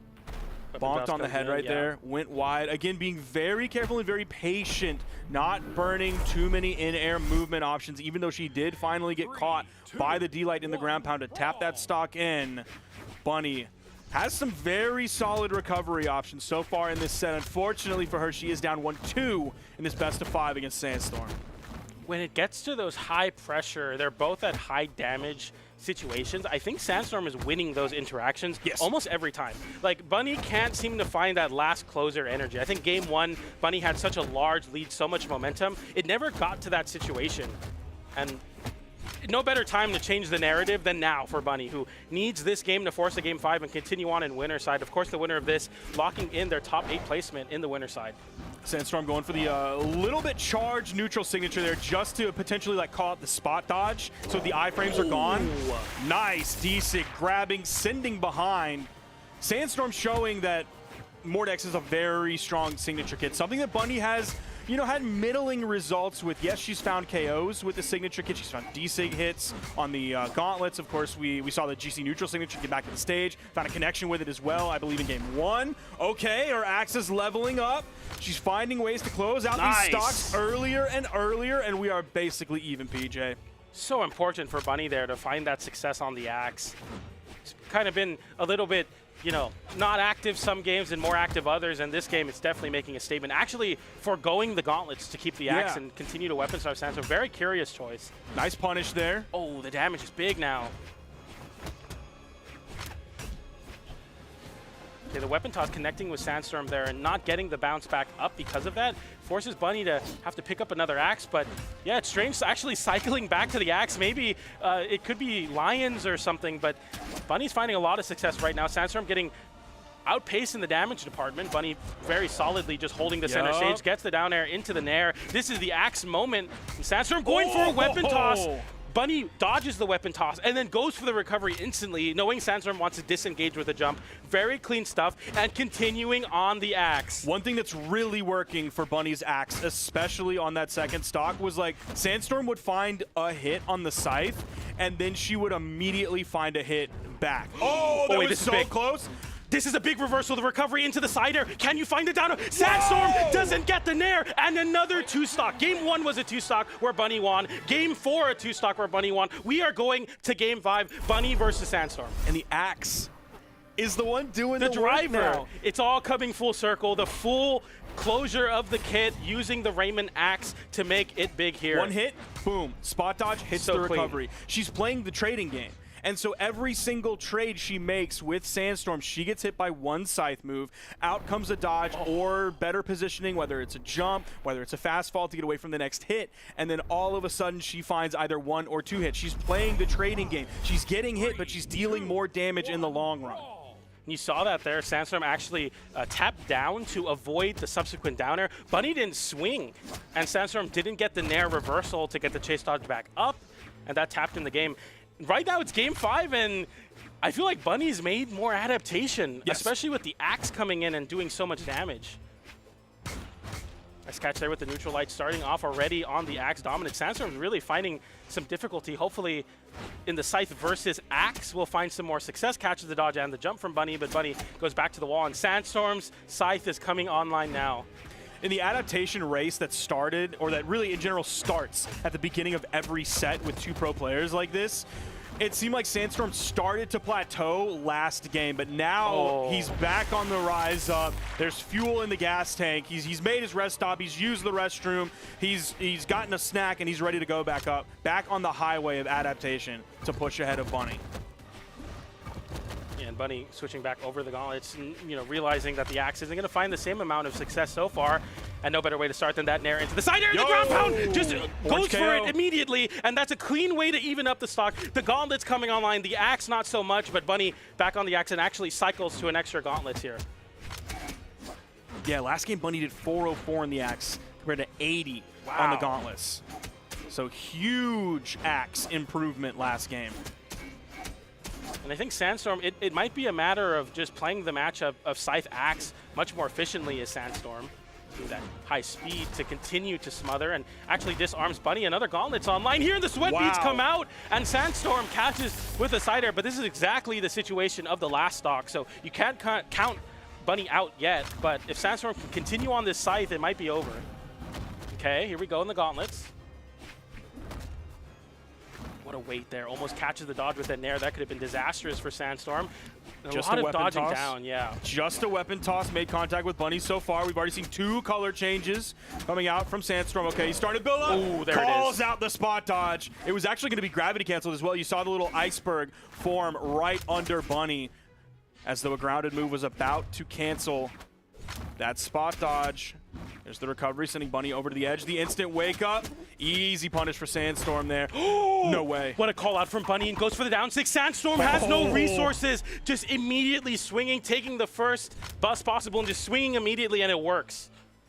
All right, Bunny. This is your moment. What you got? Show us something juicy here.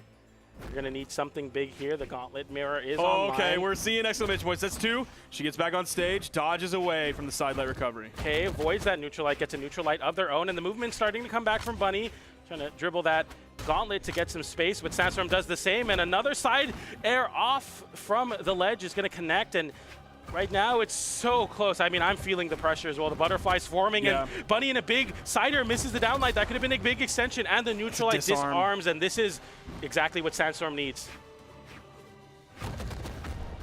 That'll do it right there in Game 5. Sandstorm clutches it out with a solid lead on Bunny. Bunny showed us something, PJ. She showed us something huge there. That was very, very close. I mean, down to the wire, no matter what, Bunny was able to bring it back to last stock.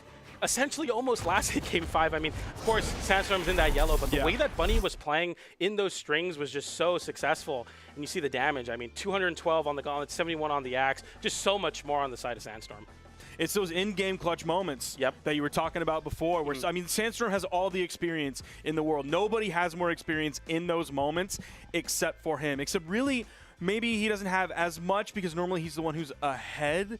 So it's a different experience when you're the one behind in the last stock compared to being the one ahead in the last stock. But still, in those clutch moments, nobody is better at it than Sandstorm. That's why we call him the GOAT. Like everyone throws around the term GOAT nowadays, like candy, but he truly is. And with all of the experience throughout his entire career in Brawlhalla, those moments are where he excels better than everybody else, and that's why he's in the position that he is. Exactly that. I mean, when it came down to those last stock situations, it was just the experience coming in. Game 1 was taken by Bunny. That was a 2-stock. Game 4 was a 2-stock. So Bunny was either winning hard or losing in close fights, and I think that really just shows the strength of Sandstorm. And as you were saying, a little different of an experience because Sandstorm's usually the one in the lead, but now even in those clutch situations where you're maybe not even favored, especially versus Axe on the Scythe, it looks really rough. Just one more hit for Bunny. Sandstorm's like, it's nothing major for a man like me. I'm just going to close this one in, tap it in, and it became very scary. I mean, that Game 2 was a big shift for Sandstorm because Bunny had such a big lead Game 2,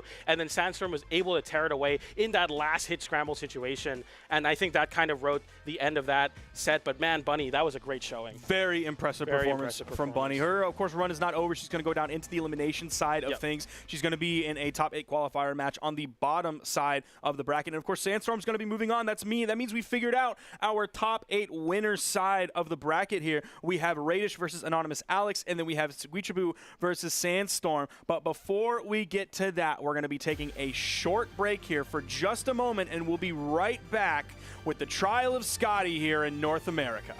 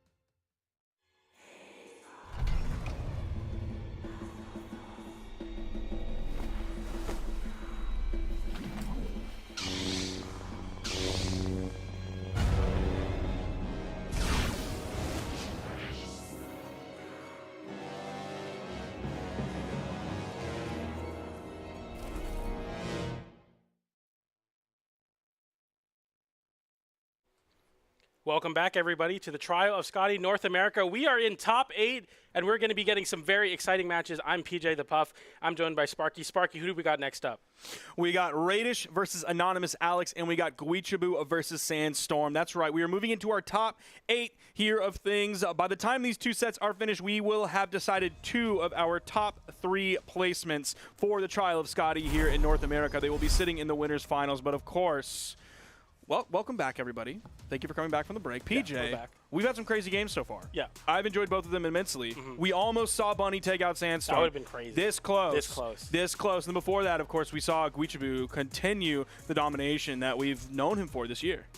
Yeah, it's been a very exciting run up into this top 8. And now that Sandstorm's in top 8, it kind of solidifies, I believe, the Royale placement. But nonetheless, you want to go for that podium. You want to go for that first place gold. And right now, Raish versus Anonymous Alex, which is an interesting name to see here in winter semis. Yeah, Alex has kind of been going crazy this year. And I definitely did not see that coming. I'm going to pull up some of his stats right now. We're both doing that. Just to kind of lay it out. Like, he's been, like, in and out of top 8 many times over the past year or so. If we go back to Balder, he was 7th in that. 5th place in Trial of Frig, that was huge. And then 9th in Ymir. 33rd at the World Championship, which is huge. Obviously, a lot of the times we're dealing with players like Sandstorm or Use or Kaina or Lores or Godly, and we look at a 33rd and we turn our noses up at that. But that's massive when you talk about the entire rest of the world. And then you look at him just in North America right before that, 7th at the North American Summer Championship, 9th at the Spring Championship, 9th at the Winter Championship. So he's in and out of top 8 in the region that he's in currently right now. And wow, the lifetime history between these 2 players, they've run up against each other in official brackets a handful of times. It's 2-2, so this set will be one of the determining factors to see, I guess, who's the better player right now. Yeah, I think the last time they played was quite a bit ago, but nonetheless, Anonymous Alex and Raish are even in set count, but it's 9-5 in game count. So I believe the longer sets have been going on the favor of Raish, but nonetheless, we're going to be seeing Raish. I think the last time they played, Raish was still playing Jala a little bit. So it should be interesting to see what the Raish locking in on the Red Raptor, what that's going to look like here. And Anonymous Alex, of course, on that Teros. We've been seeing Teros everywhere, kind of like a Suri. It's exciting to see our North American Teros representative step up here and make it into top 8 winner side here. Some people might say it's great to see. Some people. I'm not going to tell you which ones would say that. I'm not going to tell you which ones wouldn't say that. I got you guys, No Teros players. disrespect, of course, to the player behind the machine. It's the machine that's the problem. Yes, is Teros we're not going to get too deep into it because I'm a fan of both of these players immensely. Raish on the Red Raptor has been showing that success. And, man, see, he's a machine. I didn't even plan that. Yeah, there you go. I'm crazy. Man, you're good at this. I'm good at this. People say I'm not good at this. I'm a little bit okay at this. Yeah, for sure. Better than your average bear, for sure. Right now, Raish on the Red Raptor on Apocalypse with the boots online to start it off here. The side air catches the jump from Anonymous Alex, who, playing that very consistent Teros game plan of I just need to hit you a couple times, open neutral, and get those 1-2s, and eventually you'll just get KO'd by anything. And right now it's been working in order to keep Raish that slightly above in damage. Raish with the boots online right now, the string heavy weapon, we've been seeing it. It's a side light there. Goes for the neutral light to catch a dodge in place, doesn't find it there, and Anonymous Alex actually reversal in a great way. And Raish in a bad spot actually covers the nair, or the dodge in with nair instead of side air, because side air potentially could have whiffed there. Anonymous Alex playing with a lot of discipline and patience right now, catching the side stick off the stage and taps it in with the gravity cancel down light into forward air version. Side air, sorry. Oh, this guy, he said it, Jack, get him! No, they got me. Jack Clement, put it on Twitter, cancel him! Cancel him right now for saying forward air! These dang Smash commentators. But yeah, right now, Anonymous Alex playing very, very disciplined. Yeah, his hammer's fantastic so far. Yeah. It's not the same swaggy hammer that we know from Kaina, but yeah, discipline is I think it's not even a euphemism. That's the right way to categorize this. Yeah. Waiting a lot of times as well. Raish will whiff a move or make a slight mistake, and Anonymous Alex will wait that extra step and wait and see, okay, what are you going to do? Are you going to burn an extra resource to make this easier on me? And that's exactly what's been happening. You see that wait there and covers the dodge in with a downlight attempt, and these little optimizations where you're just playing that 1/2 step behind so you can react to Raish is going to be so important versus somebody with such high speed that Raish can bring to the table. We're on the precipice of a 2-stock lead for Alex. Neutral light should do it. Yes, it does. What is going on in these game ones? Dude, I don't know. First it was Bunny versus Sandstorm. Now it's Alex versus Raish. The energy is big for the upset factor. It's like they heard us say that like NA was consistent, and they were like, Raish gets a KO there off the side on the Red Raptor and gets a nice little weapon starve here as Anonymous Alex waits to see what the weapon. I'm not sure what. Okay, the hammer. Yeah, the hammer I feel like has been the star of the show right now. The axe is a great damage building tool and has very good anti-airs, but hammer's been tapping in those KOs, so it's good to see Anonymous Alex and see what the attempt is to build the damage on the hammer. And we talk about, with like Guichao, like knowing a legend so well. He not only knows Taro so well, but like we're seeing solid hammer chops right here. We're seeing him go for the stomp side airs when he should be going for the side airs. We see him go for the neutral airs and hitting like the back side of it, knowing exactly where all of the hitboxes are for it. He's not like overly reliant on a D-Light or any like cheesy type of playstyle whatsoever. It's just, it's very disciplined, like you said. It's very tactical. It's like he knows the ins and the outs of hammer very, very well. Nice movement. He's gotten away from 2 of those so far. It is a really fun sig to It's let rip, though. very good. It's great. It feels good when it hits. It does a lot. Great dodge there and punishes with the gravity cancel side sig on Taro's hammer. Very scary. The slide off neutral sig and the tap in on Raish to punish that aggression is going to lead a one-stock apiece situation. And we've seen Raish on the Red Raptor, especially on Apocalypse, find some insane 0 to KO. So we'll see if we can find one here, or if Anonymous Alex will go 1-0 in the set. There's the neutral light as Raish takes away that weapon spawn from Alex. He's moving over to the soft platform, really waiting for a weapon spawn, but he goes to the middle of the stage. Raish grabs the orb. He's still hunting for it. This time he goes to the soft platform. He grabs it, stomp side air. Easy cleanup, and the JV2 in game 1 for Anonymous Alex.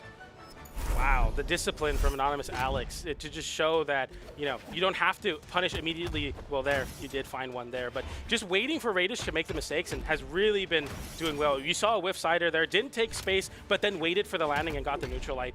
Then again, catching the landing after the whiff, and that's going to be a very important motif. Not only for Alex to pick up on, but Raish, who now has to mix up after whiffing a move, which is going to be equally as important. 591 damage on the side of Anonymous Alex. I mean, 37% accuracy on 68 moves is like less than 30 connections. Yep. And that's your game.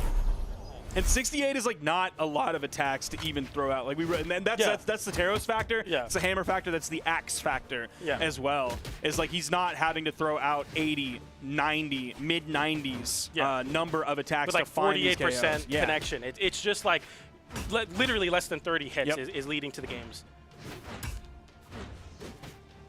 Right now, that hurt. I really just understood the gravity of that. It's like less than 30 hits and he wins the game. Yeah. I don't like that, PJ. Yeah. That doesn't make me feel good, PJ. It's a cursed thing knowing how percentages work, because sometimes you think about it, it's like, yeah, he did hit him like 26 times and that's your game. And right now, that could definitely weigh against your mind if you're Raish, who's been struggling to get not only a plethora of neutral openings, but connections in general. And it's not been working out. No long strings, no neutral openings, and Taros will win that game every time.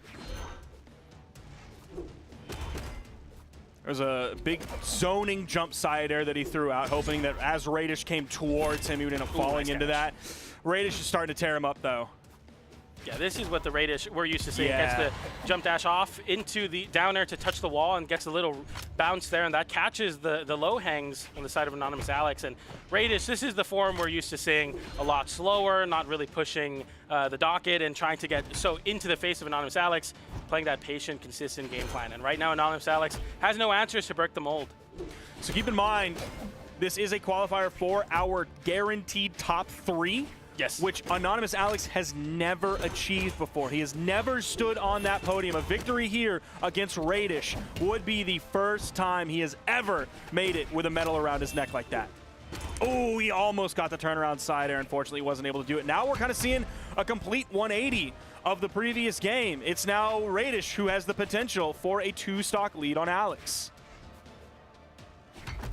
Alex chases down. Raish is landing in the corner. The corner has not been a place of refuge for Raish, where in some matchups you can get away with using that space right near the wall. Right now, Anonymous Alex is reading right through that option and just dashing up, getting those downlight stomps. Raish with a big edge guard opportunity. Doesn't seem to want to push it too far, even versus Axe. There's the recovery, not enough to KO off the top. Did have enough to send off the screen. Raish actually backing up, hoping that Alex would recover high, maybe with the recovery over the corner with the attempt to throw out that like 360-degree hitbox. That did interrupt the recovery, but he did reset his jumps off of that. Again, the recovery is what he is hunting for here to take away Alex's second stock. Raish actually dropping that, getting a lot of mileage on the unarmed downlight.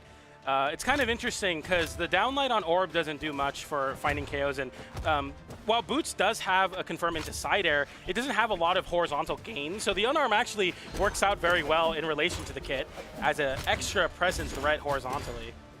Yeah, it's like the greatest movement that comes from the Boots like left and right kit is when you do the active input on Boots side air to follow your opponent rather than just like hitting them with the greater force, kind of bouncing away from them. Exactly. So even that's only on hit. Yeah, exactly. Right now, Raish, I mean, so dominantly in the lead. The dodges through that Sig, reads right through it, and you're at the mercy of that Orb downer off, and there's the down Sig. Gravity cancel to tap that game in, and that's going to be Raish with a big 2 stock in game number 2. And that right there is an immensely powerful tool that Red Raptor has.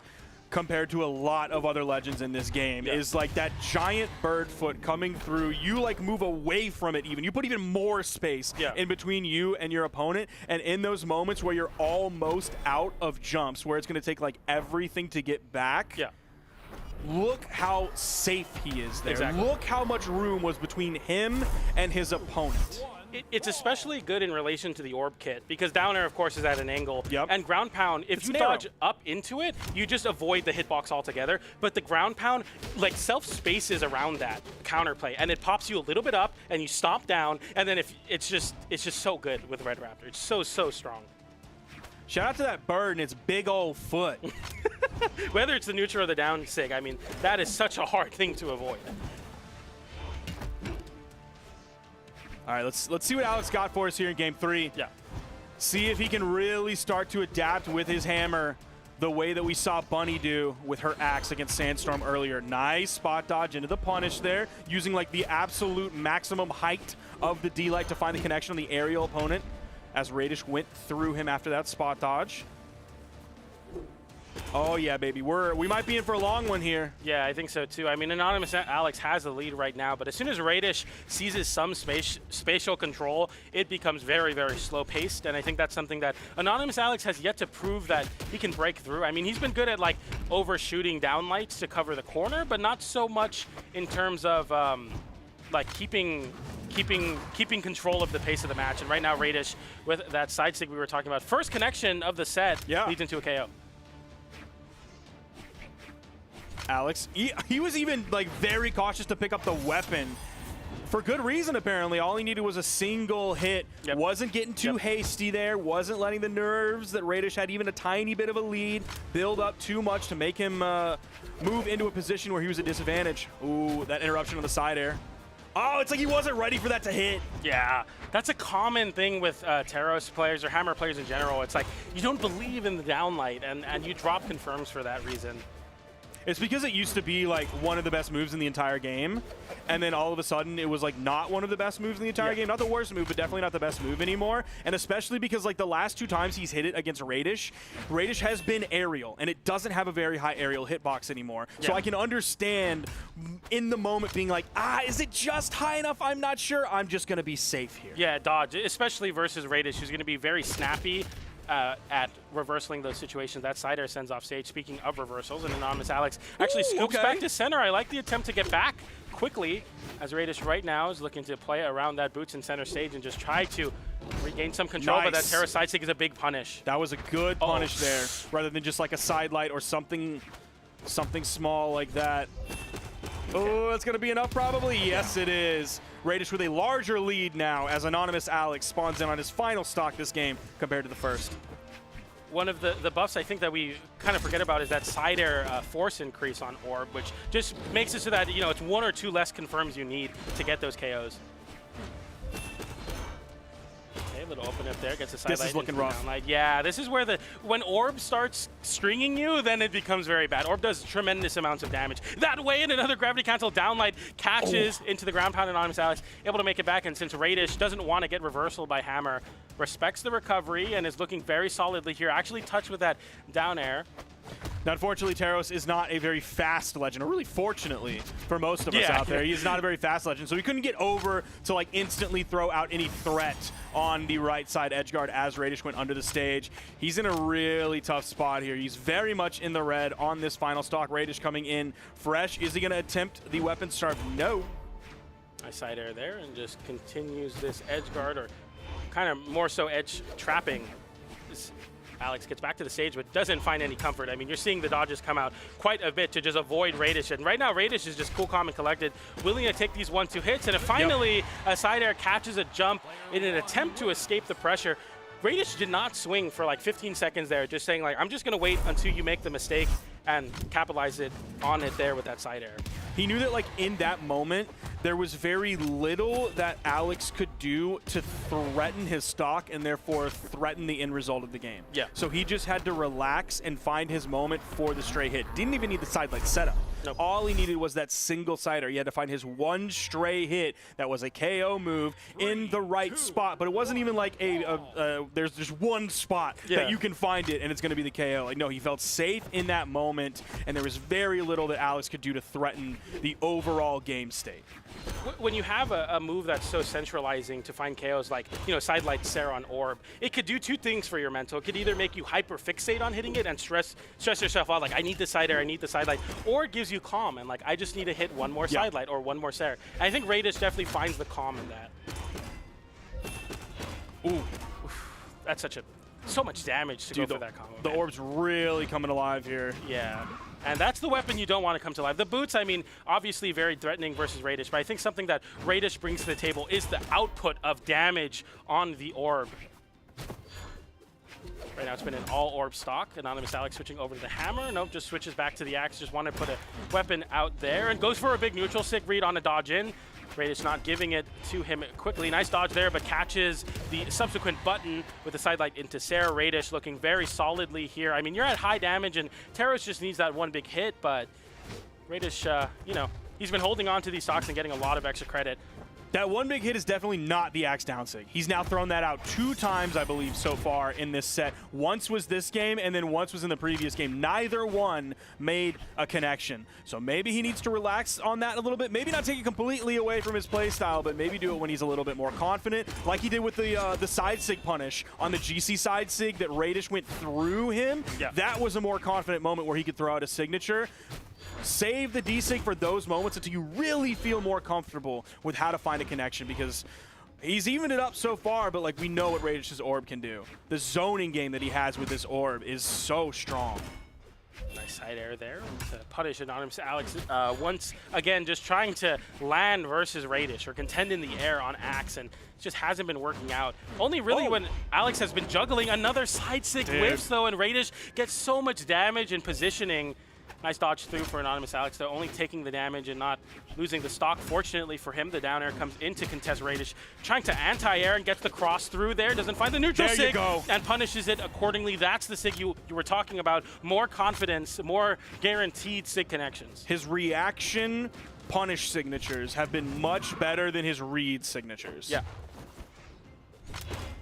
Got to rely on that reaction, especially when in these high-stake moments, you have to believe in yourself to do that subconsciously. And right now, Anonymous Alex has been finding those reactions. Dude, if Alex goes to Game 5 against Raish, just like Bunny went to Game 5 against Sandstorm, that'd be wild here today. The bounce off the wall, it's too strong. Raish is going to take away that second stock, but Alex still in the lead. Probably 50 to 60 damage in the lead here. Is he going to be able to grab this weapon? Yes, very quickly. He throws it away, but it doesn't make a connection, and Raish finds a 4, 5, 6, 7. Was that 8? That is not okay on Orb. It does so much damage. Raish is stringing Alex along for the ride, and Alex has to find some control and does on the Axe. Misses the nair there, and that's going to give Raish a side light. Snare punish and catches the landing, and Raish moves on 3-1. That is so tough to watch because the comeback potential was really there. It was back and forth between those two at the end because, like, as you saw, it was like 2 hits from Alex, and that was a color change onto Raish. All you need 2 more hits, that's another color change. 2 more hits, that's 1 more color change, and all of a sudden they're in red. Man, him picking that up, Alex didn't expect it, we didn't expect it, the people at home didn't expect it. Raish felt confident enough to burn the dodge there and burn it on a gravity cancel side light to follow up into the side air for the KO to clutch the game. Not only did that side light confirm the side air a little bit closer to the side, but what it also did was it lingered a little bit more. And I think Alex kind of fainted away. So if you went for side air, it would have ended by the time you had to drift back in. And that's exactly what Raish punished with that gravity cancel side light. A classic orb setup. And I think when you see the Raish orb come online, that's where it becomes very scary because you're expecting the orb to, play very defensively, play very aerially. But once Raish starts saying, okay, I'm going to go for these big strings, I'm going to go for the big reads because I'm in your head, that's where Raish really gets to take off and hopefully rides the momentum like that side sig into grand winners finals between the winner of this next match. Who we got next up? The next match that we have in front of us today is going to be Guichao versus Sandstorm. Yeah. One player who has already guaranteed their confirmation into the Spring Royale, that is, of course, Guichao. The other one is more than likely going to be that 4th spot that is highly in contention right now here in North America. That was, of course, Sandstorm. Yeah. Sandstorm, if they fall here, I believe Sandstorm guaranteed 5th nonetheless, but still wants to continue on. Right now, Guichao obviously just won Boulder, so riding a lot of momentum there. Of course, trying to prove the narrative of can you consistently keep up these results? Was that a one-hit wonder? And I think Guichao is kind of showing like, no, I'm here to stay. And especially a great way to get some practice and also that prize money as you move in here, because these players essentially have their spots locked in, if I'm not mistaken, but still have a lot to play for right now. Yes.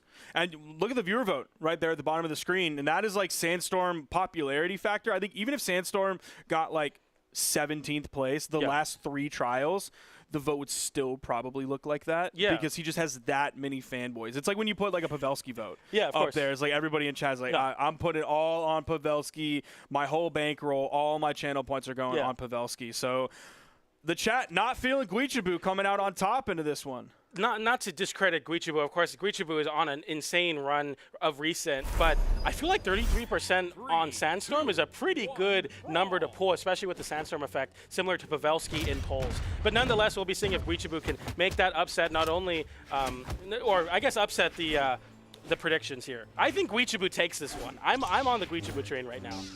I stay with my GOAT. Till the end of time. To the end of time. I stay with my GOAT. I know TK does the same.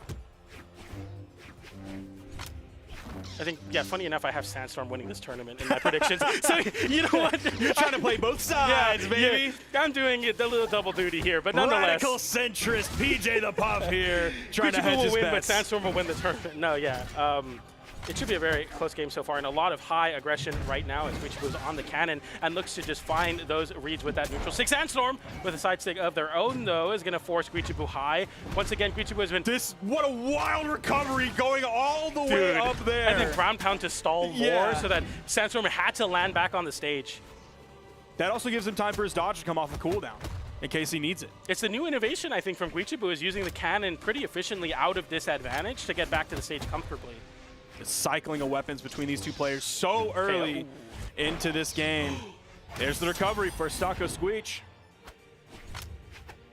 Just cycling right back to the guitars. I mean, I definitely think guitars has the potential to just, run away with a game. I think Sandstorm, knowing that, thankfully on the gauntlets here, just needs that one last hit. The neutral light, not quite enough here on Lions, but a big side air from Guichao reversals the situation. That's some pretty good damage. And dodges through with the gravity cancel side light. Sandstorm actually dodging a little bit in place on the ground there. Avoids the ground pound as the recovery comes through. Guichao in a very bad spot. Nice save of the resources, though. Sandstorm has been getting reversaled off these edge guards a lot right now, and it's costing so much damage. Guichao gets a big connection there.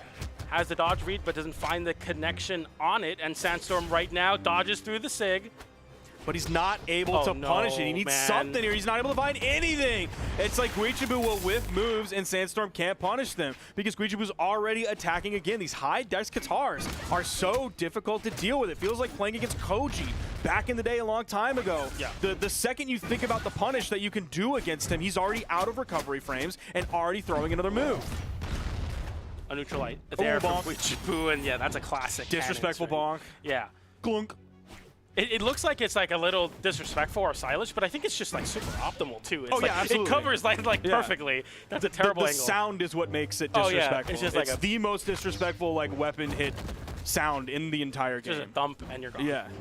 You actually got glonked on the head like a cartoon character. Okay, Guichao throwing the Katars to give themselves some space on the stage, gets the downlight into recovery, and a down stick comes in, and Sandstorm in a bad spot. The ground pound taps in that game with Guichao with a 2-stock game number 1. We are getting a lot of 2-stocks game number 1, I'll tell you what, Sparky. Same thing happened with Bunny as well. Was Bunny a 2-stock? Yes, it was. Okay. Both wins were a 2-stock versus Sandstorm. Anonymous Alex took game 1 versus Raish with a 2-stock. A lot of 2-stock game 1s. Yeah. Yeah. And if history repeats itself. Consistency region. Yeah, consistent. People think I don't know what I'm talking about. Yeah. I know what I'm talking about. If the history repeats itself, Sandstorm's actually on pace to win this set because of that. Yep, Whoever's been getting 2-stock game 1 has actually been winning the set, but nonetheless. You got to throw game 1, PJ. Yeah, you got to get 2-stock game specifically. You can't have it be close. Okay, the weapon starving already coming out from Sandstorm. Nobody's really done that successfully against Guichao. Very few people have even attempted it against Guichao. Oh, if Sandstorm loses this is dodge, all right, he's just able to make it back over. I was wondering if the dodge was going to have enough distance that it could cover in time, but Sandstorm has a massive lead here. Yes, yes, do the weapon starving. Thank you. That is so important Has to Guichao do. grabbed the weapon yet? No, definitely not. Finally gets the Katars though. Your saving grace potentially is. Sandstorm gets another side air and covers the weapon toss jump recovery attempt with that ground pound as Sandstorm moves up with a stock lead. This is exactly what's been happening every single set we've commentated so far. Now, I get a little bit too hasty with the weapon starving because I almost think it should that's something you should always do no matter what, and that's obviously not the right thing to do. But when you have such a weapon specialist like Guichao, who his cannon's great, he's making it work so far right now, especially looking for those signatures that will likely KO very soon. But when you can take Katars away from Guichao, that's huge for you. You open up so many more avenues of victory. Exactly that. And I mean, as much as the cannon has been connecting, Sandstorm's looking to lap Guichao, not only with the stock, but with the damage. Okay, neutral light into recovery, doesn't connect. Guichao looks to find a downlight, and that's a 3-stock-to-1 lead for Sandstorm, as Guichao has probably done less than 60 damage on Qatar so far. As you were saying, if you can nullify Guichao's Qatars, you will win. That, and you gotta throw game 1. And you gotta get 2-stock game number 1. That's very important. Throw game 1. We figured it out. That's the formula here at Trial Scotty. We broke the code right now. That's how you win. I can't wait to go home and get into my ranked games. And throw game 1. Get 2-stock game 1. You heard it here first. Free elo. Get it twisted. Get it twisted. Nice down air there from Sandstorm. Oh, it almost KO'd. Orange that KOs, for sure. Yeah, a little bit more damage. One more neutral light, maybe even. Right now, Sandstorm is just going crazy on the scythe. It's good to see him return to form on it. Guichao has been struggling even on the Qatar's ground pound out of it. Doesn't give Guichao a read. Tries to pick up there. And that's a big opener for Guichao. Can you find the KO? No, you cannot. Sandstorm unarmed right now, and Guichao cycling to the second Qatar of their final stock in this game number 2. Nice job moving deeper into that push-off column. There's the recovery. That's the dodge burned. Okay. Avoiding that carefully. Sandstorm looking for that last KO. Forgoes the scythe altogether. You want that unarmed KO potential as well. Gauntlets are online next as well. Guichao, gravity cancel down like into Nair. It is definitely not over yet. Guichao has Qatars in hand. Sandstorm is going to be looking to pick up a weapon, and Guichao doesn't go for the weapon star, but actually punishes the weapon pickup, which might prove fatal here. The recovery doesn't KO, but Sandstorm in a great spot. There it is. Finds the next one to tap it in there. And in that first string attempt from Guichao, before that recovery came out from Sandstorm, he wasn't even trying to jump or dodge to punish it. He was trying to wake up attack. I believe it was a ground pound. Yeah. I didn't fully see the animation to know enough of what it was, but he was trying to wake up with an attack out of hit stun, as opposed to trying to jump or dodge It was away. definitely gauntlet ground. It was ground pound? Yeah. That's, okay, that's Gauntlet ground definitely pound, what I correct. thought it was. Man, great game from Sandstorm. A very confident victory from him. 53% accuracy on 55 hits. That's less than 30 hits. That led to the game win. I'm going to start doing the percentage thing because that's a ridiculous amount of, I mean, 25 moves is all it takes for a player like Sandstorm. John Cena gets it done with his 5 moves of doom. Yeah. 25 moves isn't that much more. It's not that far. It's not that much more. Right now, Sandstorm continues that pressure. Guichao not getting weapon starve like that last game, but on the cannon and looking to cycle right into the guitars. And Sandstorm threw their weapon away immediately as well in an attempt to continue the weapon starve game. Ooh, there's a D-Light ground pound. Optimal damage there. Yep. From the unarmed 2-piece. There, again, like those just above stage ground pounds that he's finding contact with. I don't know if he has a follow-up in mind after that from the bounce pass. Like, regularly people will, if they do like the nair that we just saw, they'll go for like the side air, or they'll just wait to see what their opponent does. There's the side air. Ooh, and the bonk on the head to confirm it. Absolutely, Sandstorm. Massive lead here in game 3. About 45 seconds was all it took to find that first stock. Yeah, and this is kind of the same energy we got in game number 1. Guichao on the cannon gets a sidelight into Sarah, so for some nice damage, and it's definitely not over yet. Nice dodge through that down air, and it's interesting because Sandstorm is like throwing his weapons away because he knows Guichao is going to pick up a guitar next, so you want to like continue to outpace the weapon. Maybe Sparky is right about the keeping the weapon starving forever. Yeah. And also with Guichao, whoa, he recovered the other direction, gets caught with a strong D-Light. That's going to be the stock there. And one of the things, like with Sandstorm throwing his weapons away, yes, he's disarmed for a little bit of time, but when the next weapon spawn comes back in, Guichao has to contend with the fact that, like, if I want to weapon starve him, I have to throw away my guitars. In a way, I can pick them back up, pick up the cannon, throw that one away, and then pick up my guitars. Because if I don't do that successfully, then I am without a weapon, and it seems like most of my win condition is gone. Exactly. The Nair continues to connect for Guichao, but hasn't been finding the KOs on Western Air Temple. Nice catch there. Oh! Downlight. Yeah, that was too deep in the downlight hitbox. Okay, Guichao struggling to find the KO here on Sandstorm. He wanted the 3 read stock there. so bad there. There's a D-Light gravity cancel neutral heavy. Going to be the strongest option in terms of force to find the KO off the top. A little bit more difficult to grab the timing on compared to the D-Light recovery that we see a lot. But if you want the most optimal thing, the one that will KO the earliest, you go for the D-Light and the gravity cancel neutral heavy. This is what you were talking about, where if Guichao attempts the weapon starve, you lose the guitar you had built up. Cannon is now next in your rotation. Yeah. You're not going to get there, as that's a JV3 That's for a JV3? Sandstorm. That's a JV3. That means 218 damage all went in to that first stock from Sandstorm. We were talking earlier about how Guichao wasn't struggling to find KO. Sometimes guitar players do. That's not something that happens when we have Guichao on the board in front of us. But all of a sudden, Sandstorm has changed the game. Yeah, we'll see the damage there once again. I mean, Sandstorm is just hitting everything now. 64% accuracy on 47 moves. No matter how many need to be hit to win the game, you're hitting almost everything you're throwing out. 218 damage taken, I think all on the first stock. I'm like pretty sure. It's 30 moves, 30 bro. moves, yeah. It's 30 moves. Like point whatever is the weapon toss damage. Yes, it's technically 30.08. Yeah, but exactly. Yeah, that counts for weapon toss damage.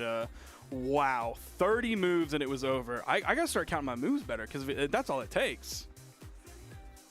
I gotta start. Yeah, I know. Yeah. I'm like, it's taken me a lot. What am I doing? Yeah, I know I'm not that great, but wait a minute, 30 is all it takes. I gotta get on Yaralytics to like really analyze my games and tell me what my numbers are. Yeah. Maybe we don't want to know that though. Like, you know what I mean? Like, it's just gonna hurt. I'm not gonna be able to actually do anything about it. Maybe not. But if the narrative continues as we've been commentating the other sets previously, this is the game for Guichao to take to force a Game 5. So we'll see. And already kind of starting off better with a guitar in hand on Demon Island. Ooh, okay. Nice 4-piece there to kind of start mounting the comeback against Sandstorm to keep this one even. He's still just a little bit behind. There's the sidelight. Guichao is in the red now. The jump neutral air is going to disarm. Oh, yes. Yes, Sandstorm. Yes, sir. I love the weapon starving. Nice catch there with the nair from Guichao. It's been finding a lot of nairs, but hasn't been finding KOs off of it. Oh, that was the read. Recovery, Every Gauntlet player got excited there for a second. That's the read we're looking for. He was still trying to show respect. Nice bonk on the head. Oh, no! And Guichao turns this around, robbed it right out from underneath Sandstorm, trading 1-for-1. A fantastic trade. He got a great deal there. You'll definitely take that. Guichao definitely just gone there. Sandstorm kind of pitching that one, but nonetheless, back on the side versus the Qatars.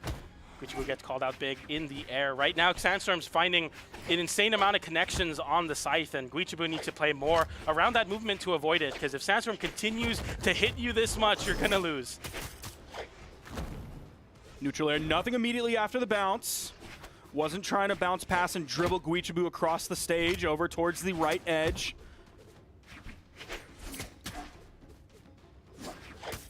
Nice down air there from Sandstorm to send Guichao off stage. Guichao's been playing a lot better immediately after getting thrown off stage and hasn't been putting themselves in a bad spot. Welcome to the half pipe. Okay, not enough to KO, but finally Guichao with a lead in 2 games for the first time. Unarmed on Sandstorm, which has been finding a lot of success. Also, we saw a switch of skins here from Guichao as well. We're no longer on the Sakura crossover. Now, we just saw that signature punish from Sandstorm use the active input to throw towards that skybox instead of going for the dunk over the edge, just because you couldn't get to the edge at that point based on how centrally on the main platform he ended up hitting it.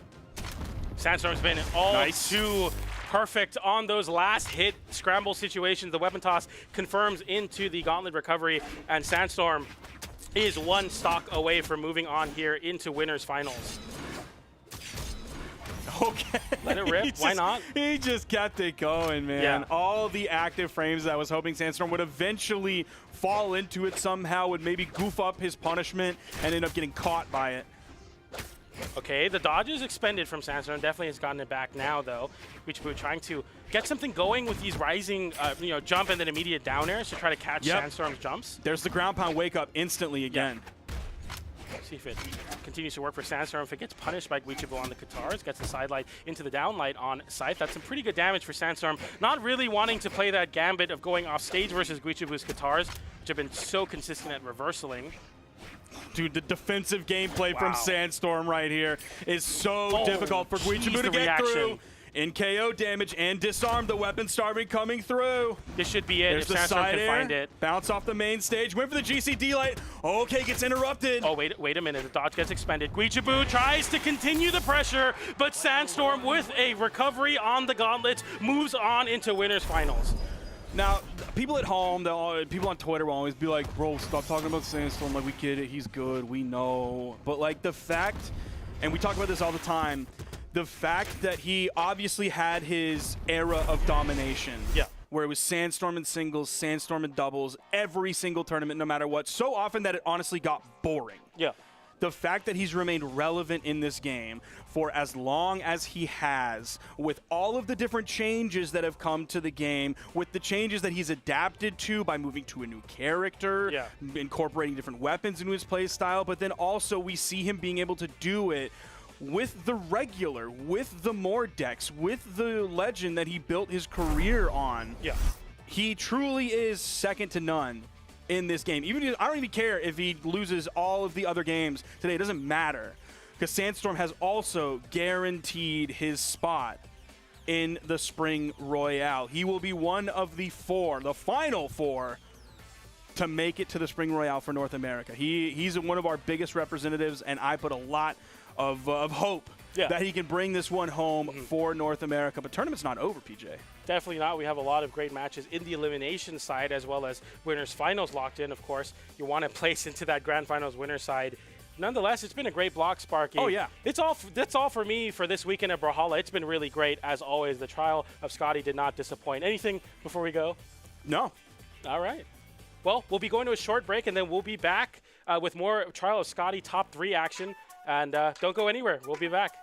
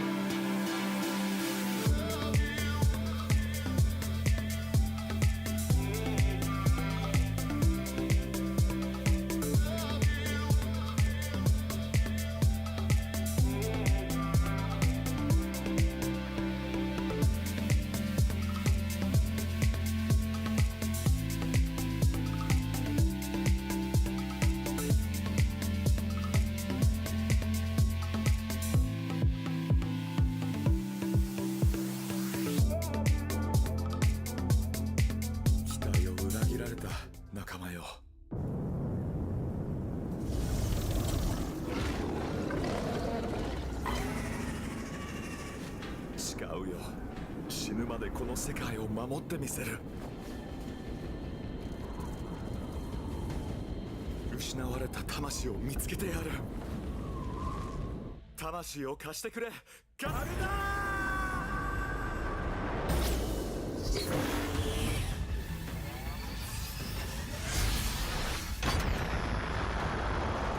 仲間が倒れたが俺は負けない。手を貸そうか。かなわない相手なんていない。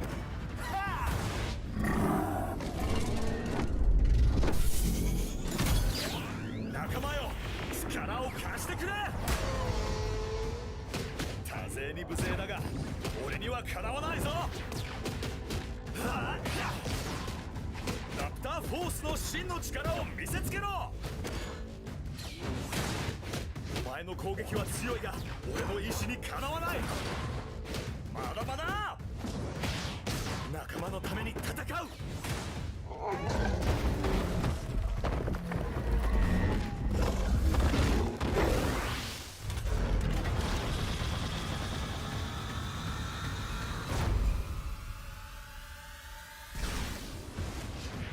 残ってるのは俺だけだ。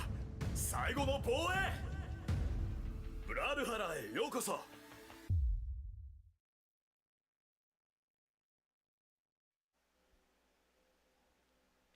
And welcome back. That was Red Raptor, who you can play right now, by the way. I don't know if you're watching this and you haven't actually played Brawlhalla, but it is a free-to-play game, so definitely get in there because it's a good time. Red Raptor's super sick character as well. But, yo, you're here at Trials of Scotty. I was going to say Scalder. I don't know who that is. Scotty, we in the building. It's me, TK Breeze, my man Flambeau. How you doing, my boy? I'm doing quite good, man. I mean, we're hopping down to the end of North America. You know, that's how it is. Championship Sunday.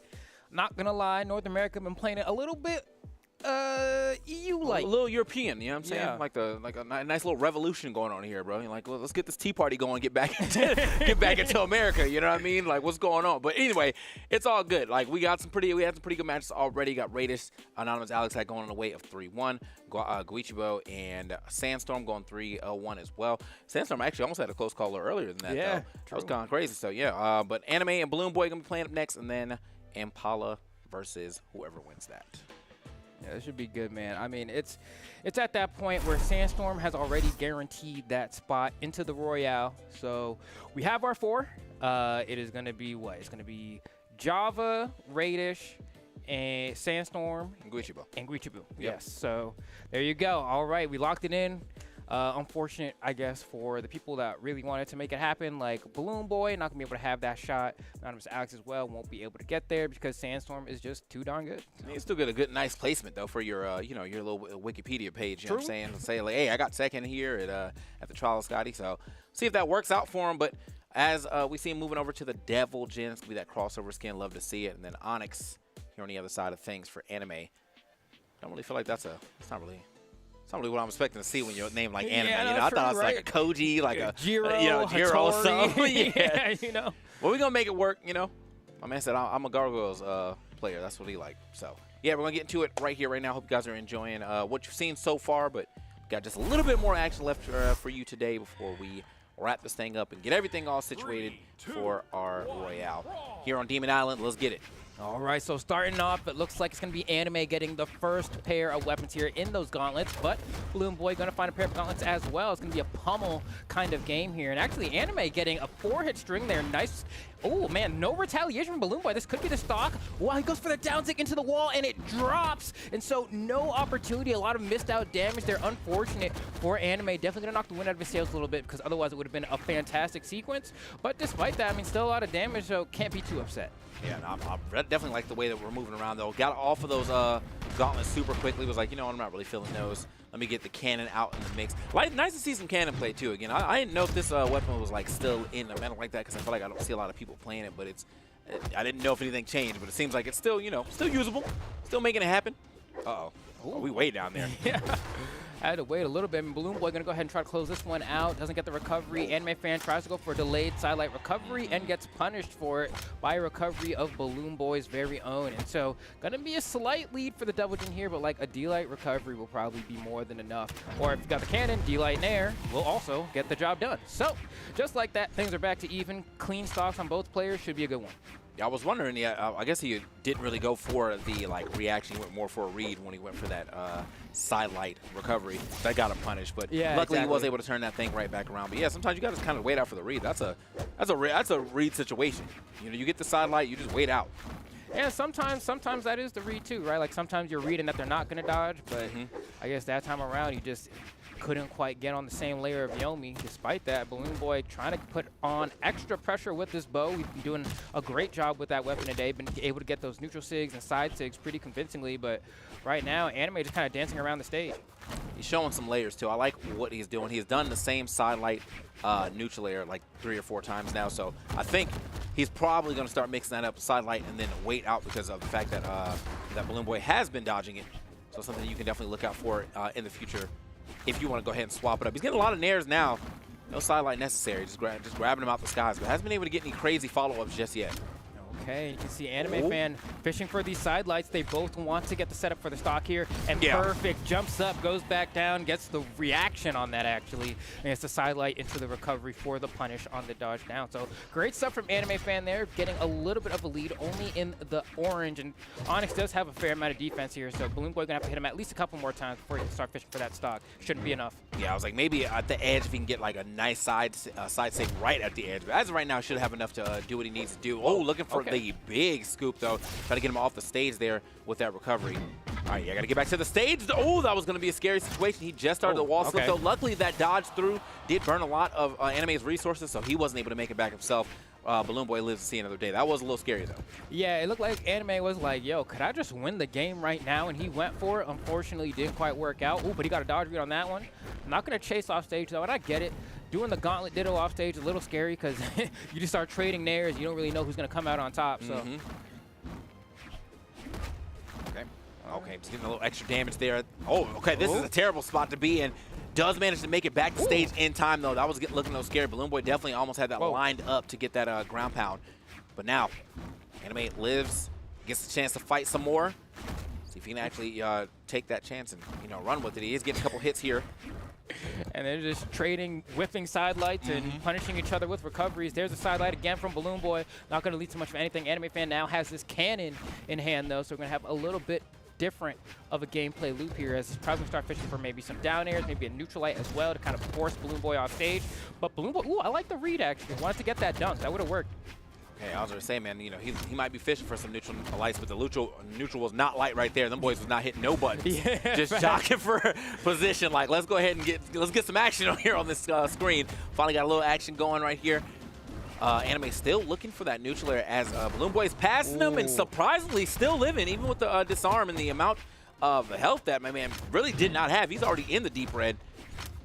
Okay, we need a D-Light recovery for Balloon Boy. Not going to happen. Anime finds the D-Light first and wins game 1 with the conversion into the Nair. And so, honestly, extremely close game 1. Now, that really could have gone to either player there. We've seen a lot of close games today, but I don't know that we've seen one necessarily that close. Maybe a couple, but they're definitely, anyone can come out on top.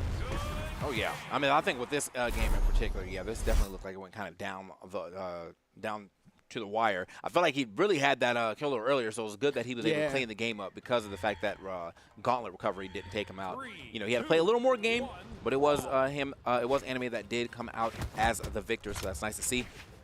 Now, can he do it again 2 more times? Go ahead and put Balloon Boy out of this bracket. Yeah, right back to Demon Island is going to be the name of the scenery here as we go ahead and hop right into game 2. Anime Fan yet again trying to drag Balloon Boy as far off stage as possible without reading for a dodge. Balloon Boy is being smarter here and dodging immediately after getting sent off stage. But if he does that too much, I'm sure Anime will catch on, so we'll have to be careful for that.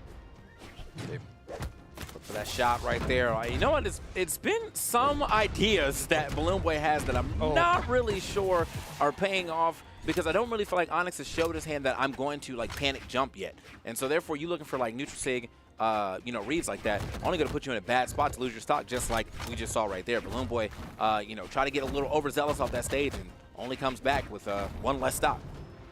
Okay, and I'm wondering, like, can you bring it back in a good amount of time here? Right now, neutral light is the name of the game. He's getting the damage in. There's another one, but it's going to take quite a few more of those in order to actually find a stock. We need to find something else. That side air might be what he needs. The second one will definitely be enough, and Balloon Boy's back on the board. And I wonder if Anime tried to do the same thing too, like kind of lined it up that side air too, but he just was a little too late on it. Yeah. So Balloon Boy got his first.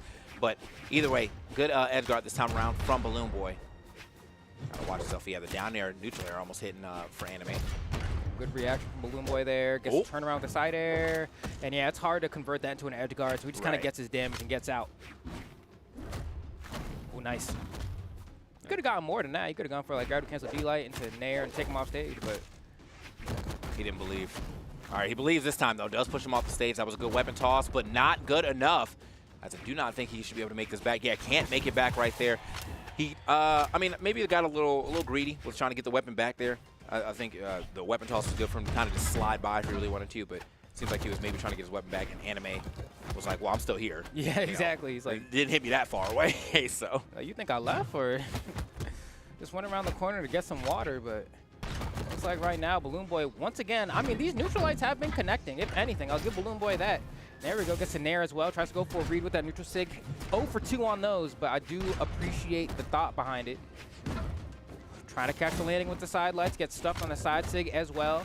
And that should have worked. That recovery should have worked. I think he needed the fastball just a little bit more to get it to hit, but Balloon Boy, like, he's like a frame or two off or just not in the right position by a couple of pixels for a lot of these plays.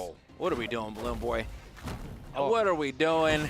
He's just going for some crazy options, some crazy reads out there when I feel like he could have potentially just lined up on, another side air. Like, step to the side, get the side air lined up. They're going to most likely hit the stage. So even if they don't, like, get hit off the stage, like the corner, you're still sending him at a down angle because of how the side air works. Exactly. So, I don't know, man. That was, a little crazy. A little wild off that stage. But, sometimes we like to see that type of exciting gameplay. Just, I like to see it work. Like, yeah, no, same. Just like to see it work. Yeah, it's like if you're going to do it, it's one of those things. You look like a genius when it works, and then when you don't, it makes you look a little bit more lackluster. But Balloon Boy going back to this is the ranked classic for Balloon Boy, is this Diana here. And so it's been a while since I've actually seen him use it. I mean, Blasters is a weapon we don't see at all really in the 1v1 space, and doubles, it's had its fair share, but in the singles landscape, we're really not seeing it anymore. But Diana, if you're going to play bow, Diana's always going to be viable. Her blasters, SIGs are also amazing as well. So I respect Balloon Boy for going out of this one. I mean, yeah, I don't think he has more time on any other legend than this one. Yeah. Yeah, she's a good legend for sure. The Tomb Raider crossover got me to play her a lot. And so, yeah, I definitely had a good time playing as Diana. So, see if he'll have a good time here as he is down, 2-0. He's got to make something happen. Oh, I thought he actually. Yeah, I thought he was going to hold it all the way.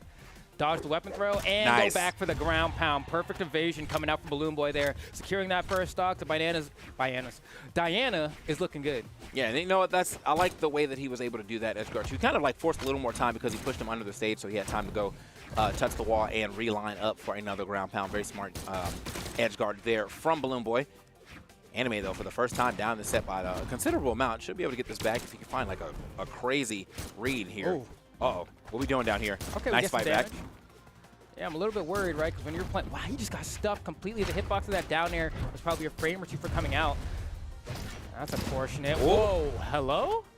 Yeah, I mean, that wasn't, I feel like that might have been the time that I did agree with it. You cover a lot of space there with that GC side sig, but unfortunately, though, he was just a little off the mark. I thought it looked like Anime Boy was actually right in where the smoke was, at least, so I guess he was just a little late.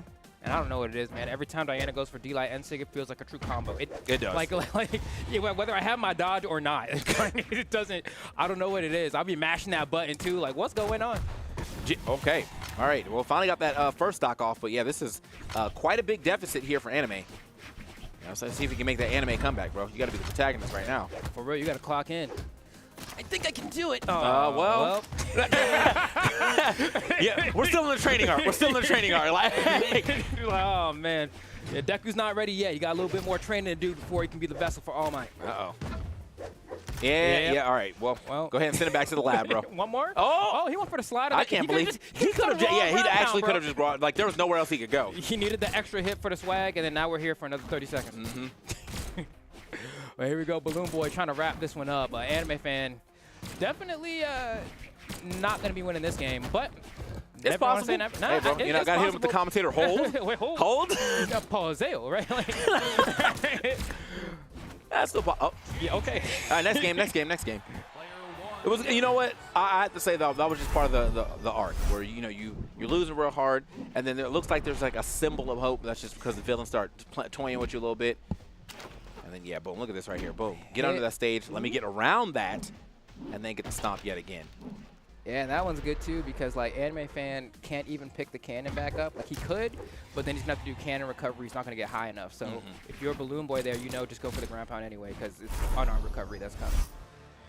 Yeah, I felt like he would have had to go for the crazy speed of like picking the cannon back up and then hitting a nair and then chase dodging off of that. Exactly. But like knowing that you had the timing and you aren't doing all that in a panic situation. So either way, he still has 2 games now, but the first game he did lose is to this Diana. So Diana definitely looking pretty pristine here for Balloon Boy. Okay, let's see. Tries to go for double nairs here. Anime Fan, despite losing in that last game, is still up in the set. That is something we have to remember here. So it was a great retaliation from Balloon Boy, swapping off his aerial, and then Diana seems to be working out a lot better, but it's not going to be enough. We're going to find out. Sit back down, okay? He's reaching right now. He's definitely reaching for a bit. He's looking for Balloon Boy to land just a little earlier than he actually is, so hasn't really worked out for him just yet. Balloon Boy now. Okay, jockey for position once again. Intense neutral. Woo. Can't believe he didn't get tagged there. Down sig was this close to hitting Balloon Boy. Watch out for the end sig here if you're Anime, because he might just let that button rip. All Dianas never feel shameless about it. Okay. All right, that was good. I got the disarm too, so this should turn into a little bit of pressure here for Anime. Nice. Okay, actually the neutral light almost enough. Yeah, there we go. I thought maybe he was going to try to do the safe way of going for the weapon toss, but no, I mean, that was still good. Reverse dare does it up as well. There wasn't really many places that Balloon Boy could have went to mix up recovery and still grab the wall. Yeah, so. kind of got knocked a little bit too far on that one, so definitely a great cleanup from Anime as Balloon Boy is struggling to find his first stock. I mean, he's a D-Light recovery, and as you decree, I can't believe that didn't KO. Yeah, I guess the ceiling on Apocalypse is a little bit too high here and has to find another one, but I'm sure even he's a little bit surprised by it. Yeah. But that's where kind of that force stat really comes into play for some characters, right? Like, you have a little bit more force. Each individual hit of that downlight's going to hit a little bit harder, and then when you go for the recovery, sometimes it'll have the juice that you need. And so Balloon Boy has to continue to fish. And every time you miss a D-Light, Anime is going to punish. Okay, I mean, Anime definitely turning this thing all the way around. I feel like Balloon Boy kind of needs to get back up on this bow. Yeah, I was like, it's taking him quite a bit of time to get something going with these blasters, but finally pulls himself out the bow. I gotta go primitive with it. Now, for real, I mean, you're a Diana player. Just start hitting side sig. Yeah. It's time. If you try to recover and Anime's being aggressive, you hit that gravity cancel down sig. Always works every time. Has yet to fail. Okay, all right. Double side air into. Ambitious. Say you had to try it. Yeah, yeah. Yeah, I mean. I know you've seen enough commercials to say believe in yourself, but sometimes you got to doubt yourself a little bit. Okay, wow. He's looking for it. He gets off the stage, too. That was a pretty safe attempt at a side sig. Damn, I'm surprised I didn't KO either. All right, Balloon Boy just runs all the way to the side there, wants to refresh, and you know what? Anime's like, whatever. I'm going to pull up an end light. If you get hit, you get hit. His end lights have been doing some work right here for Anime for sure. So, I mean, it's the angle that it sends to when he's hitting that at the edge like that, but also just, you trying to get back. He set up his first stock like that pretty easily. Not going to take it off of that one. Maybe go for the chase. No. Nice weapon toss down there from Anime to cover his landing, but still on the receiving end of a little more damage. Yeah, this one's going to be tough because Balloon Boy needs that D-Light recovery to win right now. Even, honestly, if he goes like a falling recovery on top of Anime, if they become stacked, that might be easier to find. But otherwise, you could go for a raw sig here, or you could just swap to the bow. Raw air, never KOs, huh? That's a fake move. Fake move for sure. Wow. And still, even under the stage, yeah, this is a very heavy gargoyle. So, unfortunately for Diana, she is not getting these stocks when she needs them, and that could have been scary, even off the wall bounce. Okay, we needed everything. Balloon Boy was like, for the love of Christ, just leave. Can I get one? Yeah. Okay, hold on, Balloon Boy's trying to keep the dream alive here. Anime just needs one more stock to move on further in this bracket. Balloon Boy has to force this to a game 5. Oh, okay. Shots. Getting himself a little neutral air there, but I mean, he has to do way more damage Okay, surprise. Still living that as well, but he is on his last legs for sure. And this winter side, the read was there. If he waited a little bit, he got him. Goodbye. Yep. Goodbye. Yeah, that was absolute domination. That cannon was doing all kind of work this time around. I think, honestly, I feel like there was 4 or 5 different situations where Balloon Boy probably needed like another 5 points of damage to get a stock, and he just was never at that right moment. So, I mean, unfortunate for him, but very fortunate for Anime to have such a high defense champion and or legend and really make it work for him. So, 641 to 463. Obviously, the damage was dealt pretty well from Balloon Boy, and there was a couple of times where he should have been able to get that stock, maybe like 5 more damage dealt at that time on that stock. But because of the fact that he was so, hurt by the end, he wasn't going to be able to get that disparity made up unless he got a W. Yeah, that one was a little bit hard. I think for Balloon Boy, it was really a matter of like how early are you able to get the stock against a character like Onyx, where it's, you saw that if you get them at the normal ranges where you're like KO combos actually confirm, you end up taking all this extra damage. It takes too long. You start ping-pong and you get that combination with the KO boxes on Apocalypse, and it's like, all right, well, we're really going to be here all day then. Yeah. I mean, that's what it felt like because my boy was living. Like, it's unfortunate because I feel like Diana also has some very good SIGs for like throwing you at this 40. Both her neutral SIGs will throw you at 45-degree angles, depending on forward or backwards, depending on what you're using. And that would have been good for Edgar's situation, but he only really got 1 neutral SIG. Yeah. And then when he started swinging the side SIGs, it was just too late. I feel like man already knew. He was like, you're gonna start getting desperate. The side SIGs are coming out. I'm still gonna juke that. I'm gonna get this W. So good stuff to Anime as he moves on. It looks like he was destined. Yeah, for truly real, protagonist. Truly the protagonist. More to go, right? The faded losers run of Anime is to continue. But I mean, even with that said, like, I can't actually remember off the top of my head the last time that Anime really made it like this deep. Like, it's one of those things where Anime is able to do it, has been able to do it, has been consistently like near the top, but never quite at the top. You know what I mean? There's like a few players like that. I feel like that was Stingray for a bit. Before Stingray got his first dub, it was like he got second, he's getting third, he's getting fifth or whatever, but couldn't quite get the crown. Anime has no crowns, but maybe today's the day. He has a lot of people to burn through though to try to make that happen. Yeah, that's that part, man. When you're just like you're that consistent 5th to 7th placer, and you're just like, man, bro, if I don't just go further beyond, bro, what's going on here? What am I doing? Yeah, like every time, like I could be making like I could be walking away with a medal, but I just decide not to right here at the finish line. So it's all good though. He's obviously still in the bracket, still has a chance to actually make that finish line. But we're gonna move forward. I think we got Bunny and Impala playing up next. Yes. So yeah, Bunny and Impala. And so this one's interesting to me because I wonder if I was sleeping under a rock because Bunny wasn't really someone that I was thinking about until like her breakout performance for me was at BCX because I was like, who's Bunny? And they were like, yo, Bunny got this wild upset. I was like, bro, who? And I was like, all right, word, cool. And then I saw the get up too because I forget exactly what it was. It was like was it like a robotic ear thing with like a cowl or something? I remember how Bunny looked at BCX because it stood out because it was like, it was a fit. You know what I mean? It was a fit. But on the other side, you got Impala. That's the ex-world champ. And honestly, like, even though at this point, Impala can't qualify for the Royale because I think in order to do so, he would have needed to like get first, and also Sandstorm would have needed to like tank. Yeah. But I am happy just to one, see Impala in top 8 again. Yeah. And two, Munin is a character that only Impala's really been using at this point. I remember, we used to get some representation of that character, I think, from Australia like 2 BCXs ago. But ever since then, it's kind of been not really a thing. So, surprising, too, because I feel like those are 2 weapons that get a lot of play. I mean, I think there's a decent amount of bow people out there. Obviously, everyone's on the Scythe because there's like 9 million Mordexes. So you got to learn how to play Scythe at some point in time, or at least against it. And so it does seem like these are 2 weapons that definitely get some playtime. And I think if you're looking for that on a kit, like, don't really see what's wrong with Munich kits. I mean, you have some really good SIGs. I think the neutral SIG on the Scythe is especially good to me. I think it's like the quick, like, rise. Man, that joint is so quick. It's like Mordexes, right? Like, yeah. Another one of them situations where I'm just like, are y'all sure that's not true? Because, like, I'll be getting blown up by that. But, yeah, I mean, I guess, sometimes just there's so many characters in the game now. It's kind of hard to have an even spread for every character for sure. And I think if you have a certain SIG kit on a certain character that you just like and you can kind of deal with the second weapon, you're probably just going to do that anyway. Yeah, no, and it's interesting too because as far as like Scythe characters go, right? Like I remember, like Mordex was a big deal when he dropped because people were like, "Oh my God, he got active input. That's a cheater legend." Blah blah blah blah blah, right? And then a lot of the Scythe characters post that point usually have some sort of like active input sig, generally. But when it comes to Munin, I'm like, I don't think she has one.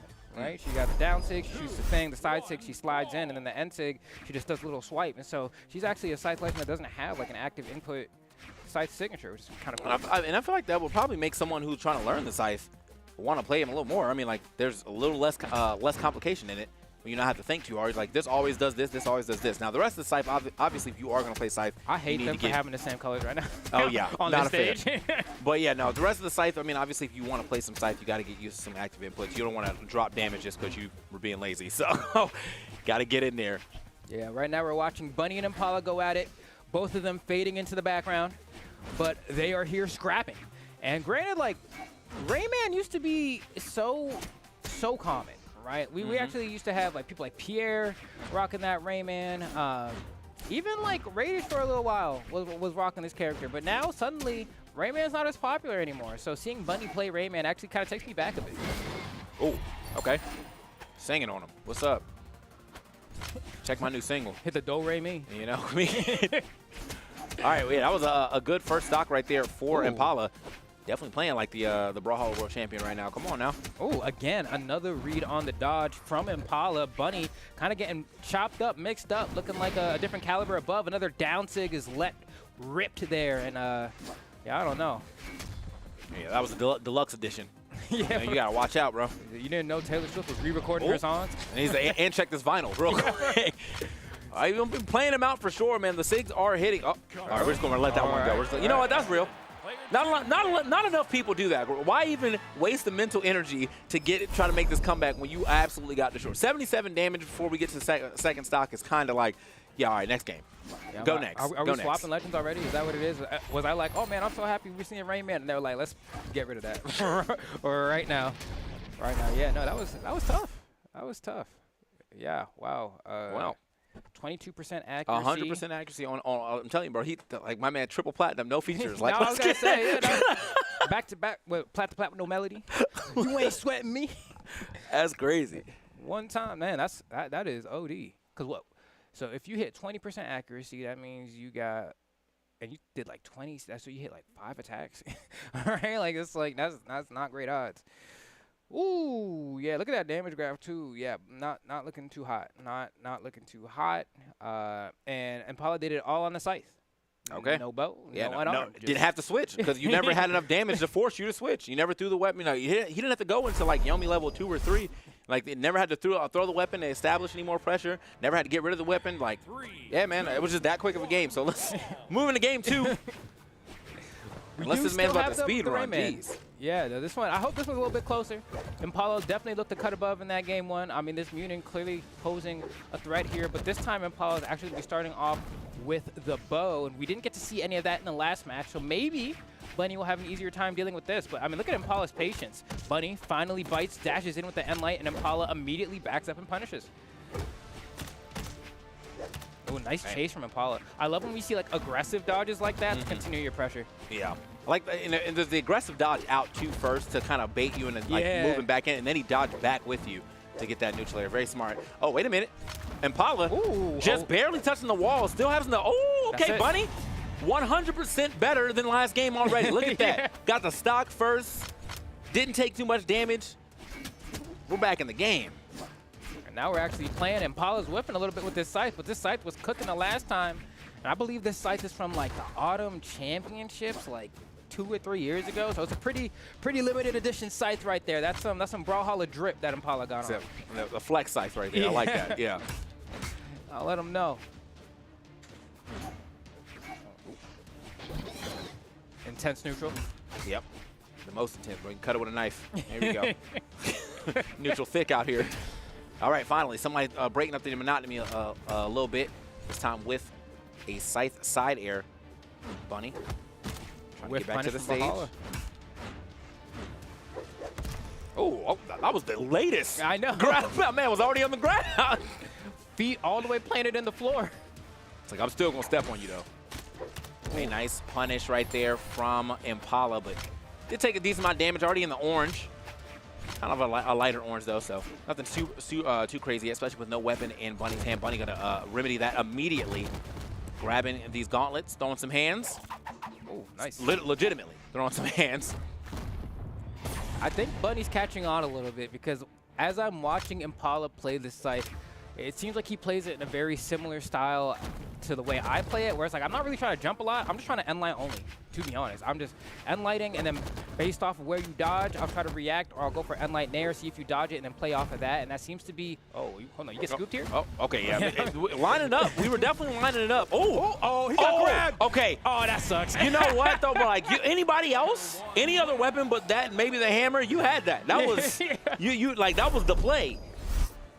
Dang, nah, I mean, he was trying to be sneaky, you know? He was trying to be sneaky. But Bunny got a... was really on the ground already, bro. I love Sandwick. But glad he clipped that. But no, that was wild. Okay, up. I can't believe... The hands are so big.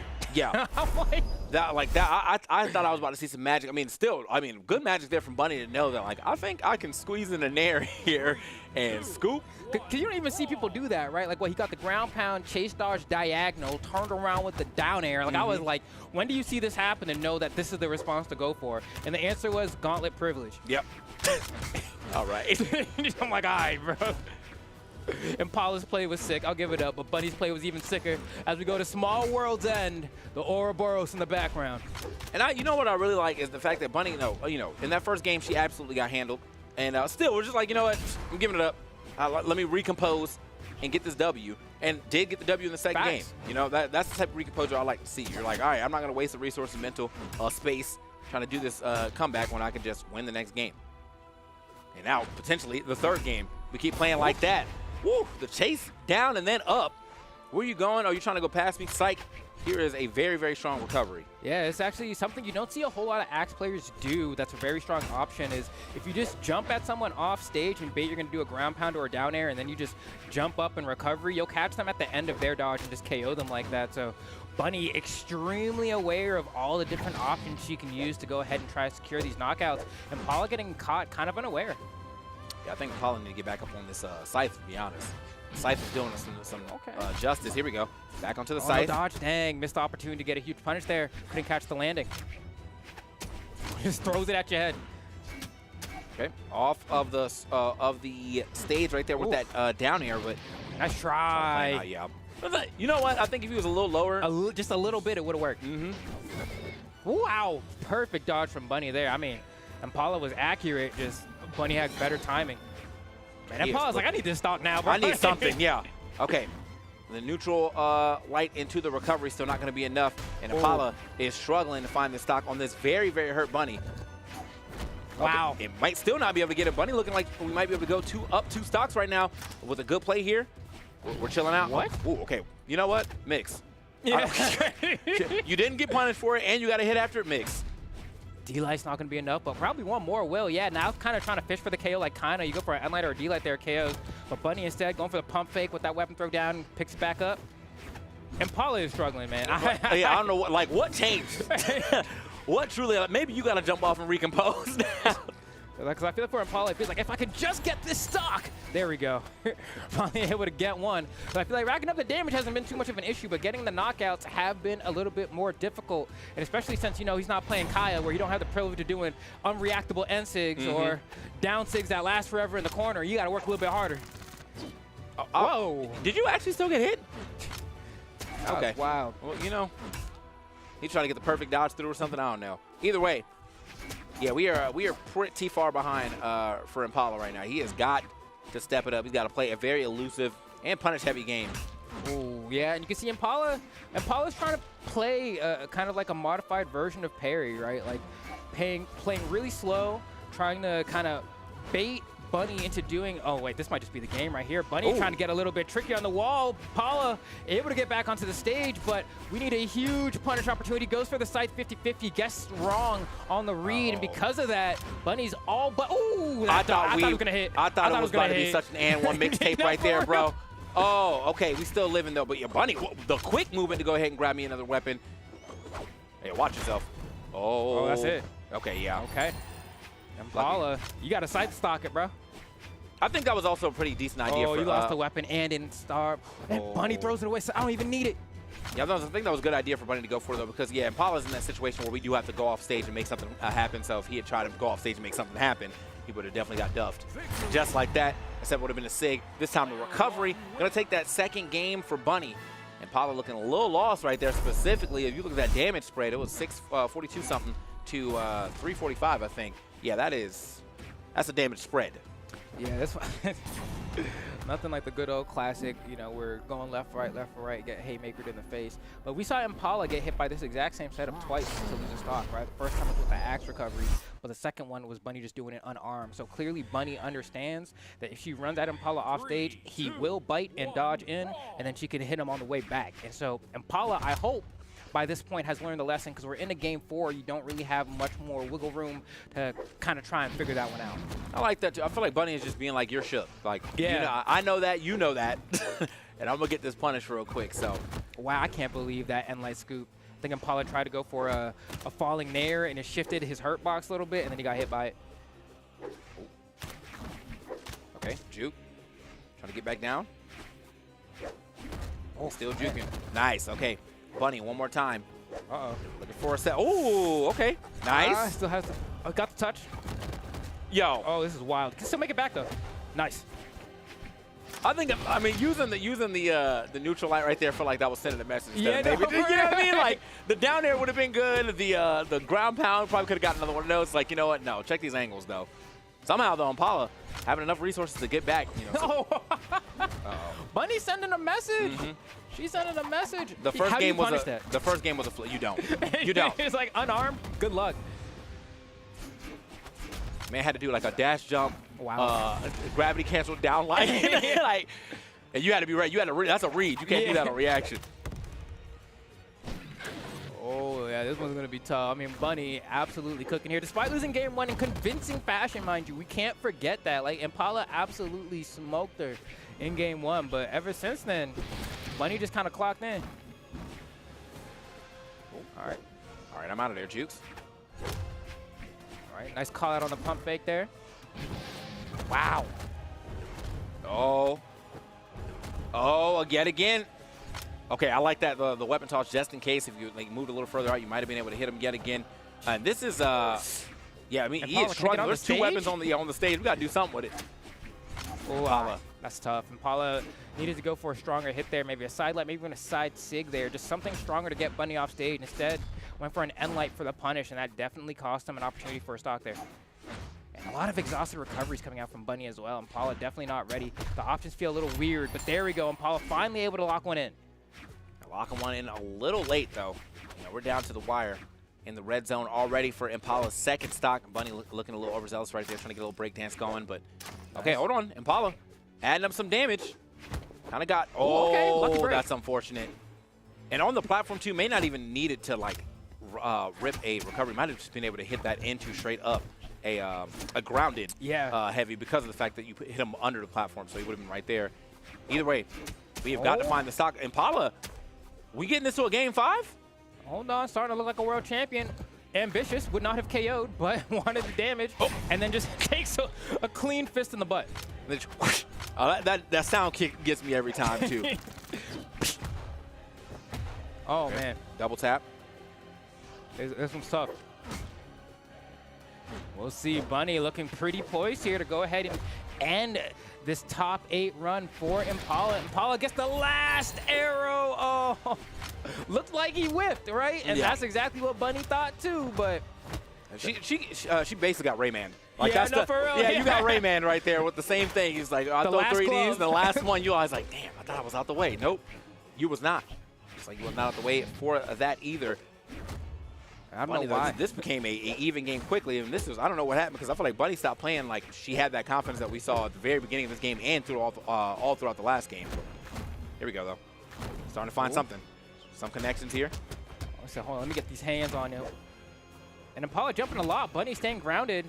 Now we kind of have a little bit of a trade of the way they're approaching the neutral. Neither of them want to press a button first, but Bunny's expending more resources in the corner. So Impala actually fine just holding center stage. He understands that that's where you need to be. That's where you have the most presence. And if he can maintain it, he might be able to convert this into a stock.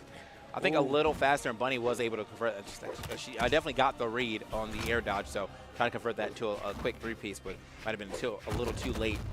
And so therefore, he was able to get his dodge back. Oh, I was like, don't let it happen to you. I said, don't let it happen to you. And I'm wondering, does Impala get the Rave? Okay. Okay, so this is... Wow, shout outs to Impala. 6 damage between them. That's crazy. This is probably one of my least favorite things. This is one of my least favorite ways to lose a game, hands down. And I talk about this often on broadcast, is that like when you are fighting somebody in Brawlhalla, right? You don't know where the weapon is going to spawn, one. Right. And two, when you look at somebody, right, it's like, all right, so he got a bow in hand. And so, like, these are the SIGs that Moonin has when she has a bow in hand. But then when it's, like, weapon throw, immediate weapon pickup into SIG, it's like, how was I supposed to know? You know, like, it's like, all right, I know you're going to get that right there, right then, and then do the SIG immediately. And it works. There are so many tournament sets that end like that. Someone picks up a weapon and immediately SIGs. That's the Odin's blessing right there, bro. It is, bro. He gives it right to you. He's like, you know, I want to see a game 5. Here you go. You know, here you go, son. You did good today. Oh, you got A's on your report card? All right. Let's see what we get in this game 5 now. This set has been going all over the place. Started off with an absolute banger of a game for Impala, and then 2 banger games for Bunny. And then, I mean, even the 4th game was looking kind of like a banger, but Impala, with Odin's Blessing, was able to get that SIG at the very end, like this is like the tip of it too. So, literally the last hitbox. Okay. So really, it's anyone's game here. I mean, Impala showing signs of life after what looks like he was kind of crumbling. It looks like he finally regained some of that composure. And I know, based off the way that he played Kaya, that his approach to the game is very much so very neutral based, really about controlling the stage, holding center, and then trying to rinse repeat situations that he feels very confidently and strong in. And I think he was able to force his game plan to work a little bit more toward the end of that game 4. But now Bunny on the offensive here. Oh, I love that. So if you like are in the wall and you're like hold down, you could actually slide slower on the wall. And so he does that, and then she manages to get the ground pound at a height that normally you're not able to get because normally you would fall faster. That was clean. Yeah, no. That was clean. Definitely some tech right there coming in from Bunny, but now Bunny has got to try to extend this lead. Impala on the other side is going to be off the stage now. Big chillin'. Oh, nice. Good recovery. That weapon toss is almost on point. Impala could have potentially tried to set up a nice little edge guard there, but no, goes back for the weapon instead, and that's going to be enough. Downlight to the recovery from the bow. What's he going to decide to keep? Looks like it's going to be the bow this time. Okay.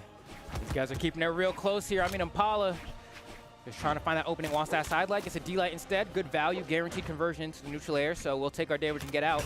And Impala still trying to hold center, but every time Impala whiffs while holding center, it gives Bunny a free retaliation strike, and since it's axe, it's always going to hurt that much more. That's why we see Impala with the damage deficit despite having control of the stage.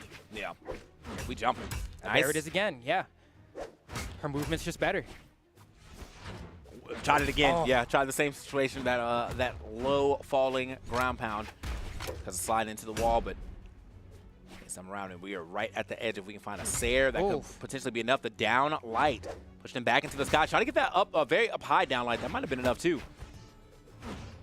Oh, okay, Impala manages to pick up the weapon here, but it's clear here that despite, I mean, even Bunny using her dodge like that on these gravity cancels should be huge opportunities for Impala to convert, but Impala just looks outclassed right now in the neutral game, right? I can't even say that, like, you know, he's getting outplayed. He is strictly getting outplayed despite trying to slow the game down here. Bunny is consistently proving that she has the edge in the neutral. It's one of them's like, I hate to see it and hate to say it, but it's what's happening. Yeah, you know, you know, yeah. You got eyes just like me, bro. I call it as I see it. Nice. Okay. Off the stage, potentially. No, still living. And Bunny now. Ground pound? Oh! Yep. That was a very opportune ground pound for Impala. Because, yeah, that wasn't even a spot where you should have even been threatening a stock yet. So, yeah, very opportune ground pound to keep this game relatively close. Bunny, though, going to have to try to keep this lead going. I know it's last stock situation, but it ain't last hit yet, so. Okay, so Impala in a position where no SIG will KO. A recovery off the top will, if from the right position, but honestly not a super common situation to be in. So if Impala can hold the ground like he's been trying to, Good luck trying to punish Rayman on that. You should know better by now. You should know better by now. D-Light, yeah, we love a move that has immaculate range, right? Jump all the way across the stage. Ooh, the last glove, though. Yeah, he was always got to watch. Oh, where you landing? Not right there. Not with this big fist coming at you. Boom. The side six going to do it up, and Bunny is going to put Impala out of this bracket. Let's go. Okay, yeah, Impala not able to hang on here. We're going to see Bunny. Impala comes down, dodges down, and then look at that, right? Actually, a great reaction from Impala there to say, like, oh, snap, you're coming over here. Let me get away from it. But Axe ground pound just too big. Yeah, double swing, too. So even if you were able to get through the first part, I mean, you most likely got hit by the second. It is slightly weaker, but I think it still would have done the job. And so, yeah, wow. That is crazy of the damage difference between them. 609 to 377 with how close that game actually was. Pretty insane. But, yeah, again, that second stock that Impala took was pretty opportune. He needed that. That was right up into the orange. And so, yeah, definitely a good spot to be taking a stock. However, though, didn't seem to matter too much. Bunny, after getting absolutely decimated in that first game, was so crazy to be able to turn around and be like, you got this one. I just need to win 3 more after this, and boom, we did it. Yeah, actually made it look simple. We're just kind of like, dang, you don't really see that happen all too often, but I'm glad that that was the result, because otherwise you look kind of foolish if you like get clapped game 1 and then you just run off SD, say let's run it to game 2, and then you get clapped again. Like, imagine that would have been terrible. Yeah, you know what? I got you next time, but you actually don't. So here's another 3 stock. No, but that's not what happened. We got the W there for Bunny, so Bunny will be moving on, staying up in this bracket. And we will have even more bracket for you guys right after we take this small break. Guys, I know the Scotty action's been hot, but we've got to run a couple ads on y'all. We'll be right back with more Trials of Scotty.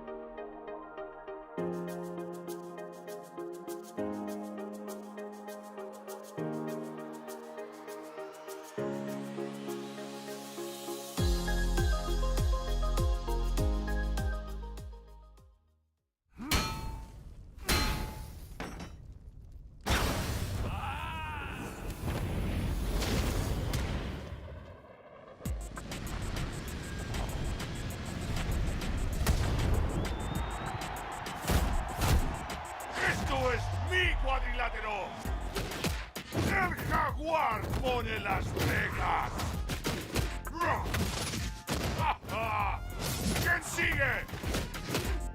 ¿Te faltan pantalones?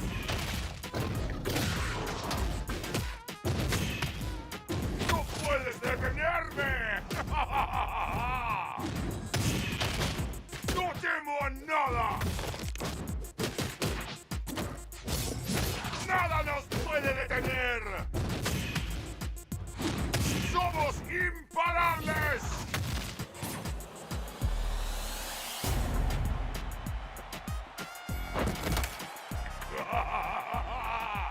¡Bienvenidos a Brawlhalla!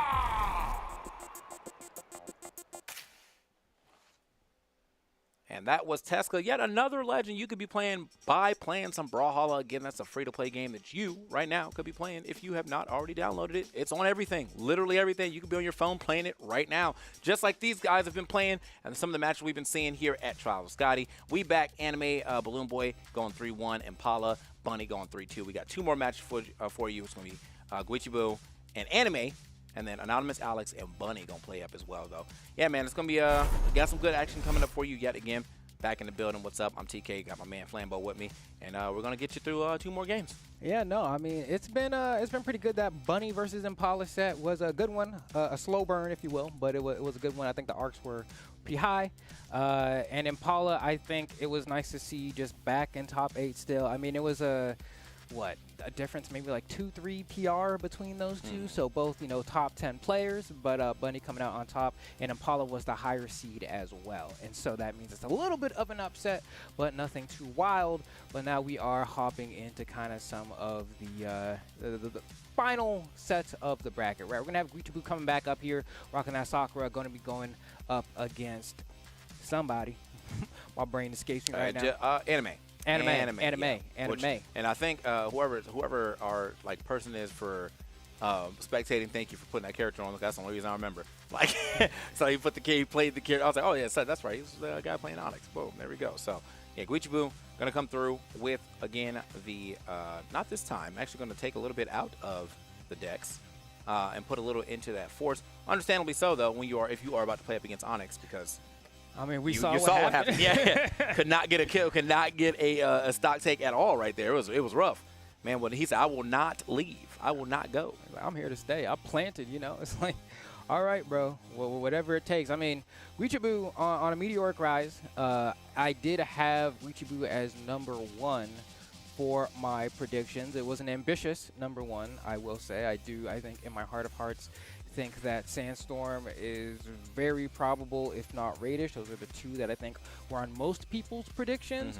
But Guichao, I'm kind of like believing in the storyline, and so I want to see if Guichao can get really far. Has been doing really well today. And I think against Anime, I honestly think that Guichao will cook here. We'll see, but I feel like Guichao is going to cook. I'm calling it now. Okay. GG's. Yeah, understandable. You know, shake my hand. So, I mean, I think that's what we're shake my, there we go. Shake my hand. So, yeah, it's going to, I think all things considered, though, you know, pretty much what the predictions that we had, pretty much everybody got what the 3 that we think we're going to see are all going to be there in some way, shape, or form, I think. So, we'll have to see. I mean, Anime is trying to shake it up right here, right now. But, yeah, Guichao has been looking really good in this bracket. So, let's go ahead and get into it. Our first game between Guichao and Anime. First weapon going to go over to Guichao. Oh, gets both of them and now has those double beam sabers in hand here. You're going to go ahead and play some intense Qatar neutral. Going to keep starving Anime. You're going to eat unarmed neutral life for your troubles. Oh, okay, yeah. Needed that for the extra star, but no, Anime able to jump over and now finally find themselves a weapon. They can't really get their star going because, I mean, Guichao is eating for sure on these weapons. Like, I'm picking up everything that shows up. Yeah, at this point, I think I already got like 3 or 4 different weapon spawns. And looking to get more here. I mean, I love the chase here. Not even a guaranteed D-light on that one, but just kind of calling out the fact that Anime fans not pressing the dodge button. And what a read. Just charged that N-Sig all the way down. Anime fan was shook. And, like, knew he wasn't going to press nothing either. That's the craziest part. It's like, yeah, bro, I know I can slide past you for free. And you won't do nothing until you're just going to be trying to get back stage, but I'm covering all of this space above me. Guichao right now with a very hot start. Noticing a lot of usage of the side sig too, but it doesn't really seem like Anime's done a good job of punishing it yet. So, and it seems like one of those things that if you did jump over, you should be able to get a punish. But maybe that high dex makes it a little rough. I don't know. Yeah, it's a little bit tougher. I mean, granted, You know, I feel like Guichao does a great job. Usually, like, gravity canceling it a little bit higher and then kind of getting a little bit of that fall. Ooh. All right, got stuffed on the recovery, so that's going to be the stock there. Close, though. Got Very close. Got closer than I thought. Looks like it might have been a touch right before the down air hit. And so I think had another recovery or something. But either way, there we go. That neutral sig is so good. All right, back onto the lightsabers yet again. Doing a very good job of the chase down as well. Can't get the stock because of, again, you know, very, very high defense right there from Anime. But oh, now we're swinging. Guichao looking a little greedy right now with these SIGs. All right, Guichao just jumping out of hit stun there, not burning a dodge. Anime fan doesn't read it, and it looks like that recovery is going to be enough. Guichao with a pretty commanding lead here. Mm-hmm. Yeah. Never expect this one. Just throwing a bunch of weapons up and then immediately the swap. Give me my 1 damage.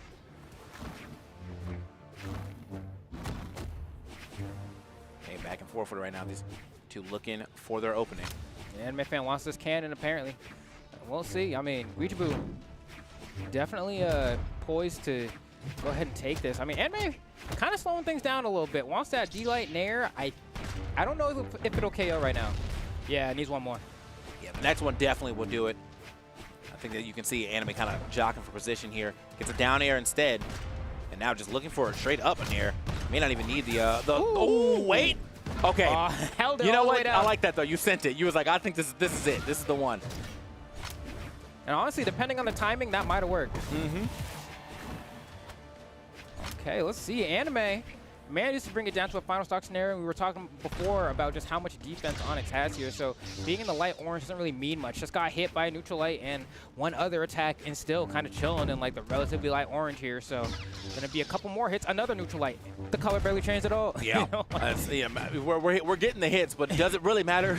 But are we though? Is this just imagination? Speaking of none of this is imaginary right now because the damage is definitely starting to rack up on Guichao. He's got to figure out a way to end this game. Looking for the Shoryuken. Wow. Can't do it off of that though. Not even another one. You know what?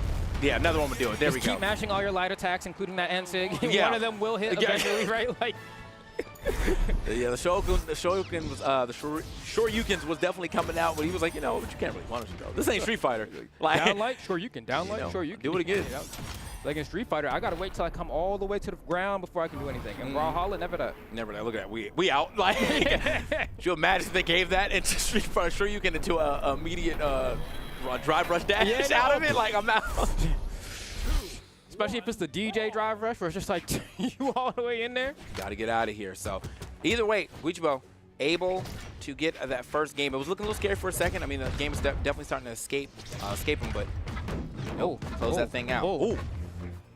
Big damage going to come out there for that dodge read for Anime. Not going to lead to the stock, but that's perfectly fine. Look at this huge lead that has been amassed for Anime. Guichao going to have to kind of claw a little bit, but Lin Fei is the legend to do it with.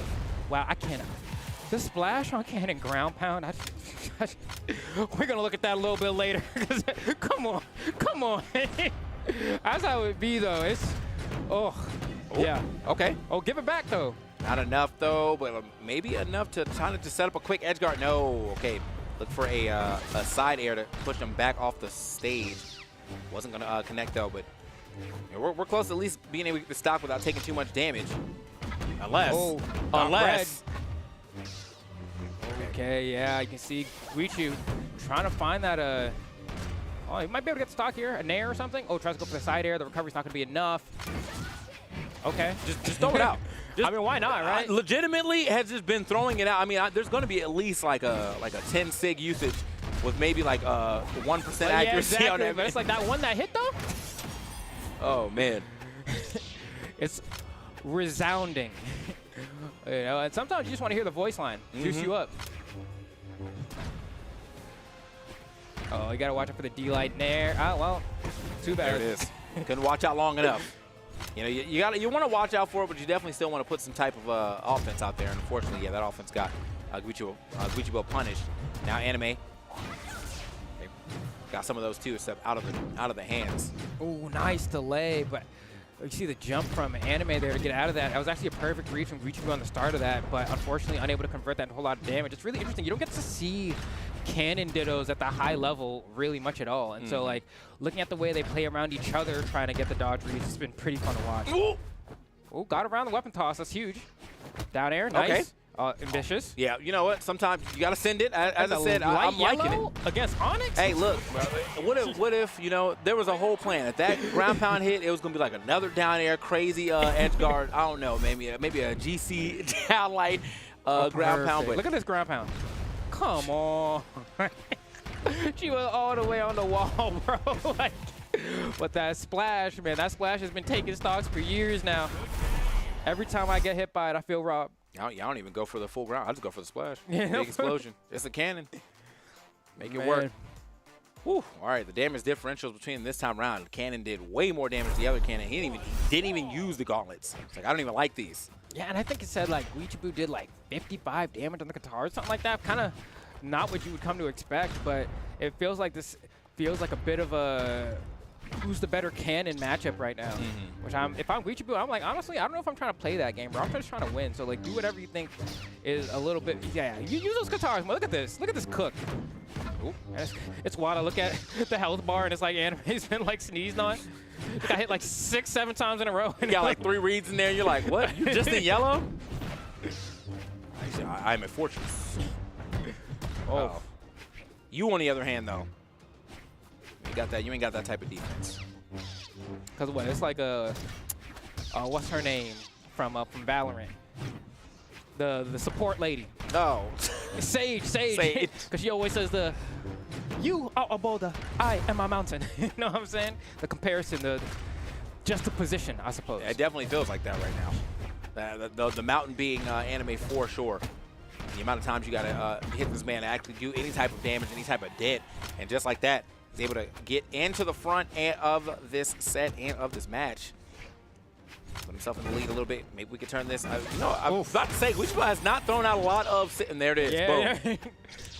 Yeah. was like, wait, I do have these 6. I'm gonna start mashing them more. This is an anti-air. Like, what's good? Yeah, I mean, it's like, it's such a good SIG, right? Especially on a weapon that like can't cover that area regardless. Like, it really just makes up for that diagonal 45-degree angle that like a dash jump there for guitars or something would be a problem to deal with, but not for Guichao. Oof. Okay, I like the wake up on the hit. I just feel like Guichao's in the house, and like when they get that read and they hit like the full combo, they're like, and they look up and they're like, I did nothing. Yeah, no, for real. Like, yo, what's going on here? But I think what's nice about it is that Guichao is able to find these exchanges often enough that things are always close, right? Like, I mean, able to get a game, then also even keep the damage differentials, like, pretty close here. Honestly, if I'm Anime, there's part of me that's like, I'm kind of getting tossed, but my character's doing a lot for me right now. Yep. It's be like the old rolling traps right here. Yeah, it's like, yeah, man, that's fine. You can do it. You can hit me as much as you want, bro. Like, I'm still going to be here until, like, deep red every stock. All right, just like that, Anime able to go ahead and take that penultimate stock from Guichao. Guichao needs to rack up a bit more damage here, so I think the guitars are probably going to be what you want to do that. And then if you want to get a weapon in general. Yeah, you know, something would be nice. Okay, finally had to fight for that one for sure. Desperate. Oh, nice. Wow. It's enough That's too. a tech chase, baby. The reaction on that one. Oh, okay, finally the invulnerability from Anime wears off. Guichao waiting, goes for that N-Light as well. Says, keep coming here. I'm going to keep N-Lighting on top of the weapon. Got at least 2, which is great value. Oh, that would have been a very good nair. Careful here with a splash. Yeah, watch out. Almost took him to water country. Okay. Trying to go for an extra nair at the top. No, not getting the down air, and so has to try for it again. Oh, he had the read, but he didn't believe. Again, with the tech chase, with the jump to the gravity cancel down light, responding to where he sees Anime drift. Yeah, I'm just not sure about giving up these weapons like this, though. Guichao has definitely been willing to throw it too often, put themselves in that position to have to fight unarmed. And, well. Absolutely gone on that one. Yeah, and this one's weird, too, because it's like, Guichao doesn't play anyone else.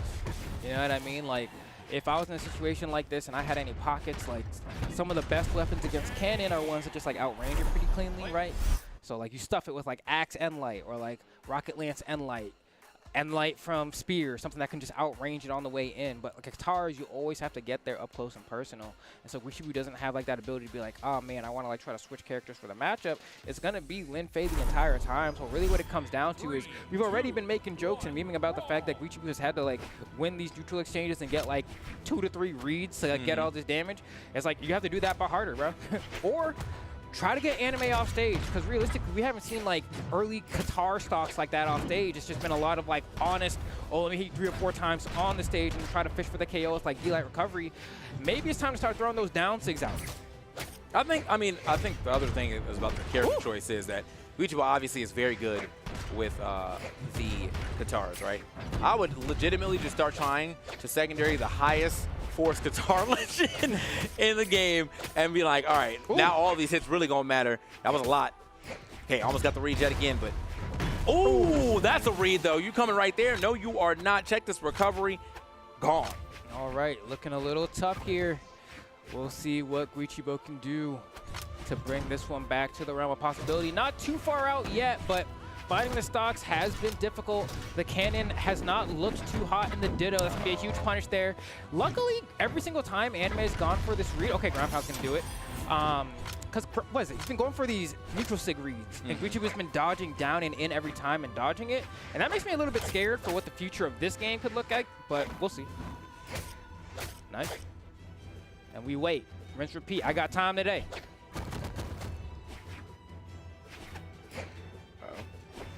We are definitely waiting it out right now, but I think that's mostly on the side of Anime. Wait until he can get another weapon.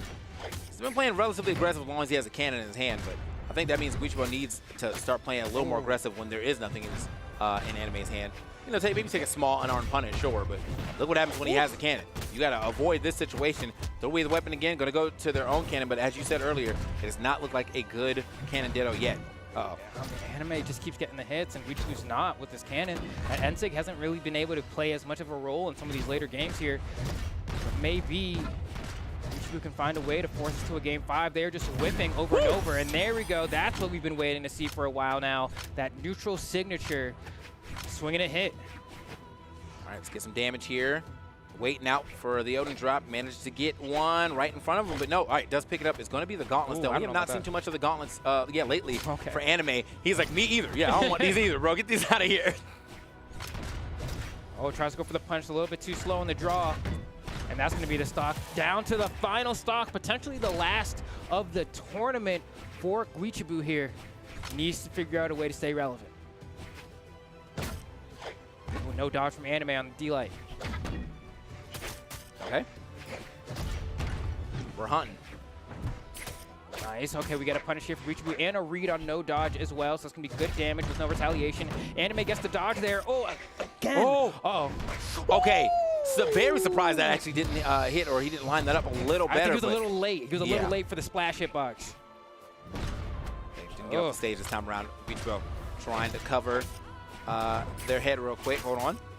Going to fall off the stage, unfortunately, for that one. Try to catch the laner with D-Light, yeah. Ooh, oh, okay. I like the idea, right? You can get a lot of true combos with the unarmed D-Light to an instant weapon pickup. Guichao might have it here. Nice. That was smart, too. You know, you already knew Anime was looking for a way to get back down to the ground, ran out of resources. So very smart awareness from Guichao to be like, you're about to throw this down. Let me get right past it and then get me this anti-air, pretty much, D-Light into the recovery. Was good. Yeah, no, Guichao, I think, consistently has been the best. I mean, look at that spacing, right? Just out, like, literally just like, you know, for real? Oh, man, hit you with the Steve Fox on the Oh, yeah. Basically got that counter hit, too. You know? All right, into game 5. Looks like the Lin Fei has woken up a little bit. A character or a skin swap, and now a stage swap here. Going over to Miami Dome. It's going to make it a little easier, I think, for both of them to try to harass with the cannon at the very least, if either one of them stand on that platform. But, oh, wait, hold on now. We're getting some gauntlet action. He ain't been using these at all. Let's see, Anime. 5th game mix-up? Okay. Yeah, you know, sometimes you got to save it for the best episode. And look at this patience from Guichao here. Has been doing such an immaculate job of anti-airing with these D-Lights. At this point, I think Anime is a little bit scared to approach from the sky. Okay. Guichao tries to go for the ground pound read again. Could go for like a softer read with just an air. Oh, this might just be the stock. Ground pound that. Yeah, that's it. Yeah, you oh, gotta go. Touch. Got a touch. Okay. Yoinked. Well, okay, I thought we still had a touch, but apparently not enough because, yeah, there were still sweat beings way down there. Good stuff to Anime. This is a very, very early start and stock lead for Anime. Again, against a character that does not do that much damage that quickly either, so it's going to be a very, very hard-fought battle here on the side of Guichao. Guichao taking his time, hopping around this platform. There we go. Yeah, no, we really locked in right now. Guichao's like, I'm going on in this bracket. Yeah. Yeah, I'm big chilling. Hold on. And it's really hard as the Canon player to deal with a guitar player when they're doing this because it's just like everything you do has so much more end lag in them. And so they're able to like burst you really quick with their quick, superior frame data, and you're just kind of like sitting there like, bro, like, come near me. Ooh. Okay, and that was a lot of damage that we were able to add up in that little situation there from Anime, though, was, again, whilst even though Guichao is trying to slow this thing down, is not slowing it down enough. Not that I'm asking you to slow it down more, because I would probably hate that. But, hey, you know what? I know what tournament life is on the line. Sometimes you gotta play the way you play. There we go. And the Ensig, yet again, being that that good, tried and true, reliable KO option for Guichao when it does connect, and even when it doesn't, usually used as a baiting tool as well. So just a lot of mileage coming out from that one move. And now Anime, like, you don't really want the gauntlets here, but we're going to chase, tries to get 3 recoveries that would have led to the stock. I respect it. Tries to tech chase with that recovery as well. Guichao dodges a little bit later. But it's looking a little bit rough. It's looking a little bit rough, but Anime is still finding all these hits. And so I think that, honestly, I don't see Guichao hanging on to the stock for much longer. It's just nair after nair after nair. He's like, I know I'm going to get you in one. Yeah, one of these is going to hit, but okay, there it was. You know what? You had to know it was time to pull back right there, though. You know the dodge window. Yeah. You know, so got a little overzealous. You already knew what Anime was looking for, too, so Anime, of course, was going to look for you to try to swing one more time. And, yeah, just neutral dodge into the neutral air. All right, and Guichao, I mean, we got 5 minutes on the clock here, so waiting as long as you can possibly wait for a weapon. The guitars, I think, is exactly what you're looking for. Nice tech chase yet again. Tries to end it with the side air right there, but it doesn't connect. But honestly, that's fine. One hit for that entire exchange is great value. And now you can start fishing for KOs pretty soon here. Side sig, gravity cancel side sig might work here in the corner if Anime keeps floating around that height. Okay, looking for the recovery that time around. The reverse recovery as well, a little closer to the left side, so just in case it did have to go past like a side blast zone. But, okay. The charge on that, yeah, kind of like having a bit of a like Koji side sig moment there, where you get the first hit, charge up the second sig. Same thing with like Dusk side sig on Orb as well. Yeah, I had to confirm it like that. Confirm it, or also potential dodge read if you neutral dodge, you probably still get hit by the second part. So Guichao able to slow this down and get back into the game, but is it enough to take the game right now? These platforms doing the Lord's work for Guichao here in terms of buying time to find an opening, but still needs a neutral win here, and that's a great one. A little bit overzealous with that recovery, but you don't get punished for it, so that's fine. But finding a way back down has been a little bit difficult. Oh, huge opportunity. Oh, he's piecing up Anime right now. Anime is kind of choking a little bit here. Gets tech chased again. One more of those, and that's going to be the game. Oh, doesn't get the D-Light beforehand, so it doesn't have enough power. Ensig, oh, you know he's going to be mashing that button. Another one. I'm surprised that one didn't hit. I mean, it was right under him, but yeah, no, they were like, another well, one. it's an anti-air. Okay, end light this time. Turning me into DJ Khaled right now. Uh-oh. We are mashing this SIG button. D-Light and air, it's game. What a comeback. What a turnaround, because, I mean, that first stock got stole so quickly. Man was in, like, literally, look at this, bro. Like, we didn't get the first stock, but, like, literally, I think Anime was in, like, light orange when he took that first stock. So, yeah, Guichao had to slow it down, and to the amazement, and to the victory of Guichao, and to the victory of anybody trying to farm these rewards, yeah, we had a pretty slow game in the last one. You know, it happens. You know, is it possible? It's definitely possible now, I'll tell you that. Yeah, will I make it? Nah, it's like, making it now, bro. Oh man, no, that one was rough. That one was rough. I feel like being game 5, last stock, last hit against Lin Fei, and she got the cannon, and she just throwing them all out. And you know the D-Light's coming. That's the thing that messes you up the most. Is you're like, all right, even if none of these N6 hit, it's to bait me to being scared of it, and then the D-Light's going to come. And that's exactly what happened at Anime there. And then also, sometimes Lin Fei's be doing the N-Sig into falling nair because you got enough time. And so then it's like, you're terrified. I don't blame anime for letting that one get away. But scary situation. Yeah, last hit situation when if you make one mistake in this general area, like it's over for you. So yeah, luckily he was he was able to get through. But yeah, that was a really sick comeback right there. I mean, just really good way to like recognize I can just slow the game down. Let me just slow the game down, play it at my pace. You're gonna start making mistakes. I can start getting even bigger punishes, especially with the way the guitars work. You got to get that tech chase read, get that extra damage like that. And we saw a lot of that happening in the later two stocks of Guichao versus anime. Yeah, no, that's Guichao. Definitely not. What's the word I'd say for it? If I'm anime, I'm tilted. I'll put it that way. If I'm anime and that's how my bracket run ended for the trial of Scotty, I'm definitely a little bit tilted because at that point, I think you feel like more or less you got it in the bag. Because you got to remember, like, for anime there, you're a D-Light and air away from winning that set as well. Just never really got a chance to get any of that momentum going. And so great job to Guichao for keeping that pressure because it looked like robbery. Yeah. It looked like robbery. Yeah, I thought it was definitely about to be over. I think, I really do feel like that slowdown. Anime has to learn how to play. You might have to take a trip to the EU, bro. Like, you got to learn how to play in those slow times because you definitely just got like outpaced really in a different way. You allowed the game to escape you because of the fact that you could not play in that slower pace. And so, yeah, you got something you just got to work on, something you go back to the drawing board with. But that was last game. We got one more game coming up for you. It's going to be Anonymous Alex and Bunny stepping up. Let's get it. Okay, and they have a 2-2 spread on the head-to-head. So this one, this is a tiebreaker, right? This is the game 5 for their head-to-head, or set 5, I'll say. But this one should be good. Anonymous Alex has been playing also pretty slow today. It's been a lot of, let me go grab this hammer real quick, and let me just post up on the side of the stage and wait. It's been a lot of that. Does it work, though? He's here. Made it this far. He's here, so.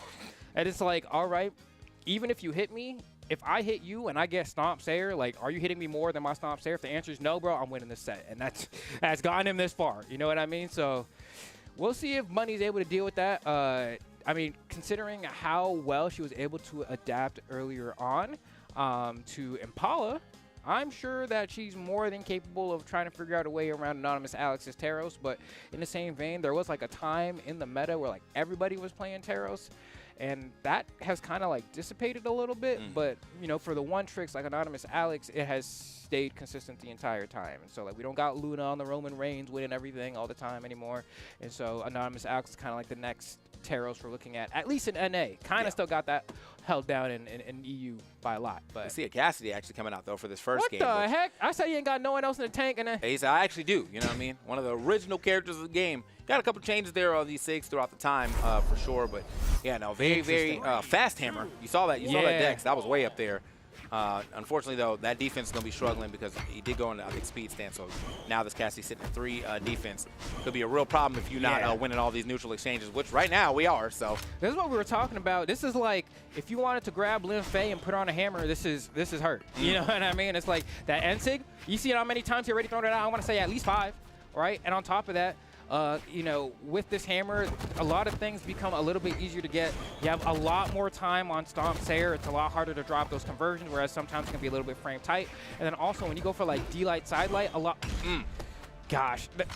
I run into this character in ranked, I uninstall. I think genuinely, like, wow, we should not have jumped at all yet. Like, he's shown you what he's looking for, bro. Every hit has led into slide neutral SIG. Somehow, though, losing that stock first, Anonymous Alex, definitely has a game plan we're trying to, present here to Bunny, but I think we're about to start seeing some mix. So if Bunny does stay on the ground now, potentially could see, a side SIG coming out the next time. And I don't know about Anonymous Alex's blasters. I was like, now this is unfamiliar territory for me. See if he can do it. Maybe unfamiliar territory for him too. Weapon toss, going to go back to the hammer. Down air is not going to connect there. Maybe a ground pound would have, though, but didn't want to commit too heavily. NSIG probably going to come out in a second. Or if Bunny starts getting scared, we might see that side SIG come out from Anonymous Alex. But at this point, nothing. Anonymous Alex is getting cooked. Just got like punched like 5 times and might actually lose the stock here. Has to burn the dodge to get around the weapon throw and loses the stock for it. So this is looking like game 1 of Bunny versus Impala from the perspective of Impala. And I don't know if Anonymous Alex is the type to be like, I'm just going to let this one go. I mean, we've done a little more damage for sure. All right, able to get a stock here. But we have got to figure out how to get another stock and start doing some good damage without taking a lot of damage on your 3 defense legend right now. Okay, that's a punish. Gets the side light. That's kind of it, though.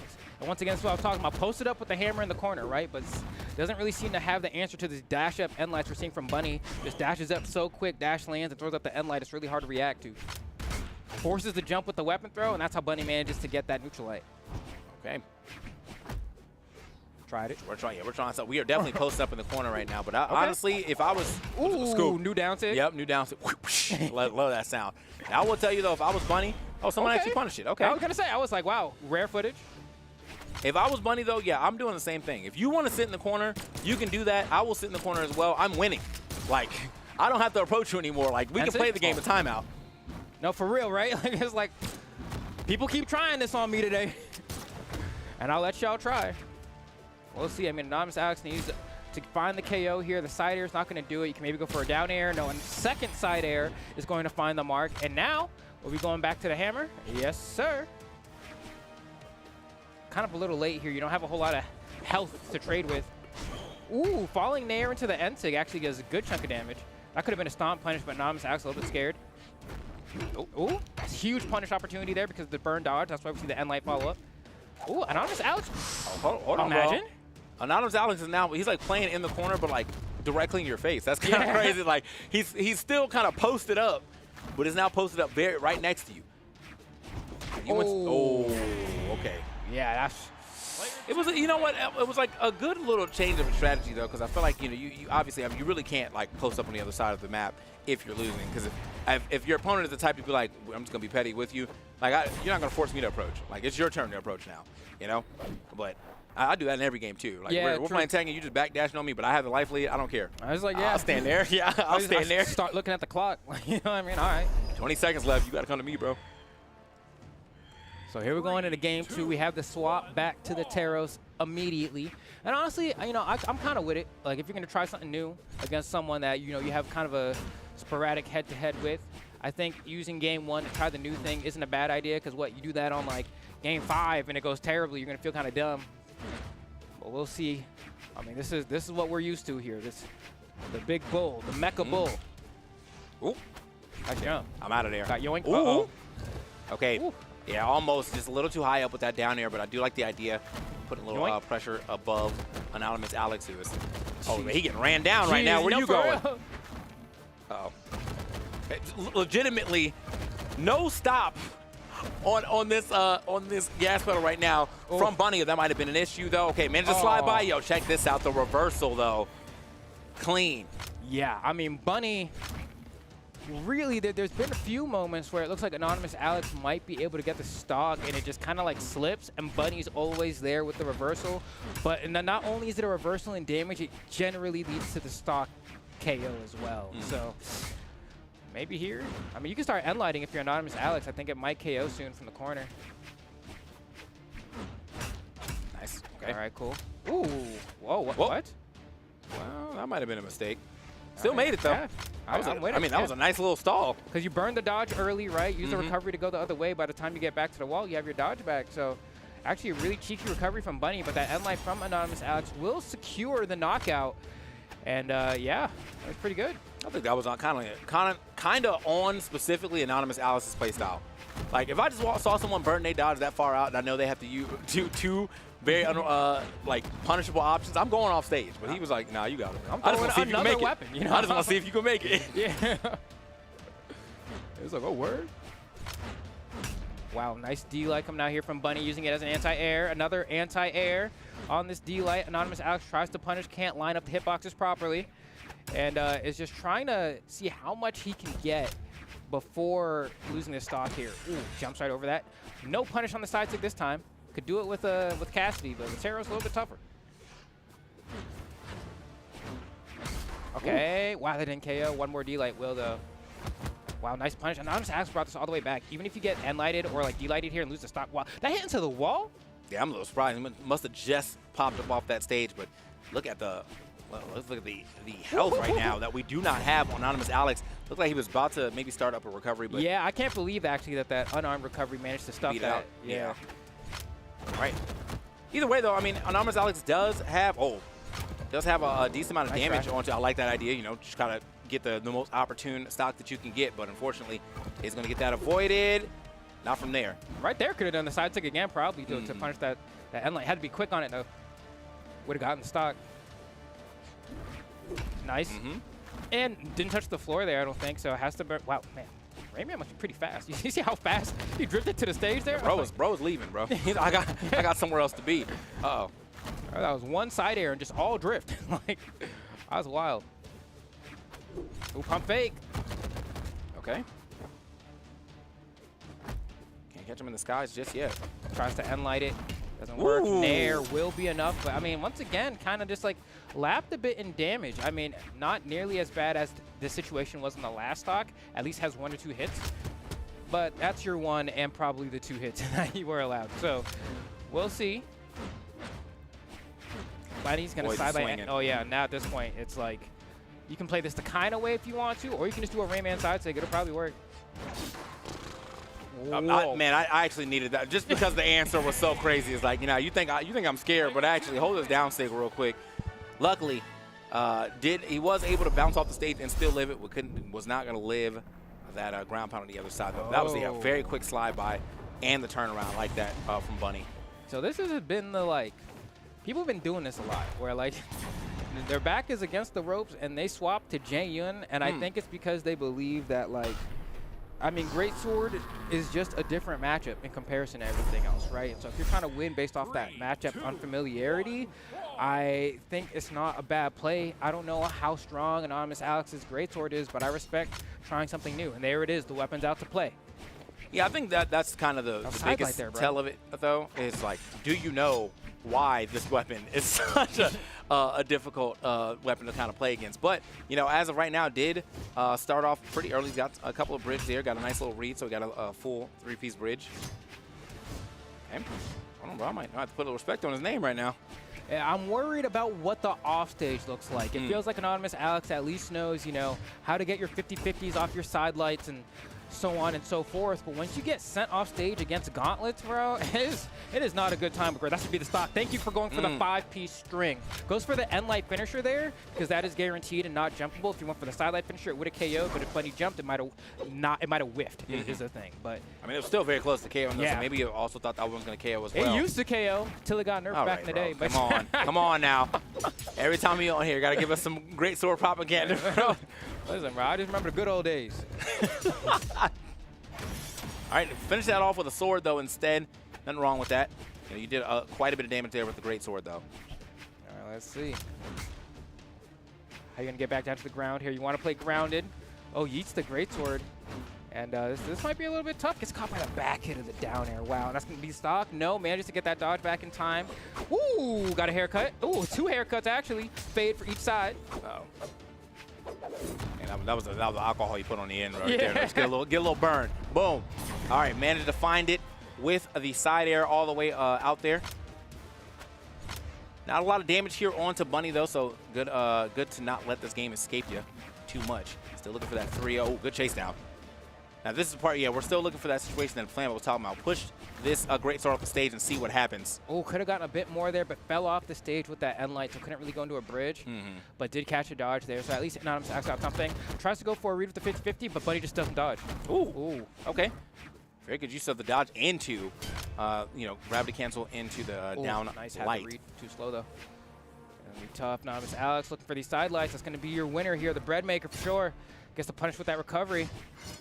And Bunny swinging through. Yeah, it's hard to catch people sometime here. And that's what I was talking about off stage. You got to throw it away. You have to weapon throw it up. You're not escaping gauntlets in that situation if you don't weapon throw up. It just takes way too long for the great sword recovery to come out. You're going to get clapped every time. It's one of the slowest, it is the slowest recovery in this game, isn't it? By far. Yeah. So whilst it does cover up a lot of space, it definitely takes a little time to wind up. So, and with that, with the ground pound already ascending or descending towards you, like kind of just, sitting duck. All right, is this gonna at least, are we at least gonna get this to the last stock? Oh, missed the actually jump missing there. the jump. Yeah, that's a little, D-Light little said wild. top 8, dropping D. Of all the confirms, That's going to be tough because now you got to fish for this stock again. How many hits are you going to get before that? Looks like not many. Good to Anonymous Alex to go ahead and clean that one up. And it's actually going to keep the regular sword here. Doesn't want to choose that great sword. Says, you know what? I'm going to try to neutral game my way through. Gets one side air, not bad. And starts throwing out those end lights as well. Oh, throws away. Okay, we back. Wow, perfect weapon spawn. Odin's Blessing. uh-oh. Is this going to be Odin's Blessing to a W, though? He definitely has put on a decent amount of damage here onto Bunny. Which, I don't think we got a 4 touch I there, don't know if we got the time, though. Oh, okay. Hit. Late You have to hit. grab to cancel Ensing here, maybe? Oh, you got caught. You can't live. Player 2. All right, and Bunny walking away with that pretty quickly, if I do say so myself. A 3-0 situation, 3 different characters as well. You know, looked like Anonymous Alex really was trying to figure out what he could do there. The Cassidy, you know, had some shining moments. The Teros, I don't think it looked bad at all. But then the JN, you know, the first, I'd say the first stock on that great sword was looking good. But then, yeah, the problem of you trying to recover with a great sword definitely reared its head. And he did not do the correct thing to get up out of there. Yeah, no, definitely, yeah, looking a little bit rougher on that end. But honestly, not a bad showing. Even leaning into the sword for that final stock did actually a really great job. Just Bunny, I don't know what it is. Bunny is like kind of cleaning through everyone she's going up against at this point. Like it looks like everyone's trying to like figure out what the new hotness is to kind of like slow her down, and she's just like, she's not entertained. You know, just like, can we just move this along? It's been rough. It's been rough, but now that means that we've made it like, who does that mean we got left? That means we got Bunny still in here. We got Sandstorm, Raish. Got to go ahead and duke it out in the winners finals. And Guichao. And Guichao. Yeah, that's our top 4. So, yeah, did it up, man. You know, Guichao had to do a very, very hard-fought battle to get to that top 4 spot, but is in there. And then, obviously, the 2 boys sitting up at the top just waiting to duke it out themselves. We got 4 more people left here. 4 more people left, and the trial of Scotty will be over. But that does not mean the Brawlhalla action for this specific span is over, because we do have the Royales. So yes, this what all this means. So what all this is for. So guys, do not go anywhere. We're gonna get some more commentators here. We're gonna have some more fun on the mic as the trial of Scotty continues right after this break. We'll be right back.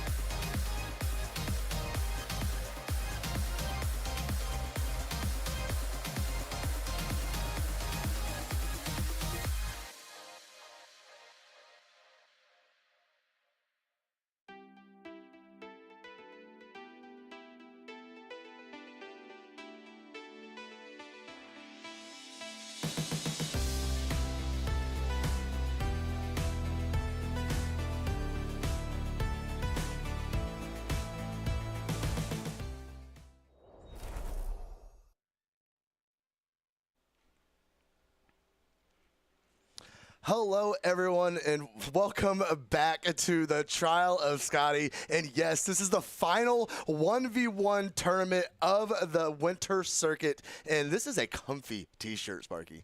Very comfortable It looks indeed. comfy. How we doing, bro? It has been a weekend, fam. Yeah, interesting things are happening in North America. Of course, we went into this weekend already having figured out three people that qualified for the Royale, which meant that everybody else was fighting for that 4th spot. And Sandstorm has now taken that.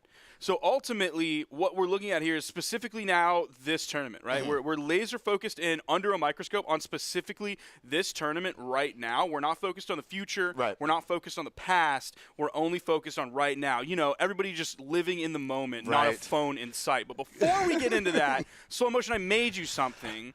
This is a little bit of a friendship bracelet that I made for you. It doesn't have your full name because I couldn't fit it, and I don't think your wrists are like this big. But it says Slow-Mo. It has purple because I know you really like that color. It has BH because that's the video game that we played together. It's surrounded by grapes because some grapes are purple. They are. And grapes are sweet just like you, man. Desk pals because we are pals here on the desk. We're on the same team. Purple star because, again, you like purple. There is a dinosaur here because a lot of people are like dinosaurs are kind of like lizards. A little bit. And you are a big lizard guy. I do own a few. You love your reptiles and lizards and little ghoulies and all things like that. It says beard. I would have put bearded brawls, but again, your wrist is not. Where are we at? Here we go. Your wrist is not this big, so I just had to put beard because, of course, you have the greatest beard in Brawlhalla Well, thank you, Esports. sir. Everyone knows this. There is a crown because you are one of the kings, one of the very few kings of the community tournament scene, of course, hosting Bearded Brawls, doing work for a lot of the other organizations out there. And then there is a green flower because you love to garden as well. So here you go, bud, for the first time that we've ever been on an official desk together. Give me a hug, Sparky. Yeah, I love brother, you, we'll try buddy. not to clank headsets together.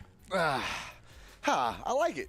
And I won't take mine off. Oh, that's so nice. You probably shouldn't bathe in it. Okay, I won't. But other than that, it'll stay locked in. Other than that.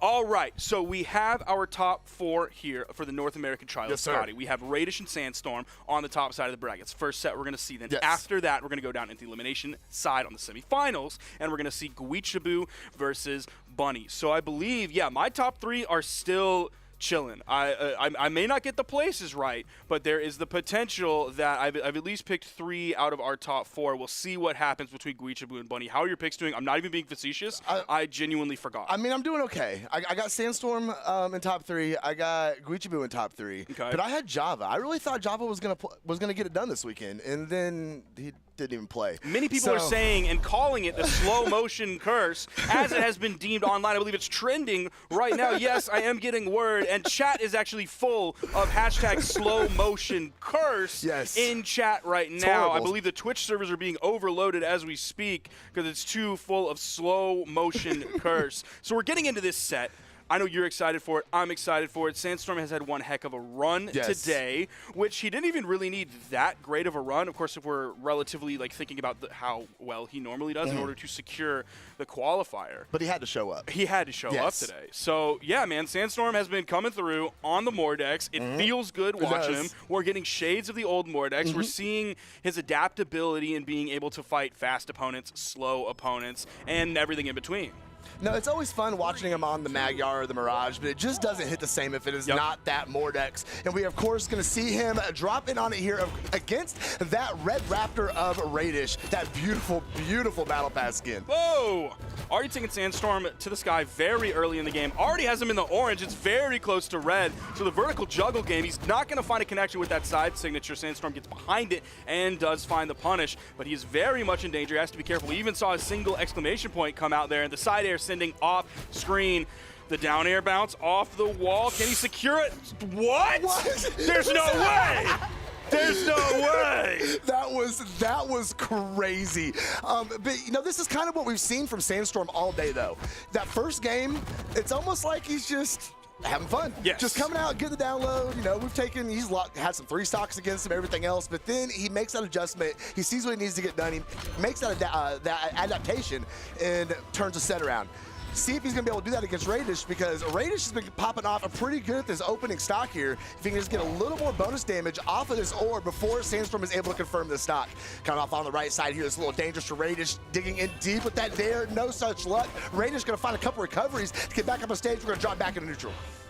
Sandstorm floating in the air, goes for the D-Sig way down on the stage while Raish was above him. He was able to fall down and get the punish onto Sandstorm, adding insult to injury here, getting a little bit of that bonus damage. Ooh. Of course, the GC side signature to get over. Sandstorm is ready. There's the weapon toss. Again, the GC side signature, and he's able to still touch the wall. It's a minute and a half into this game, over that now, and he still hasn't found the KO until just now. 136 into this game, and he's still halfway through second stock. Very much in the orange. Raish floating above, doesn't have any soft platforms to go to, but picks up the boots very easily. It just shows the play style of Raish. He is so good at making you miss. Yeah. He is so good at controlling that tempo, so good at making you miss, exploiting those punishes, and there we see confirming that stock against Sandstorm, sending him on his game of stock as Raish is looking pretty comfortable on that second one still. His Sandstorm working, trying to get someone on attacks here, picking up that side, but Raish is right there with that orb in his face, backing up the edge guard, letting Sandstorm come right back up on stage and put some damage on him. Here on Tomorrow Worlds, and there's not a lot of room on that main platform. Raish now choosing to be very floaty. Now Sandstorm is the one choosing to be very floaty. You do not have a lot of places to go here. The lateral game left and right. Oh, just outrunning the icicles there that were trying to tickle his feet and turn him into frostbitten feet. Wasn't able to punish off of that because that can be very difficult to punish if you're stuck on the ground and just running in. After the active frames, we saw the attempt at the big foot from the bird to come out. Bonk on the head, recovery comes out, and there's the closer from Sandstorm. Very nice confirmation on that stock. And might actually bring this one back here in game number one. He's looking very good on that scythe. As you mentioned, Raish is trying to keep those toes from keeping those toes warm. As Sandstorm throwing down those ice attacks from a Sandstorm. Before it catching the landing, throwing him back up off the right side of the stage. Another catch. Sandstorm is cooking over here.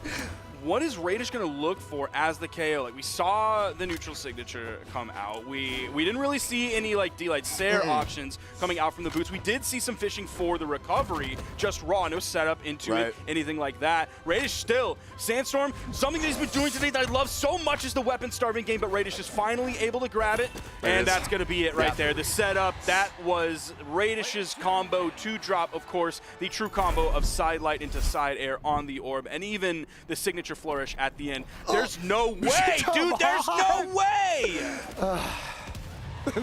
that personally hurts my feelings. It's so weird. Like, it hurts me too, and I don't want that signature to be good. I have no dog in this fight. No, that is painful for me to watch. Raish able to get it done, that bread and butter side light Sair in that beautiful slow motion. And we're gonna go into game number two, a nothing swapping, same map, same legend, same everything. Sandstorm gonna be able to tie this up, Sparky. Starting off here, first weapon easily gonna go to Raish. Sandstorm actually backed up a little bit, kind of letting Raish have it. He knew another one would be coming in. He wasn't too worried about it, didn't want to rush and tunnel vision towards it. Juggle game coming out a little bit from Raish. He's not able to punish that landing with the neutral light again. Sandstorm giving him plenty of room here. The weapon tosses from Sandstorm, he's been incorporating them a lot into his gameplay today. It doesn't seem like he's necessarily 100% focused on just like sticking to the scythe or just sticking to the gauntlets. The weapon spawns have been coming in similar ways to how Sandstorm was playing against Guichao earlier. We know Raish wants the orb. So if a weapon spawn comes in and Raish has the orb, he's probably not going to do very much. He's just going to hold on to the orb that he has unless there's a lot of room for him to play with and set up the next orb. Damage coming out. That's going to be the stock. Turning it around with the active input, and Sandstorm in a great spot here. Much quicker first stock. Yeah, absolutely. And I mean, just a whole different first stock period in terms of last game. A 50-second confirmation on that Sandstorm. No way. Taking him all the way to the left. Could not confirm it. But wow, did he not wake Raish up there. If he started that like 30 to 40 damage later in Raish's stock, I'm pretty sure he was done. And that's not the first time he's done that today. He is looking fantastic here against this Red Raptor. If he can get up out of that edge guard, Raish send him off to the left side. Ooh, the wrong way off that dare, gonna give Sandstorm the opportunity to come back up on stage and work an edge guard of his own, going down with the ground pound, completely whiffing, dodging, or staying out of the way of the dare, rather. I wonder if that ground pound was like a bait. Because it was like the instant release, and he really was not that close to Raish, like maybe baiting out the like panic dodge or maybe the attempt at a punish, and Sandstorm would have plenty of time to counter punish what was coming in from Raish. There's the side air.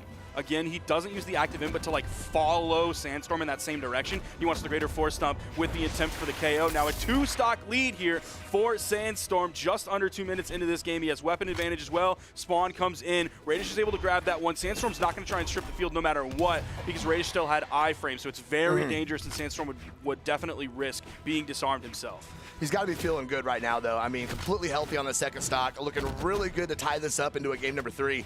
I mean, it really has just been almost his game plan. Like, he just is not trying to win game number 1s. It's just getting the knowledge, not trying to, you know, outwork himself, and just taking it slow and easy and getting these dubs. And it's worked out for him so far, staying on winner's side thus far. Nice dare. Ooh, miss him with the nair, but gonna bounce him off the stage. Ooh, okay. On his way back.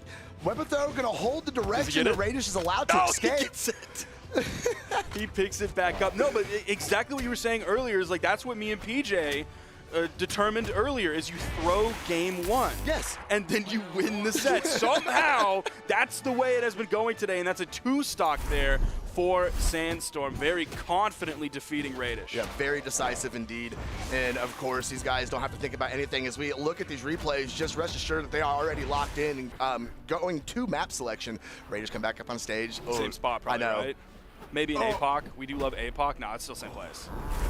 We're going to be stuck here on Small Worlds and probably for the whole set, I would imagine. I mean, they both seem pretty comfortable. Yeah, I think something drastic would have to change. Like, you would probably need, like, a legend swap, and I don't think we're going to see that.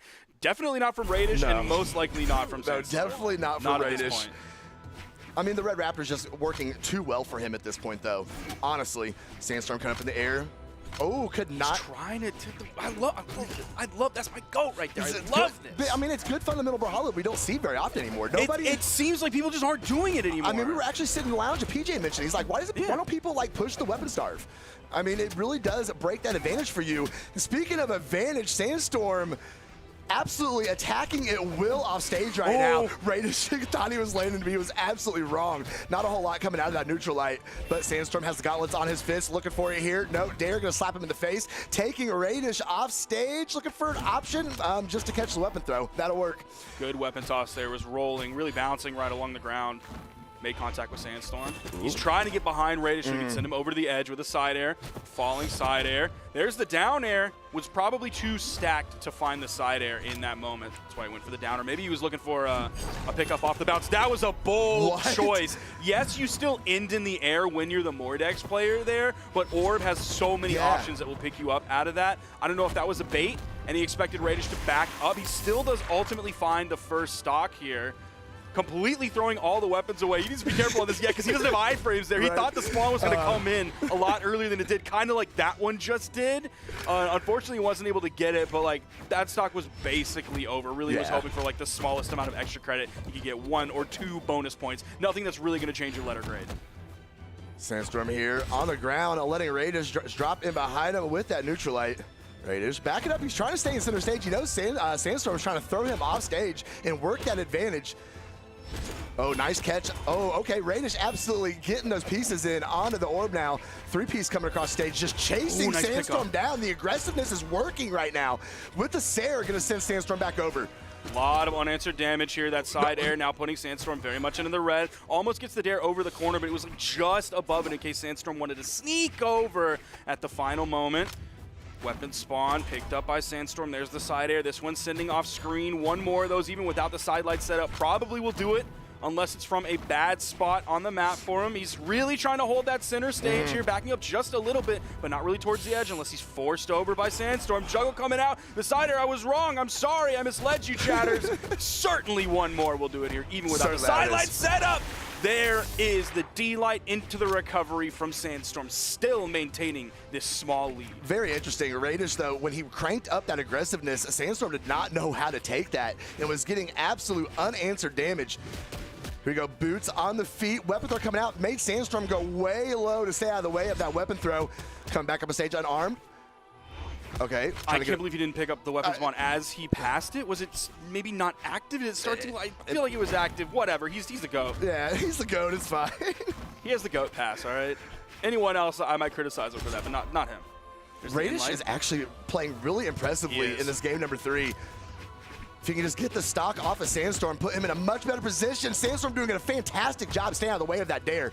Coming up in the air, working him unarmed, big ground pound, stopping it just in time, but Raish going to go ahead and get that punish off of it, and that puts Sandstorm on his final stock, but Raish is absolutely bruised on this final one, bro. It took a lot of damage for him to find that one, which meant a lot of damage was added up on him in the meantime. The fact that it was a side air on the boots that bounced off of the wall and into the blast zone, not a good sign, especially when he's very much in the red at this moment. There's the D-Light into the side air. No weapon toss. Okay, it was a delayed weapon toss. Wanted to see exactly where he was. The unarmed recovery. He is going to get back to the main platform.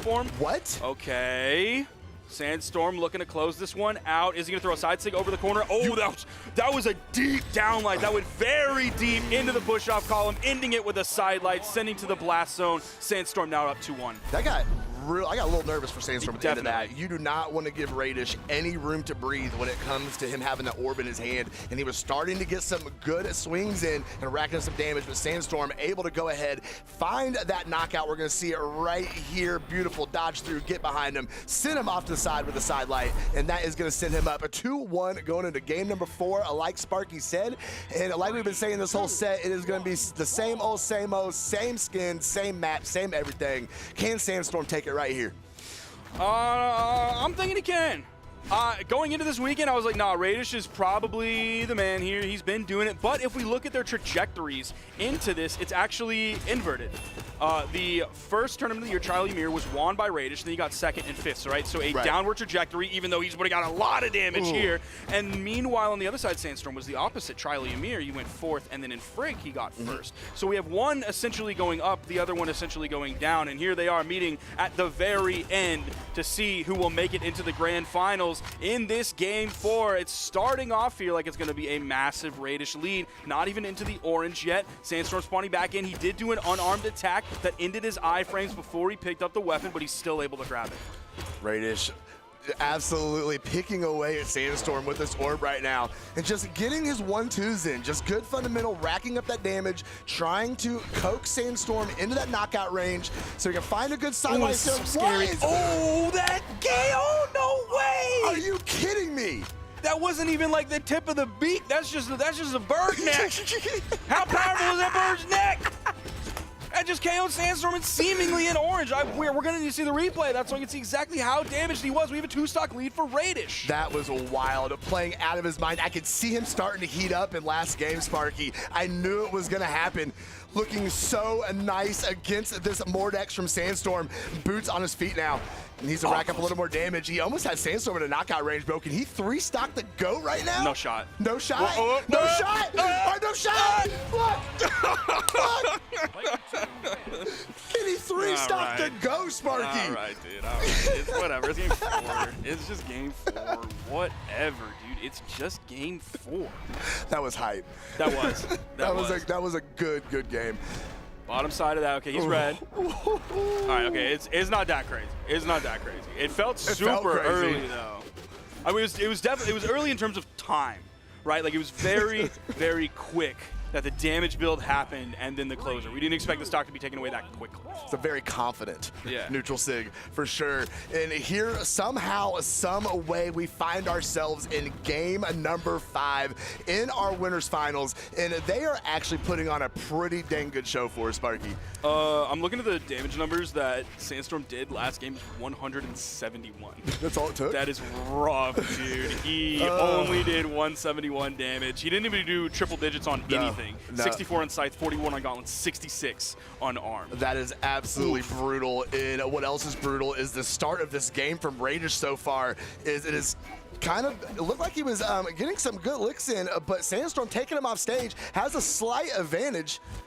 Reach up in the air with the neutral sig. No good. Big whiff. Ooh, reaching over.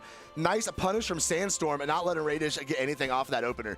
The down air also got the disarm. He's able to get back. No weapon starving here. He really wanted to put the corner pressure out and not let Raish back just as easily. Going high, the weapon toss down. Spot dodge from Sandstorm. Raish floating high. Still able to get the weapon. Side air's the wrong direction. It gets caught by a side air from Sandstorm. Sandstorm needs this knockout right here so bad. There it is. Easy Sair, easy life. Gonna go ahead and take that stock. Raish gonna drop back in. Got the weapon. Oh, got the weapon drop really easily. Sandstorm not able to keep him off of it. That dare is going to send Raish off his feet and back off the stage, though. Exclamation points coming out. Raish, though, going to be safely playing his feet back on stage, catching a big recovery against Sandstorm. Oh, that is not going to be enough to knock out. Boots sometimes struggle, but that ground pound will get it done 7 days a week, Sparky. I'm surprised Sandstorm didn't see that coming. Like, I saw it coming. I wouldn't have been able to react to it in time, but, like, the brain saw it coming. The problem is things slow down between brain and hand when we're talking about me here. I thought Sandstorm would have tossed the weapon out in time, but I guess Raish was just too quick with it. Sandstorm trying to put down a good edge guard here. Absolutely to perfection, looking for the option. Absolute optimization off of that exchange right there. And Sandstorm is cruising his way into a W in Winners Finals. Almost a full stock lead up on this one if he gets just the smallest amount of damage on Raish, and I think he's already got a full stock lead officially here. He's down here to get back on the stage. The juggle game that Raish was looking for, hoping for the equalizer there, maybe an early KO like we've seen before. He stays high and goes with the gravity cancel rather than down airing low, which is where Sandstorm ended up.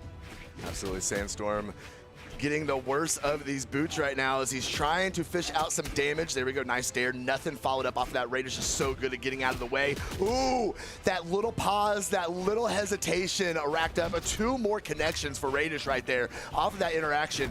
Dancing his way here through center stage. Sandstorm's being very, very patient now, looking for the perfect opportunity.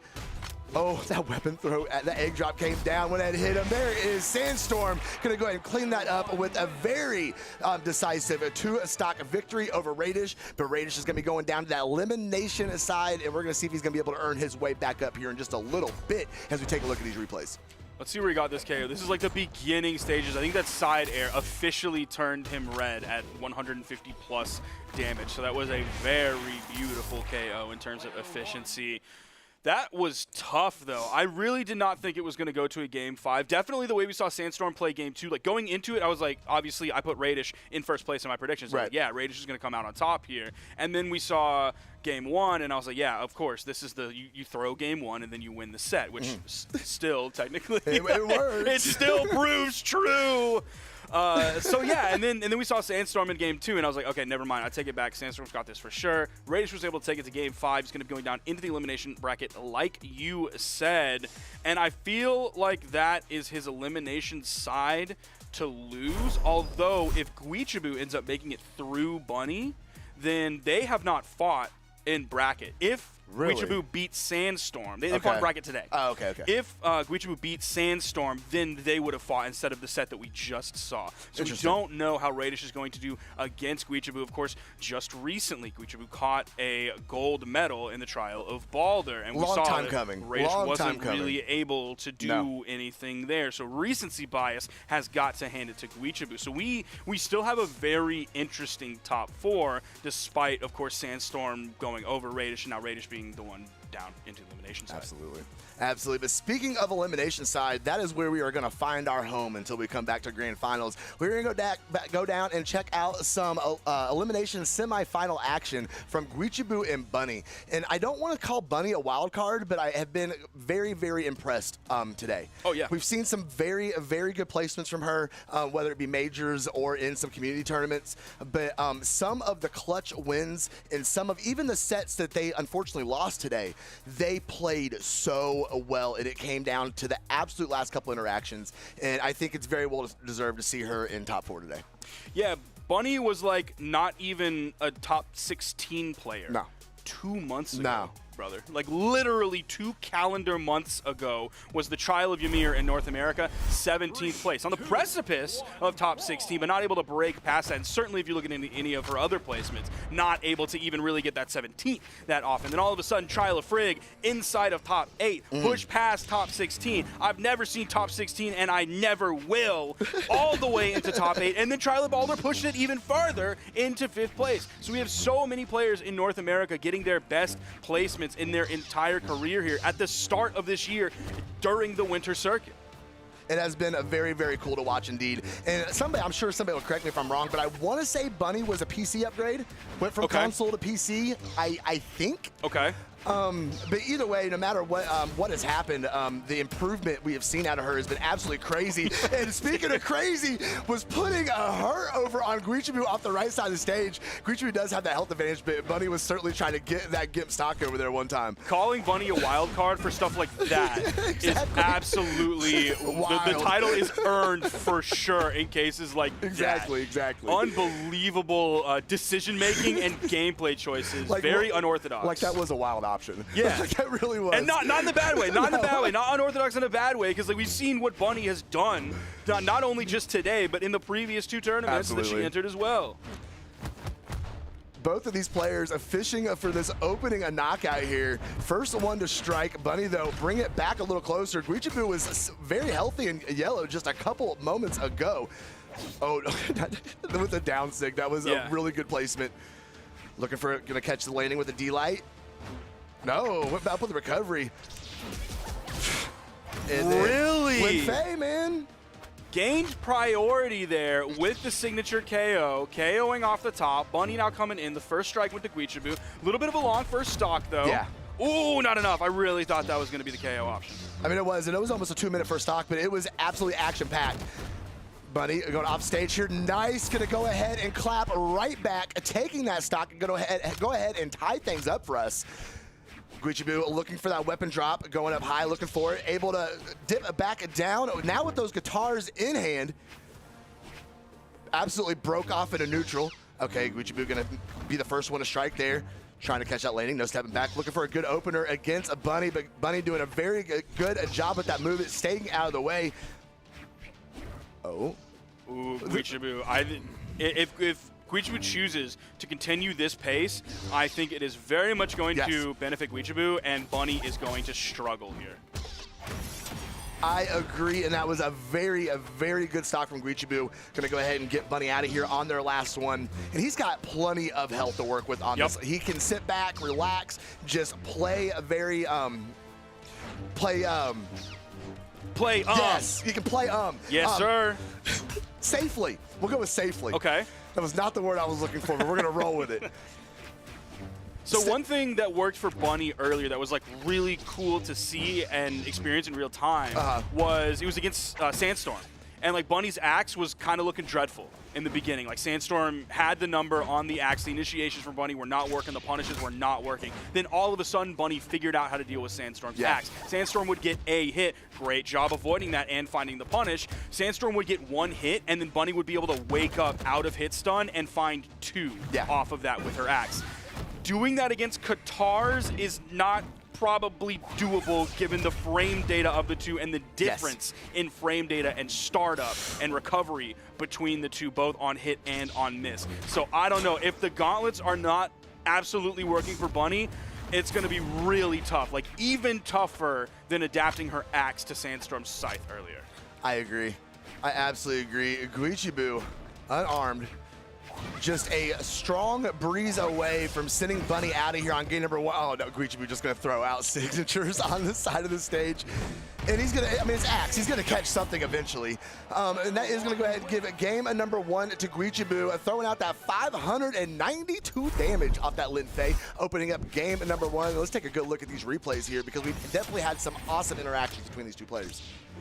Especially like that ending right there, Guichao has complete power position, complete advantage state. You can literally just sit there and do exactly what Guichao just did. Even if he didn't get the D-Light into the Nair, of course you were seeing the neutral lights come out as well. Super fast move that you can throw out over the corner. You can use it as a bait tool, and you have such quick recovery after it. Not a lot of recovery frames on miss on that move.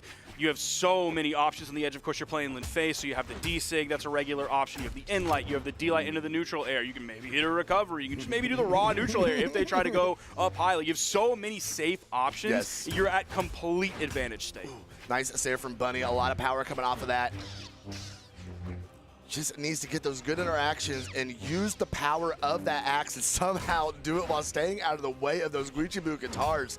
Easier said than done for sure, but looking pretty good in the movement so far, opening up a game number 2. Hasn't taken hardly any damage. Meanwhile, Guichao might be getting knocked out right here. Bunny going off stage. Weapon throw coming up with nothing and no damage to show for it. When Bunny has Axe, I think she 100% has to do exactly what she was doing there and play the movement game and play the punish game. And you try to use your movement to get away from the down air initiations that Guichao is going to go for a lot, or the D-light initiations that Guichao is going to go for on Katars, and you punish. You throw out the in-light. If you can find the side light, you better know that you can find the side light, so you can find the side light nair, get the greater damage, or just do the safe option, do a D-light, do an in-light, reset, and then get back to a safe spot where you're not worried about startup frames whatsoever. And if you miss any of that, Guichao can just catch it and just run a huge string on you. Exactly. That's why you want to guarantee your safety as best as you possibly can. Bunny trying to get back up on stage. Guichao whiffing in the wrong direction. Thought he was going to catch a jump over. Recovery back up on stage. Bunny going to shut it down, throw that stock off of Guichao, and Bunny has taken the stock advantage here in game number 2. Switching back over to the gauntlet, trying to rack up some damage here, trying to keep Guichao off of that weapon spawn. Definitely does not want the axe, did not try and grab it. Guichao going to go ahead and throw a couple signatures out there, confirm that stock, and we're pretty much all tied back up. That's a reasonably smart option that Guichao just threw out. Obviously, the startup frames and the active frames on the neutral signature, they can be a little bit high. Like the active frames being very long are both like a double-edged sword. You can catch someone spot dodging, but it also gives them plenty of time to punish you. But the fact that there was a neutral light from Bunny that came out before that, there is no true combo follow-up, and Bunny's probably looking for a stacked option. Yeah. So if you queue up that neutral signature, if you get that one ready to go, you'll catch Bunny as Bunny is trying to find the follow-up move by finding a stacked option. Oh. Guichao. Scared to approach. Oh, nice dare off of the guitar. Oh, ground pound all out stage. That weapon throw absolutely saved that stock. That could have been absolutely brutal, even being in yellow. But speaking of brutality, look at Bunny firing at will from that axe and racking up a big damage off of it and not slowing down, Sparky. Guichao was just trying to run away at this point. The aerial options have been working really well for Bunny so far, just the neutral airs, because Guichao really can't contend with that range. The best option that Guichao has, based on where their positioning was most of the time, is like the side air, and then you're really risking, like, I have to hit with the right part of the side air at the right time. Meanwhile, Bunny, axe player, we know how that goes. Nair, gonna hit so much. Side air, gonna hit so much. You don't have to be as precise with your positioning or your timing. Ooh. Dude, Bunny like GCing on the edge to either like get back on main platform or like a GC side like towards the stage right there. Wildcard material. Bunny's decision making is some of the most interesting. And again, I mean interesting in a good way, not a euphemism. I don't mean quote unquote interesting where I'm not trying to be mean to players. Truly interesting. Guichao's gonna fall there onto final stocks. Getting into a little bit of a long game here, but Bunny's been doing a great job keeping up with the pace so far. We're just under 4 minutes getting into this one. No weapon starving coming out as Guichao grabs the guitars, and again, felt comfortable grabbing the side air, had plenty of time to grab it, so that's what Bunny went for, rather than just the neutral light. It was a safe punish. I knew that signature was going to come off the stage. Bunny knew it as well. Oh, no. Oh, no. Where's the recovery? He's looking for it. Switching back over to Gauntlet's going to trying to get some damage off of it. Weapon throw, going to go ahead and bluff it off the stage. Guichao just dipping and weaving, trying to find a dare, trying to find any sort of opener. Maybe a D-light catching a Bunny come back up on stage, but nothing to be. Oh, wait a second! Gonna get that reversal recovery, and Guichao somehow pulled that game out of thin air. It was pretty much all Bunny up until that last stock, and Guichao was able to squeeze it out and get the dub. Good for him. Sam, give me a slow-mo on that final stock, please, on this recovery right here. That's my goat.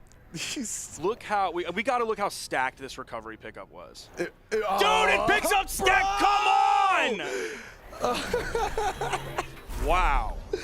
Because like me personally, I think about the move in my head, and I always think of it like a drill, right? Where the hitboxes come out at the tip of the guitars as you're drilling through the air. No, dude, it'll pick up someone directly stacked on top of you. You can pick up grounded opponents with it. You can dig a hole, pull them out of the stage. Straight up. I feel like I don't remember what the anime is called because I've never actually seen it. I just know it has a Giga Drill or something in it. I don't remember what it's called. I think I know what you're talking about. It's got like that red hair girl in it. Yeah, it's like rah fight the power, something like that. It's right on the tip of my tongue. Something and like I just that. can't, bro. All the weaves in chat are like, oh my gosh, he said it! Bat chest! Oh my goodness, Bunny needs 3 games in a row, folks. Not 3 stocks, but 3 games. And it could all start with this one right here, and it does. Very nice from Bunny.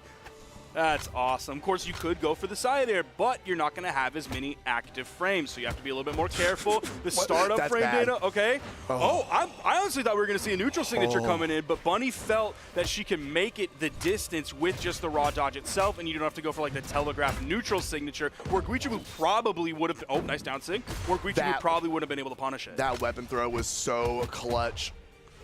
Ooh, guitars in hand, big, confident ground pound from Guichao right there. Bunny catching the landing perfectly. Ooh. GC option. Right. I don't know about that one. Yeah, I know. That was a little weird. I was expecting the ground pound to come down or something. See exclamation points coming out. Guichao going to get back up on stage. Everybody pretty much still good from the interaction.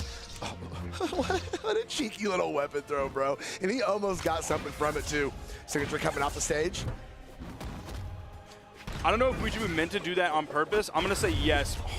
What? Neutral air picked up in front? What is happening? Charge that signature for a good 5 minutes. That was kind of crazy. Guichao fishing it out here, looking for those grounded options. Okay, going to pick him up off the soft platform, but Bunny was right there. Gravity cancel D-Sig. Going to send Guichao right back down to the stage. Oh. Bunny living on that soft platform. The tippy toes are coming out for sure now from both of these players. Oh, great. Great dodge from Bunny, actually. Staying out of the way of that recovery, coming back the other way. Big recovery of their own off the gauntlets. Ooh, caught the gravity cancel sidelight. But dropped the follow-up, but going to go ahead and catch that landing with the signature. Send Guichao out of here, and Bunny is looking like they might be able to put themselves on the scoreboard here in this elimination semifinal. So the reason we saw no follow-up in the air after Bunny grabbed the hit was because Guichao had the dodge. Yeah. So Bunny was like, we're up here. I'm pretty damaged. You could catch me with something goofy and get a KO off the top, so I'm just going to hit the move. I know you have your dodge, and I'm just going to back off. And then I'm going to wait and punish your landing because you've now burned said dodge, and I can find the side signature. Guichao sending Bunny off the stage. Ooh, bluffing the edge guard. So good at that, man. Finding those starters and just squeezing out that knockout. And Bunny looking pretty fresh, though, but has a lot to work to do to be able to go ahead and snuff out Guichao here in this 3rd game. But there we go. That could be huge. It is. Didn't need to, baby. Bunny getting on the scoreboard and taking a game against Guichao. Can she get 2 more? I'm feeling game 5. I'm hoping. I think we're going to hit a game 4. You think we're... But I also said no 3-stock last time, so I don't know what I'm talking about. I have my moments of brilliance, and then the rest is, we know how it is. It makes the brilliant moments just that much better, though. Yeah, it's all narrative. Right. At the end of the day, it's all narrative. We're telling stories up here. And the story today is Bunny. Yeah. She's just different today, and we know the potential of Bunny. The fact that she's been able to do so many incredible things, obviously making it deep in the bracket, but like the way she's done it against so many different players and different play styles and different weapons and different legends, she's very, very, very different than basically everybody else. There used to be a lot of Rayman players. Even if we took all those Rayman players and transplanted them to today, ain't nobody playing Rayman like Bunny plays Rayman. A lot of individual skill expression. Does have quite a bit of swag to their Rayman gameplay. Guichao going to send her up into the sky, though. Reaching with that neutral thing again. Not being able to find anything with it. Okay, just kind of bouncing off into neutral. Come on. Catching it again. Going to send that stock out of here. And we seeing the juggle come into effect here, leaving Bunny without a weapon. Going to swap out the guitars. There it is. And Bunny now taking off to the side of the stage, trying to stay out of the way. We know that very good movement from her. She should be able to stay out of the way of Guichao's attacks.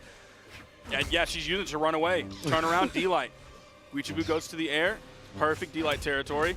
getting the top side of the side light, getting the nair follow-up as well. Looking for the KO, though. Side light neutral airs are not going to be the one to do it. Of course, the fade-away side air, hoping, getting the side air bounce pass off of the down air, keeping it relatively even, only about 50 damage behind.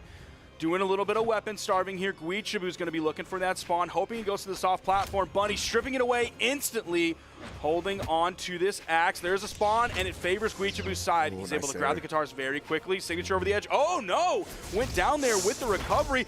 The double signatures didn't do it at first, so you thought it wasn't coming. D-Sig, D-Sig. But if you're playing Guichao, you should know. And at some point, that double D-Sig is going to make an appearance. And that was definitely a clutch time to get it done. As now, Bunny, one stock left in the trial of Scotty. See if she's going to be able to turn around here and extend this to a game number 5. Oh, Nair's working pretty well. Just getting a follow-up off of that seems to be the difficulty. Guichao getting underneath her here with some light attacks of his own. Oh, nice neutral air to send Bunny back off to the right side and force her to have to find a route back up on stage.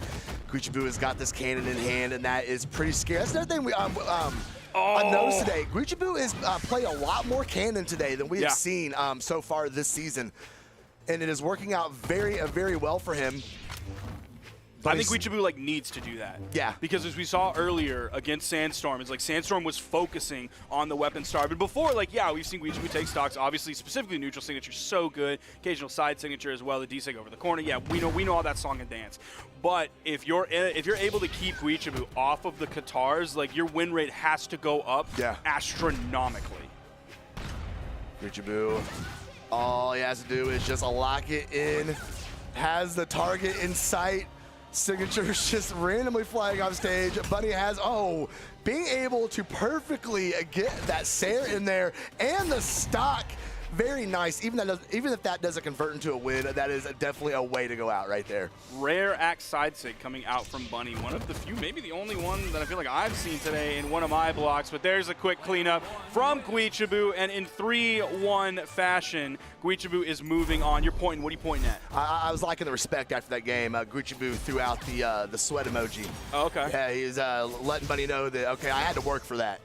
I don't think I've ever used the sweat emoji out of respect. I feel like that was respect. I'm using the SpongeBob leaning up against the wall one, and I'm specifically using it disrespectfully every time. If I use an emote at you, it's disrespectful. Just any emote, unless it's GG, it's just salt. I don't even do that. I don't even GG. It ain't like that for me. That's Guichao moving on, guaranteeing top 3. And we have our top 3. We have Sandstorm waiting in the grand finals. Indeed. We have Raish versus Guichao, a set we have not been able to see at all today. Not in the winner's bracket, and obviously not on the elimination side of things. There you see the upcoming schedule right in front of you. We saw Raish and Sandstorm make it all the way to Game 5. We saw Guichao versus Bunny just now end in Game 4 with Guichao, of course, victorious. We're going to be moving on to a short break. Unless you have anything you want to add about this set specifically, because I kind of just ran into that, and I don't know if you had anything more you wanted to say. Oh, not this time. No, I'm good, I think. Okay. I wouldn't even be facetious. I kind of steamrolled into the next one, and I know sometimes people got more to say, and I don't want to cut them off, so we're going to go and do a quick break in just a few moments. Hey, maybe while you're going into the break, maybe go to start.gg/CEO and sign up for CEO. Start.gg/CEO, June 28th through 30th in sunny Daytona, Florida. We'll see you in just a what? 68 days? 68 days. I don't know, probably. Yeah. We'll see you in a few moments for the rest of the trial of Scotty here for North America.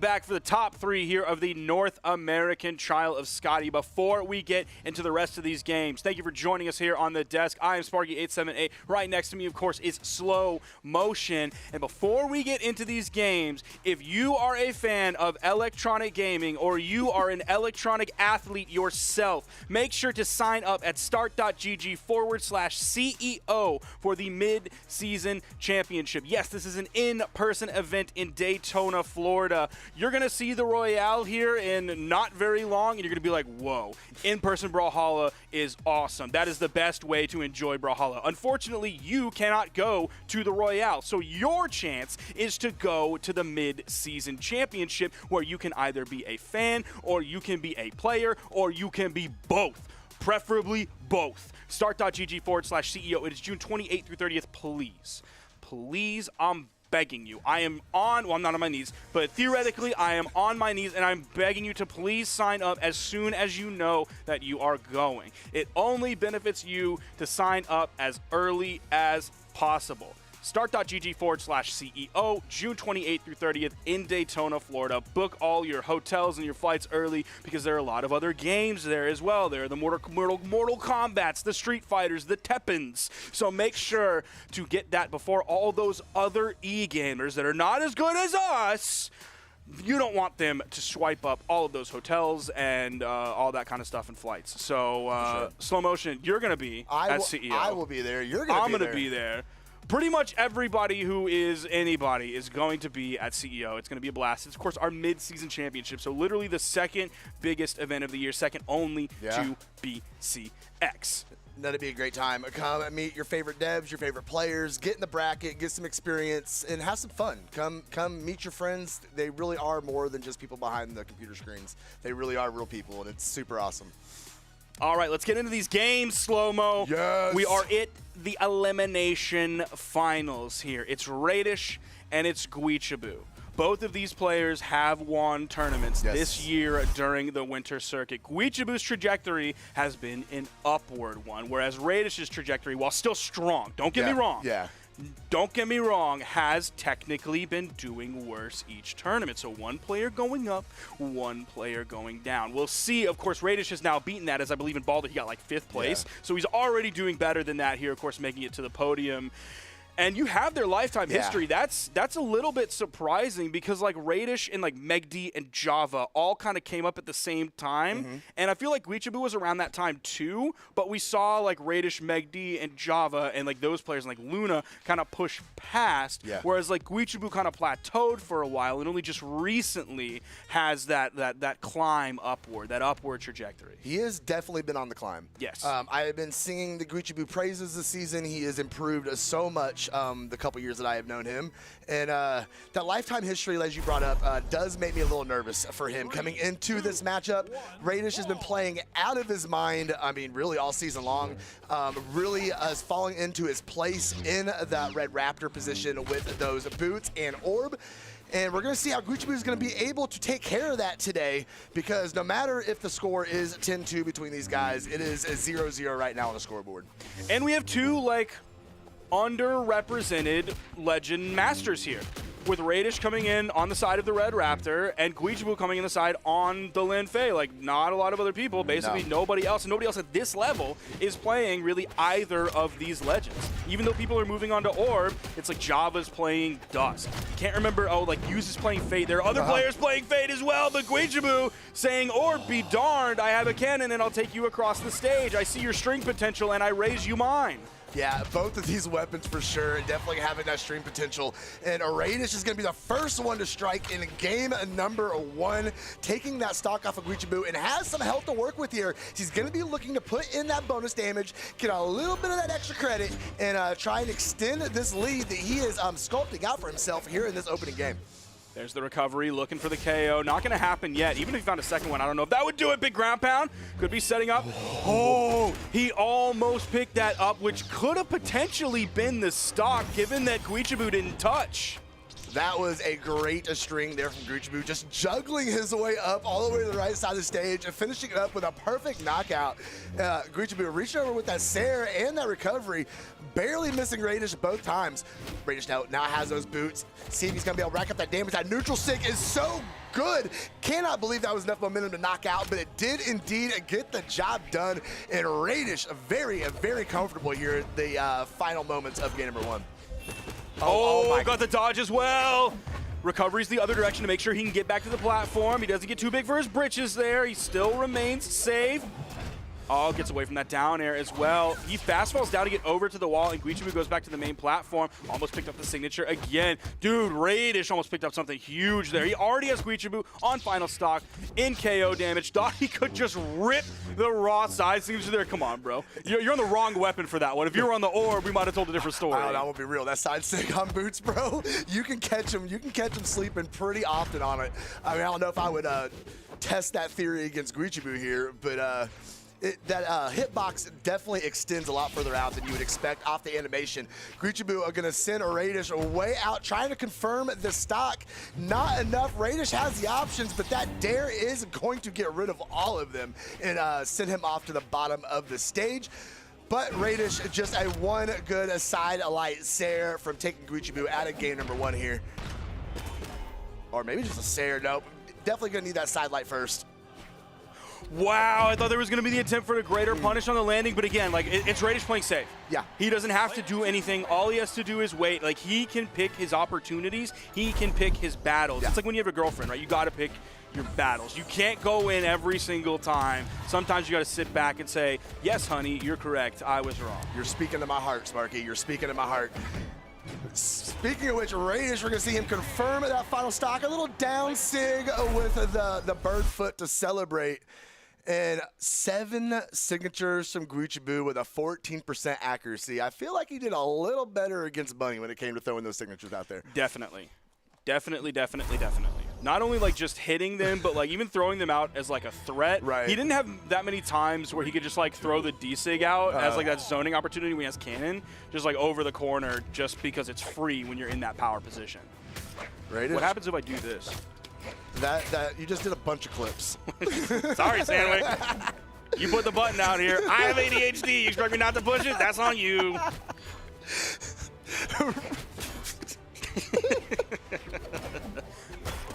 We're getting into game 2 here. Raish already up 1-0. Guichao, he wanted to recover so high. He's done that a few different times throughout, and he ends up getting punished on that one because Raish saw it coming. He knew what was happening, and he found the GC neutral signature to get the KO off the top of very early KO. Oh, Raish doing a really good job to extend this lead here, throwing his weapon away, hoping to catch Guichao with it, but now he's just running. The gods of Valhalla blessing him with that weapon drop right there, letting it right back into action. Oh, Guichao, he connected on that signature that time, though. Raish, though, with the big dare coming back down the stage. I knew it was coming. I wouldn't have been able to, like, nail the timing on it. I would have known it was coming and been like, I know it's coming. I got this. And I would have gone straight into it. It's never not funny to see someone just like straight up not move and sit there. Bunny was doing that a little bit earlier today as well. Like her movement was so goofy and messing up your timing and overall flow. Great weapon toss up in case Raish wanted to throw something down there. Picks up the signature there, gets the KO, almost full stock lead here. That was kind of close there for Raish. That hitbox kind of doesn't pick up right there. You can't be stacked on top of him. And that was real close to just passing right through Guichao. Guichao gonna finish up with that Sair. Oh, yes. He didn't touch. I really thought he touched there. He did a great job of delaying his movement, right? Like every single hit that Guichao got, it wasn't like hit, jump, hit, jump, hit, jump. He was taking the hits. He knew he wasn't super damaged, so if he just held off and was patient, he can make his way back, but he still got caught and didn't touch the wall. Raish catching that landing with the neutral light. Continuing to get some good strikes from these boots, catching another landing from Guichao. Nice. Ooh, that was a very confident ground pound off the side. Guichao doing a great job shutting that down and working the momentum back over to the left side, trying to come up with that D-light. Couldn't find anything from it, though. Raish just... Ooh, that was so close. I know, just standing in spot, just throwing out those light attacks. Oh no, big punish coming from Raish. No, only getting a two-piece off of it. Opting to go back and pick up that weapon. His Guichao floating off the stage, baiting that recovery, and Raish fell for it. Oh my goodness, there we go. He's gonna tie it all up. A 101 going to the game number 3. Dude, that weapon toss on the right that he threw over his head, it's identical to the weapon toss he did on the left. So that's like a muscle memory thing. That's like this is part of my game plan, no matter what Raish is doing. Because before, Raish was like way over on the wall, didn't even throw anything out. So it's not like he was reacting to anything when he threw it. It was just, in case this happens, I'm going to throw this up. It's relatively safe that I can pick it back up. So this is only a net benefit for me. And then when he did it again on the right and Raish thought he could come in with the instant attack, it was already there. It was already built into the game plan to throw that up there, whether Raish is going to do anything or not. And because of that, it ended up saving him. Look at that second stock. That graph on that second stock on the graph has a little bit to tell. Not a whole lot of output or longevity on that stock. And here we go, all tied up. They have been blessing us in the top 4 with some very close sets thus far, and it is looking like we're going to continue that pattern continuing into the rest of this set. Raish still picking up those boots. Looking for a good opener on Guichao, but Guichao is the one that finds it, juggling up with the nairs, whiffing the next 2, but still being able to pick it up. Oh my goodness. That Sair would have knocked out, bro, but he could not find it. Raish was able to duck underneath it, throwing that weapon away again, but gonna get a nice little unarmed punish, and the orb is gonna drop into his hands, but Guichao with the grab to cancel signature, gonna send Raish out here, and what a lead Guichao has got for himself so far. That start for Raish was like basically everything was the worst thing that possibly could have happened to him. Guichao took the first 2 weapons, so Raish was at weapon disadvantage and took a bunch of damage. Then Raish picks up a weapon, but it's boots. The weapon he doesn't want in that moment. Takes a bunch of damage because of it. Then he finally picks up a weapon. It's his orb. That's the one he wants. And then all of a sudden he gets taken out. So everything went Guichao's way and everything went wrong for Raish in the beginning of this game. So he's going to have to fight back from a huge deficit. Yeah. Looking pretty rough indeed, but we've seen Raish do it time and time again in the past. Ooh, that recovery, if he could have caught that, it would have been huge for him. Guichao unarmed. I thought that. Dude, people are figuring that out. It's not as effective against a lot of different opponents now for Raish the way it was previously. That drop used to catch people off guard for sure. But especially when you're at this caliber of gameplay, you're not going to get those cheap hits like that. Guichao catching the entry from Raish back on the stage. Oh, the double pump. Couldn't get it, though. Weapon throw up. Raish is going to throw a dare down to punish. No, opting to go ahead and hold his options. Saring Guichao off the side, tying the stocks up. But he's got to continue this forward momentum to be able to get Guichao back to equal. About 100 damage behind. This map is like really hard to weapon starve on, just because everything's so compact that like wherever it throws the weapon down, especially depending on the timing of like the spawn, it's very easy for the opponent to get over to it. We're not playing on like giant maps where it's going to spawn all the way on the right side or all the way on the left side, and the person with the weapon advantage has the chance to go over and get it. That was a good option from Guichao. A nice read off of that signature, and going to send a Raish up to the top. Guichao has got himself hit. No, it's not going to work again. Dude, Guichao, no. Dude, the dragon's still floating in the air, and he turns around and does a D-light. That is a wild. Guichao, like, threw away so much damage right there, letting Raish really get back into a possible position here almost against this Lin Fei, staying out of the way of the ground pound. Nice reversal, and that was enough. Just a little tap on top of the head. And Guichao, I'm sure he is wishing he did not throw out those signatures like that now. Was looking for the neutral light, hoping Guichao was going to dash back in after getting hit by the first one. Out came the instant neutral light after that. They're just playing the neutral back and forth. They're going to those 45-degree angles. Dares from Raish, dares from Guichao as well. Even that neutral signature really also coming in at that 45-degree angle, this time from below instead of above. Tried to land with a down air, but gets caught. Okay, there's a 2-piece, 3-piece. Doesn't get the D-light in the right direction. At that point, you're just guessing, but hits the down signature and gets the KO. Guichao now up 2-1 in this set. We're about to head into game 4. Playing so well. You know, you've talked about it a couple times about we look over the season and Guichao has been on that come up and Raish has slowly been dropping down. He's cooling down a little bit, right? He's cooling down. It's like after you run a marathon. Maybe your time was great, but you need that cool down. Muscles cramping. You're going to knock out. Right, yeah. 0% accuracy off of those Raish signatures. Here we go. Game number 4, Raish on his tournament game against Guichao. Guichao trying to make that a 10-3 lifetime against Raish right here, and he is well on his way, but Raish doing what he does, and he is waking up on that orb and putting on massive damage onto Guichao right now. The chase is on. Answer back. There we go. Guichao answering back. Getting back on stage, but Raish is right there to catch it. Another Sair. Okay, he said no. Guitars. Yep. Guitars. Give me something that I don't have to like spam attacks with as like Raish is coming after me and I'm going, please, it's a neutral light. Let me hit him with a Sair, please, just get away from me, man. Something that gives him a lot lower startup time. He does still end up falling when he had the Guitars in his hand, so that means he's gonna grab this cannon right here. There's the side light. He picked it up super high, which is why you saw him really go for that jump side air, that really high side air because of where he picked up. Good job getting away from it. Raish didn't like get overly too hasty where he's like, ooh, he did the signature. I have to punish. Like, no, he was like, it ain't gonna happen right here, especially because you're able to fast fall down after that because you went it off stage, and then now you're on the wall. Whoa! Oh, my goodness. And Raish was just standing there, too. I don't know why, but that charge up animation like looked like an Isaiah side cannon. And I was like he's gonna start moving forward. He's gonna fall into this, dude. It wasn't just me? Okay. Because I thought he was getting ready to walk right off the stage with it. Linfei's about to bring out the Gatling gun. When did she get this, man? Did Darth Maul give it to her? I don't think they had that. Oh, man. Guichao efficient here. He needs to confirm the stock off of Raish. He has the opportunity to close this set out, but it is slowly falling away from him here. His Raish is cooking on this boots. Pressure on, weapon throw to the face. Bye-bye. Guichao on his game stock, and it looks like we might get a game 5 out of this. Look, when you're right, you're right. Mr. Slow-Mo, I will give you credit when you are right. It doesn't happen very often. But when it does, I like to receive credit for it. Good, right? Yeah, Ooh, I like a little attaboy, a little pat on the back, you know what I mean? Oh, man. Raish is going to fall for that. He has a stock to play with. He's got a couple stocks to play with, let's be real. Guichao is now halfway through final stock. That little stutter step, I mean, that's just something maybe you just felt like you had to do. A taunt would have been a little bit wild after that. Nice Sair bringing Raish back down to ground, but Guichao doing a really good job here, getting in that power position and doing what he does best. But Raish getting a nice reversal.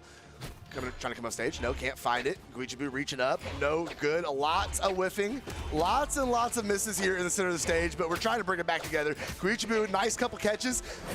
Oh, the down sig going off the stage. I think he might have hit Casper with that one. Maybe not. Okay. Not high enough. There's the recovery off the top. Almost enough to do it. One more, Will. Tried to find the falling side air there to make contact. Going off stage would be very reckless for Raish at this moment. So you saw him just like, he put his presence known, but then backed up instantly. Oh. Nice. The exhausted recovery the other direction. We saw the first one come out so early. I was like, okay, is there going to be an exhausted recovery there? And we're going to game 5 here. Raish versus Guichao. Orb recovery is so good. It is. It's very, so very good. It's frustratingly good sometimes. I mean, unless you're an orb player. Hey, you just said it's good. We have you on the broadcast. No, I misunderstood the question. In 4K, no, I misunderstood the said question. it. Misunderstood the question. It wasn't even like is orb recovery good? And you said yes. You said orb recovery is good. No, don't believe it. He said it. You heard him say it. He's gaslighting you guys into believing this, and it's not going to work. Guichao, with the Guitars in hand, chasing after Raish. It all comes down to this. Who is going to fight the GOAT in Grand Finals? And we're going to Demon Island here. I like it. Yeah, this is it's interesting to go like game 5 to a completely different stage after we were kind of sitting in the same spot for a while. Oh my god, this is going to go down to the very last interaction. I'm feeling it right now. These guys are both know what's on the line. Both these guys, though, I mean, we're getting some nice little previews. I mean, both these guys, all of your top 3 locked in for the Royale in about a month. So these guys will be able to get some games against each other IRL here before too long. One thing that could potentially be tough here is the vertical KOs in the up direction, of course, which Guichao will be regularly looking for with the Qatar recovery, also with the cannon neutral signature. Raish has been playing a lot of the vertical game here with the Nair juggles into the recovery KO off the top, so it might be difficult for him to find KOs off the top as well. But he's also, like, Guichao has had success with the side signature on the Qatars, whereas, like, Raish hasn't had too much success with his side signature. He got one KO with the boot, but he's also missed it several times, and the orb side signature is just, like, starting to not work as much. He really can't count on it as much as he used to be able to. No, not at all. Guichao's doing a fantastic job here, though. Extending this lead, another Nair. Oh my goodness, catching the landing off of Raish, throwing it away, going to the Qatars. Okay, Guichao, I see you, bro. Weapon throw, Sair. Oh, he did. Where was the recovery? That's what I was waiting for. That's the one I was waiting for. He was probably maybe a little bit too nervous to commit a single direction. Didn't think Raish was going to stay stacked on top of him long enough, so he'd rather throw out something that, like, didn't use an in-air option in case he got caught. Yeah. Get thrown off with a Sair, having to be able to have the options to get back up on stage. That's fair. That's fair. Oh, nice from Guichao. Gonna go and confirm on Raish and 2-stock advantage. Yep, that's huge. On Raidish's Red Raptor right now. This has been a fantastic set. Back and forth, back and forth. The advantage like a teeter-totter. All 5 of these games. But it comes down to the final moments of this game, number 5, and Guichao has a very definitive advantage here. Going up against Raish, reaching up with the Nair, can't find anything. Guichao catching the landing like an absolute boss. Raish needs to show us something here that, like, he has not shown us at all a single time today. Like, he needs the miracle of all games here. We need Miracle on Demon Island Street. If Raish has any hope here to deal with Guichao, the way he's been playing so far today, the damage build that he's getting, the D-Light, he goes for the recovery, fast fall down to get away from it. Okay, if he can confirm a KO here.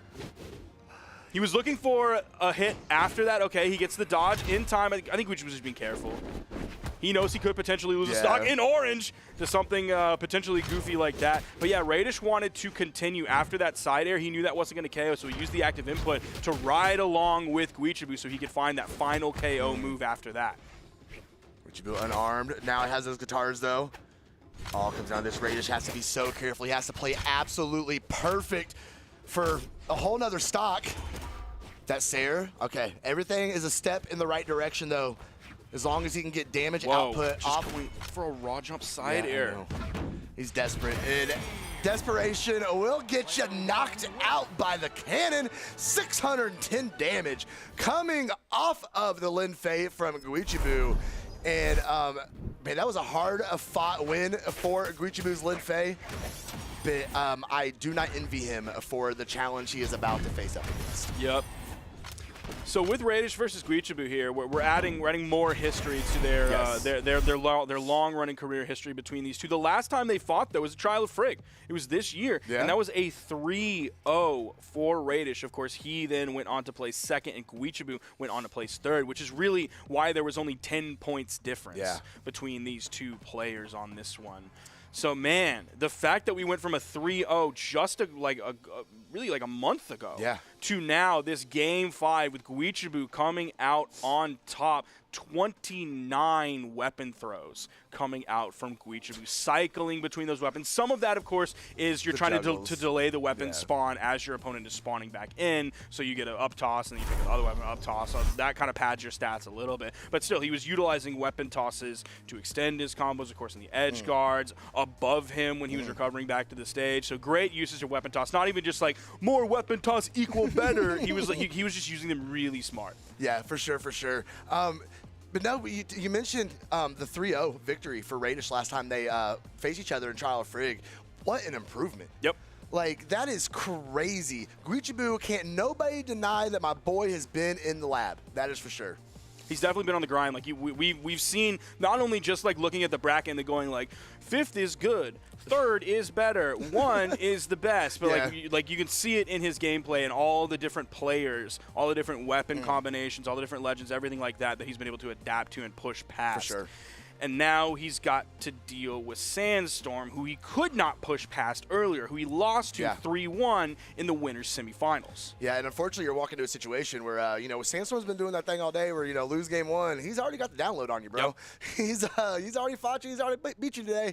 And, of course, for the ones at home who may not understand, this is a double elimination tournament. What does that mean? That means that Sandstorm is on winner's side and Guichao is coming from elimination side. So Guichao will need to win 2 best-of-5 sets to be able to be crowned the champion of Trial of SKADI. And it's going to be tough. He couldn't even do it in 1 earlier. Now he's going to have to do it in 2. We'll see if he has what it takes to even reset the bracket once and then push past. Look at that. We have a Balder champion and we have a Frigg champion here in the grand finals of SKADI. Here we go, folks. Here is your grand finals. We're going to drop into Demon Island at game number 1. This is going to be a fight. Starting off early with the Qatar side signature, even in yellow. Maybe putting some of the fear of Qatars into Sandstorm, grabbing the D-Sig as well. Again, the instant weapon toss right above you, keeping you safe. That is such a valuable tool that the best players in the world use to help their recovery back to the stage. We catch him underneath. So far has that damage advantage against Sandstorm. Sandstorm was not able to catch the landing, was able to punish that signature though. Whoa, nice. No, he may have got knocked out, but what a reaction from Sandstorm. Seeing that neutral sig and saying, oh, wait, and immediately dropping out. Guichao did a great job of punishing that option, but great awareness from Sandstorm to get the heck out of the way.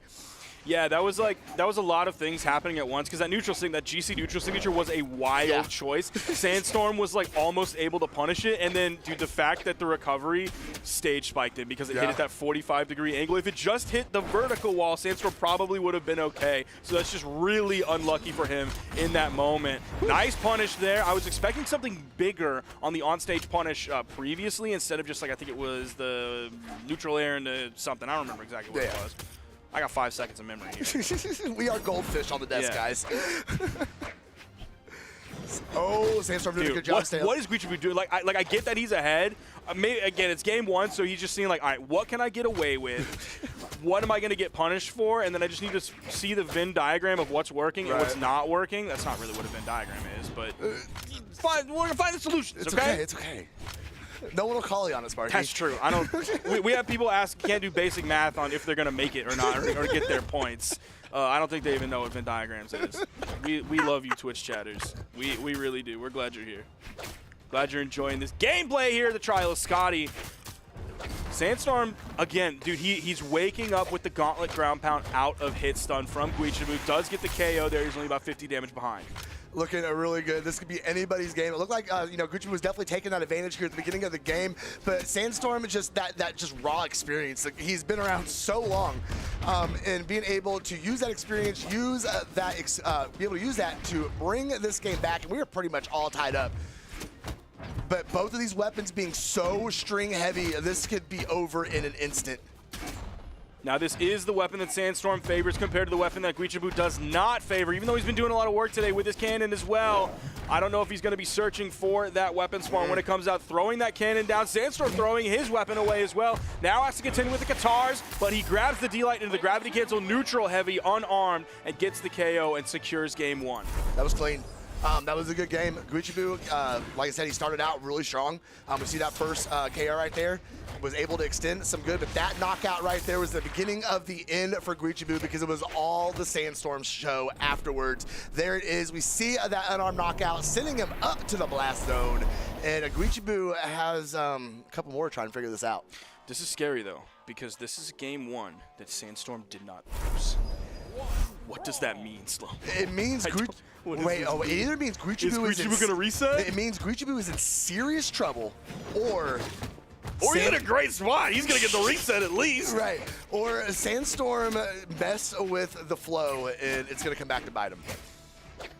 He broke the contract. We had the script. Like the script He's improving. Don't do that, bro. This does not curb your enthusiasm. You're not Larry David. There it is. Guichao, nice. A couple of dares. Gonna go ahead and wrap Sandstorm all up in that string. Finish it up with a recovery, send him out of here, but this is just exactly what we saw last game. Guichao taking the early lead, and then Sandstorm just climbing his way back. And here it is, laying that damage down in center stage. Gonna try and catch Guichao up in the air. The sweat beads are out. Sandstorm just threw it in the wrong direction. Okay, does get the side air there. Finally stripping the field. I was wondering if he was going for it. Gets the jump side air way up there so he can secure that KO. About 40 damage behind at this point. You're seeing some of the movement with the dash landing coming out from Sandstorm, showcasing a little bit of technology there, but now he's showcasing how to get hit by a lot of Qatar moves very quickly, as he's now in the orange, has not found a single hit until that down air against Guichao. Okay, now he's fighting like 4, 5, 6, 7. Going back up. No, gonna throw it away. Switch over to those gauntlets and try and get some more damage flowing. Oh, there it is. A nice signature from Guichao with the wake up. Gonna go ahead and push him back off the stage. A Sandstorm going right back into the action. A weapon throw coming out. Guichao gonna go ahead and feel it out, send him up into the sky. Sandstorm back down on stage. Who is gonna be the first to strike on the second stock? Guichao gonna get it. Sandstorm on his final stock of the game. Still maintaining this lead. I think it's just a little bit bigger than the previous one he had when he took the first stock. D-line in the gravity cancel neutral heavy. Doesn't have enough damage to get that KO off the top just yet. Though I'm certain he's happy in the attempt for that we're not on Demon Island. Would have been even further away than being here on Apocalypse. There's a D-Light over the corner. I was waiting for it. Sandstorm was waiting for the perfect opportunity because he's missed a few of those, and they've led to critical punishes against him today at the Trial of Scotty. Here, Guichao come back into center stage. Sandstorm right there, matched in movement for movement. And we're seeing Sandstorm get some pretty good unanswered damage here. Guichao, though. Did he just D-Light Insig? I believe so. What the? What the? All right. Guichao, okay. Oh, no. Weapon throw coming out, but that leaves Sandstorm without anything except at the mercy of these guitars from Guichao. Using the platform to get his jumps back, send Sandstorm back up into the sky. Can Sandstorm clutch it out and get this game and give him a nice comfy lead going into the third game of the set? Easily staying out of the way, easily gonna go and punish that with a signature. Oh no, Guichao with the Sair coming off of that one though. Sandstorm. Dude, that Insig was a really bold choice for Sandstorm to go to because like it leaves you up there. That's like perfect recovery territory. He drops the D-Light recovery! Okay. Honestly, I don't know if the D-Light recovery would have KO'd. It doesn't matter. Wow. Literally, whether it was true or not, or whether it would have KO'd or not, the fact was that Guichao was thrown out a neutral sig, and Sandstorm just sat there and thought about how to punish this, and then dropped it. Yep. Very, very weird moment. Just sat there and thought about how to punish it, but got the dub either way. He's up 2-0. Yeah, he's looking good. That's got to feel real good if you're Sandstorm. Guichao's got a lot of work to do, everyone. He's got a lot of work to do. He needs to get 3 in a row right here, right now, with no mistakes, no drops. And then, if he's able to accomplish that, we're going to start all over. Yep. Guichao swapping over to this skin instead of Sakura, and then hearing the neutral signature on this skin without a voice line on it. Like, that's why when I was like, wait, was that a neutral signature? There was a moment where I was like, I don't know what attack he just did because it didn't have the voice line. I'm so used to the voice line that without a voice line, I'm like, wait a minute, that was quick? Was that? I feel like that's a light attack on the cannon kit that I never knew existed. Did they put one in while I was not looking? What have they been doing in this game? I swear I've been reading patch notes. Make sure they clear it with you next time, Sparky. Yeah, for sure. I'm telling you, they don't ask my opinion on anything. That is outrageous. They don't look for my signature on any paperwork, and that's wild. That is wild. They're shooting themselves in the foot with that one. I'm saying. I've been saying that. I'm glad you're saying that. We're on the same team. Yes, that's absolutely. why we're here on the desk here for the top pals. 4, baby. Exactly. Yes. Now, 2 people who are not on the same team is Sandstorm and Guichao. And if they were on the same team and I was Guichao, I'd be very mad at Sandstorm right now for taking me off the top that early in the game while he only has 60 damage on this stock, less than a minute for that first KO. Sandstorm potentially could be taking this 3-0, but Guichao is going to be looking for those half pipes, for those extended strings, for the edge guards. Burning his dodge there. Sandstorm being careful, just going with a turnaround down air over the edge. The LFT tweets would be flying, wouldn't they? Yeah. I mean, the way North America is, the LFT would be flying regardless, even if they win. He did 50 less damage than I expected out of him. I'm never going to play with him again. Sandstorm throwing that signature out there, but Guichao as well. Nice punish from a Sandstorm, and he is a 1 stock away from getting the dub and saying, look, I only needed 9th to make the Royale, but no, I'm going to go ahead and put the stamp on it. going with that side signature from Sandstorm, like that as a signature punish against Guichabu's signatures is like really, really strong because it covers so much territory with just a simple dash. You can choose whether you want like to reach really far out or basically someone who's right up against you if you want to go for the back dash to then find it. It reaches in the air as well in case Guichabu wants to like gravity cancel the side signature like he's been doing. Like it's such a great punish for the game plan that Guichabu's been going in with. Sandstorm reaching up with the nairs. Oh, giving Guichabu some big opportunities here to get some attacks in off these guitars. Sandstorm, nice weapon throw, shutting Guichabu down. But Asera's gonna send it back over, gonna slap him off the stage. Sandstorm coming back up. There we go. Oh no, throwing that weapon away again. Nice. He was trying to catch the jump off of Guichabu, but the jump was not there. Throwing it up just a little too high. A Sandstorm on his final stock of the game. There's gonna be a nice punish on Guichabu. The haymaker is not gonna be enough, but that recovery is not gonna be enough. Nice weapon throw from Guichabu. Sandstorm looking to finish it out right here. He's looking for anything. That recovery grounded, not gonna get it done. What's happening? Oh my, he can't knock him out. What, like one more, right? Surely. I mean, surely one more has got to do it, and there it is. Sandstorm is your Trial of Scotty North American champion. He took home 2 trial gold medals so far in the winter circuit, more than guaranteeing his spot. Hold on, let's the GOAT is back. The GOAT is back, the GOAT baby. Is back. He's here to save North America. Woo! Lisan Al-Gaib. Yes! Okay, we're done. But no, definitely, he struggled last year. He didn't play a whole lot. He took some time away from the game. It's almost like he's had a hard time getting back into the flow of things. He's had some decent finishes, but it really seems like he's starting to fall back into that that rhythm that he's known for here in 2024. He just needed to like stop playing Tekken for a minute. But he hasn't stopped playing Tekken. Yeah, that's like we say that, we're like, yeah, Sandstorm's back to practicing. He's on the grind. No, I almost like don't want to look at his hours because like we never know. But this is what specifically what I wanted from North America was as we got closer to midseason and as we got closer to the Royale, the Spring Royale, pressure was going to mount on the North American players to really take things seriously and figure it out. They need to. Because they have to figure it out within their own region, but then they also have to look at the other regions as well. Sandstorm has now gotten back to like real for true fighting form. It's not like he wasn't on it earlier because like he won Frig and he got 65 points during Ymir. I don't remember exactly what place that is. I think it's like 5th or something like that. It's like I think it was 5th actually. Yeah, believe it was 5th on that one. So I don't feel as questionable about North America going into the Spring Royale as I did previously, and I'm going to put a lot of that specifically on Sandstorm because, like, we saw, like, Java didn't even play today, so, like, I don't know what the vibes are with Java. Like, we've seen that Guichabu against Sandstorm, like, Guichabu got torn apart by Sandstorm. Yeah. So that brings, like, to me in my mind, that brings Guichabu's value down, like, a little bit, not a lot, right? We're still bringing in, like, we're talking about Sandstorm here that was able to dismantle him. Looking at Raish, who ended up, like, getting 3rd today. So to me, his value is coming down, like, just a little bit. So now North America is getting to be an interesting region again for me. I'm liking North America. I'll keep it real. I've been bored with North America. I had a dang good time with Top 4. It was good. They put on a great show. The action was very, very action-packed. It was great. Great games, great matchups, great clutch wins. It was awesome. Now, we talk about the Royale and going into that. It does make me a little nervous for NA. Yeah, I'm definitely still nervous for NA. I feel like as a region, NA is a little behind. I really do. They used to be that powerhouse. It was, NA has the best players. This is the best gameplay. This is the best place to watch Brawlhalla. And it's not really that way at this point in 2024, at least for me.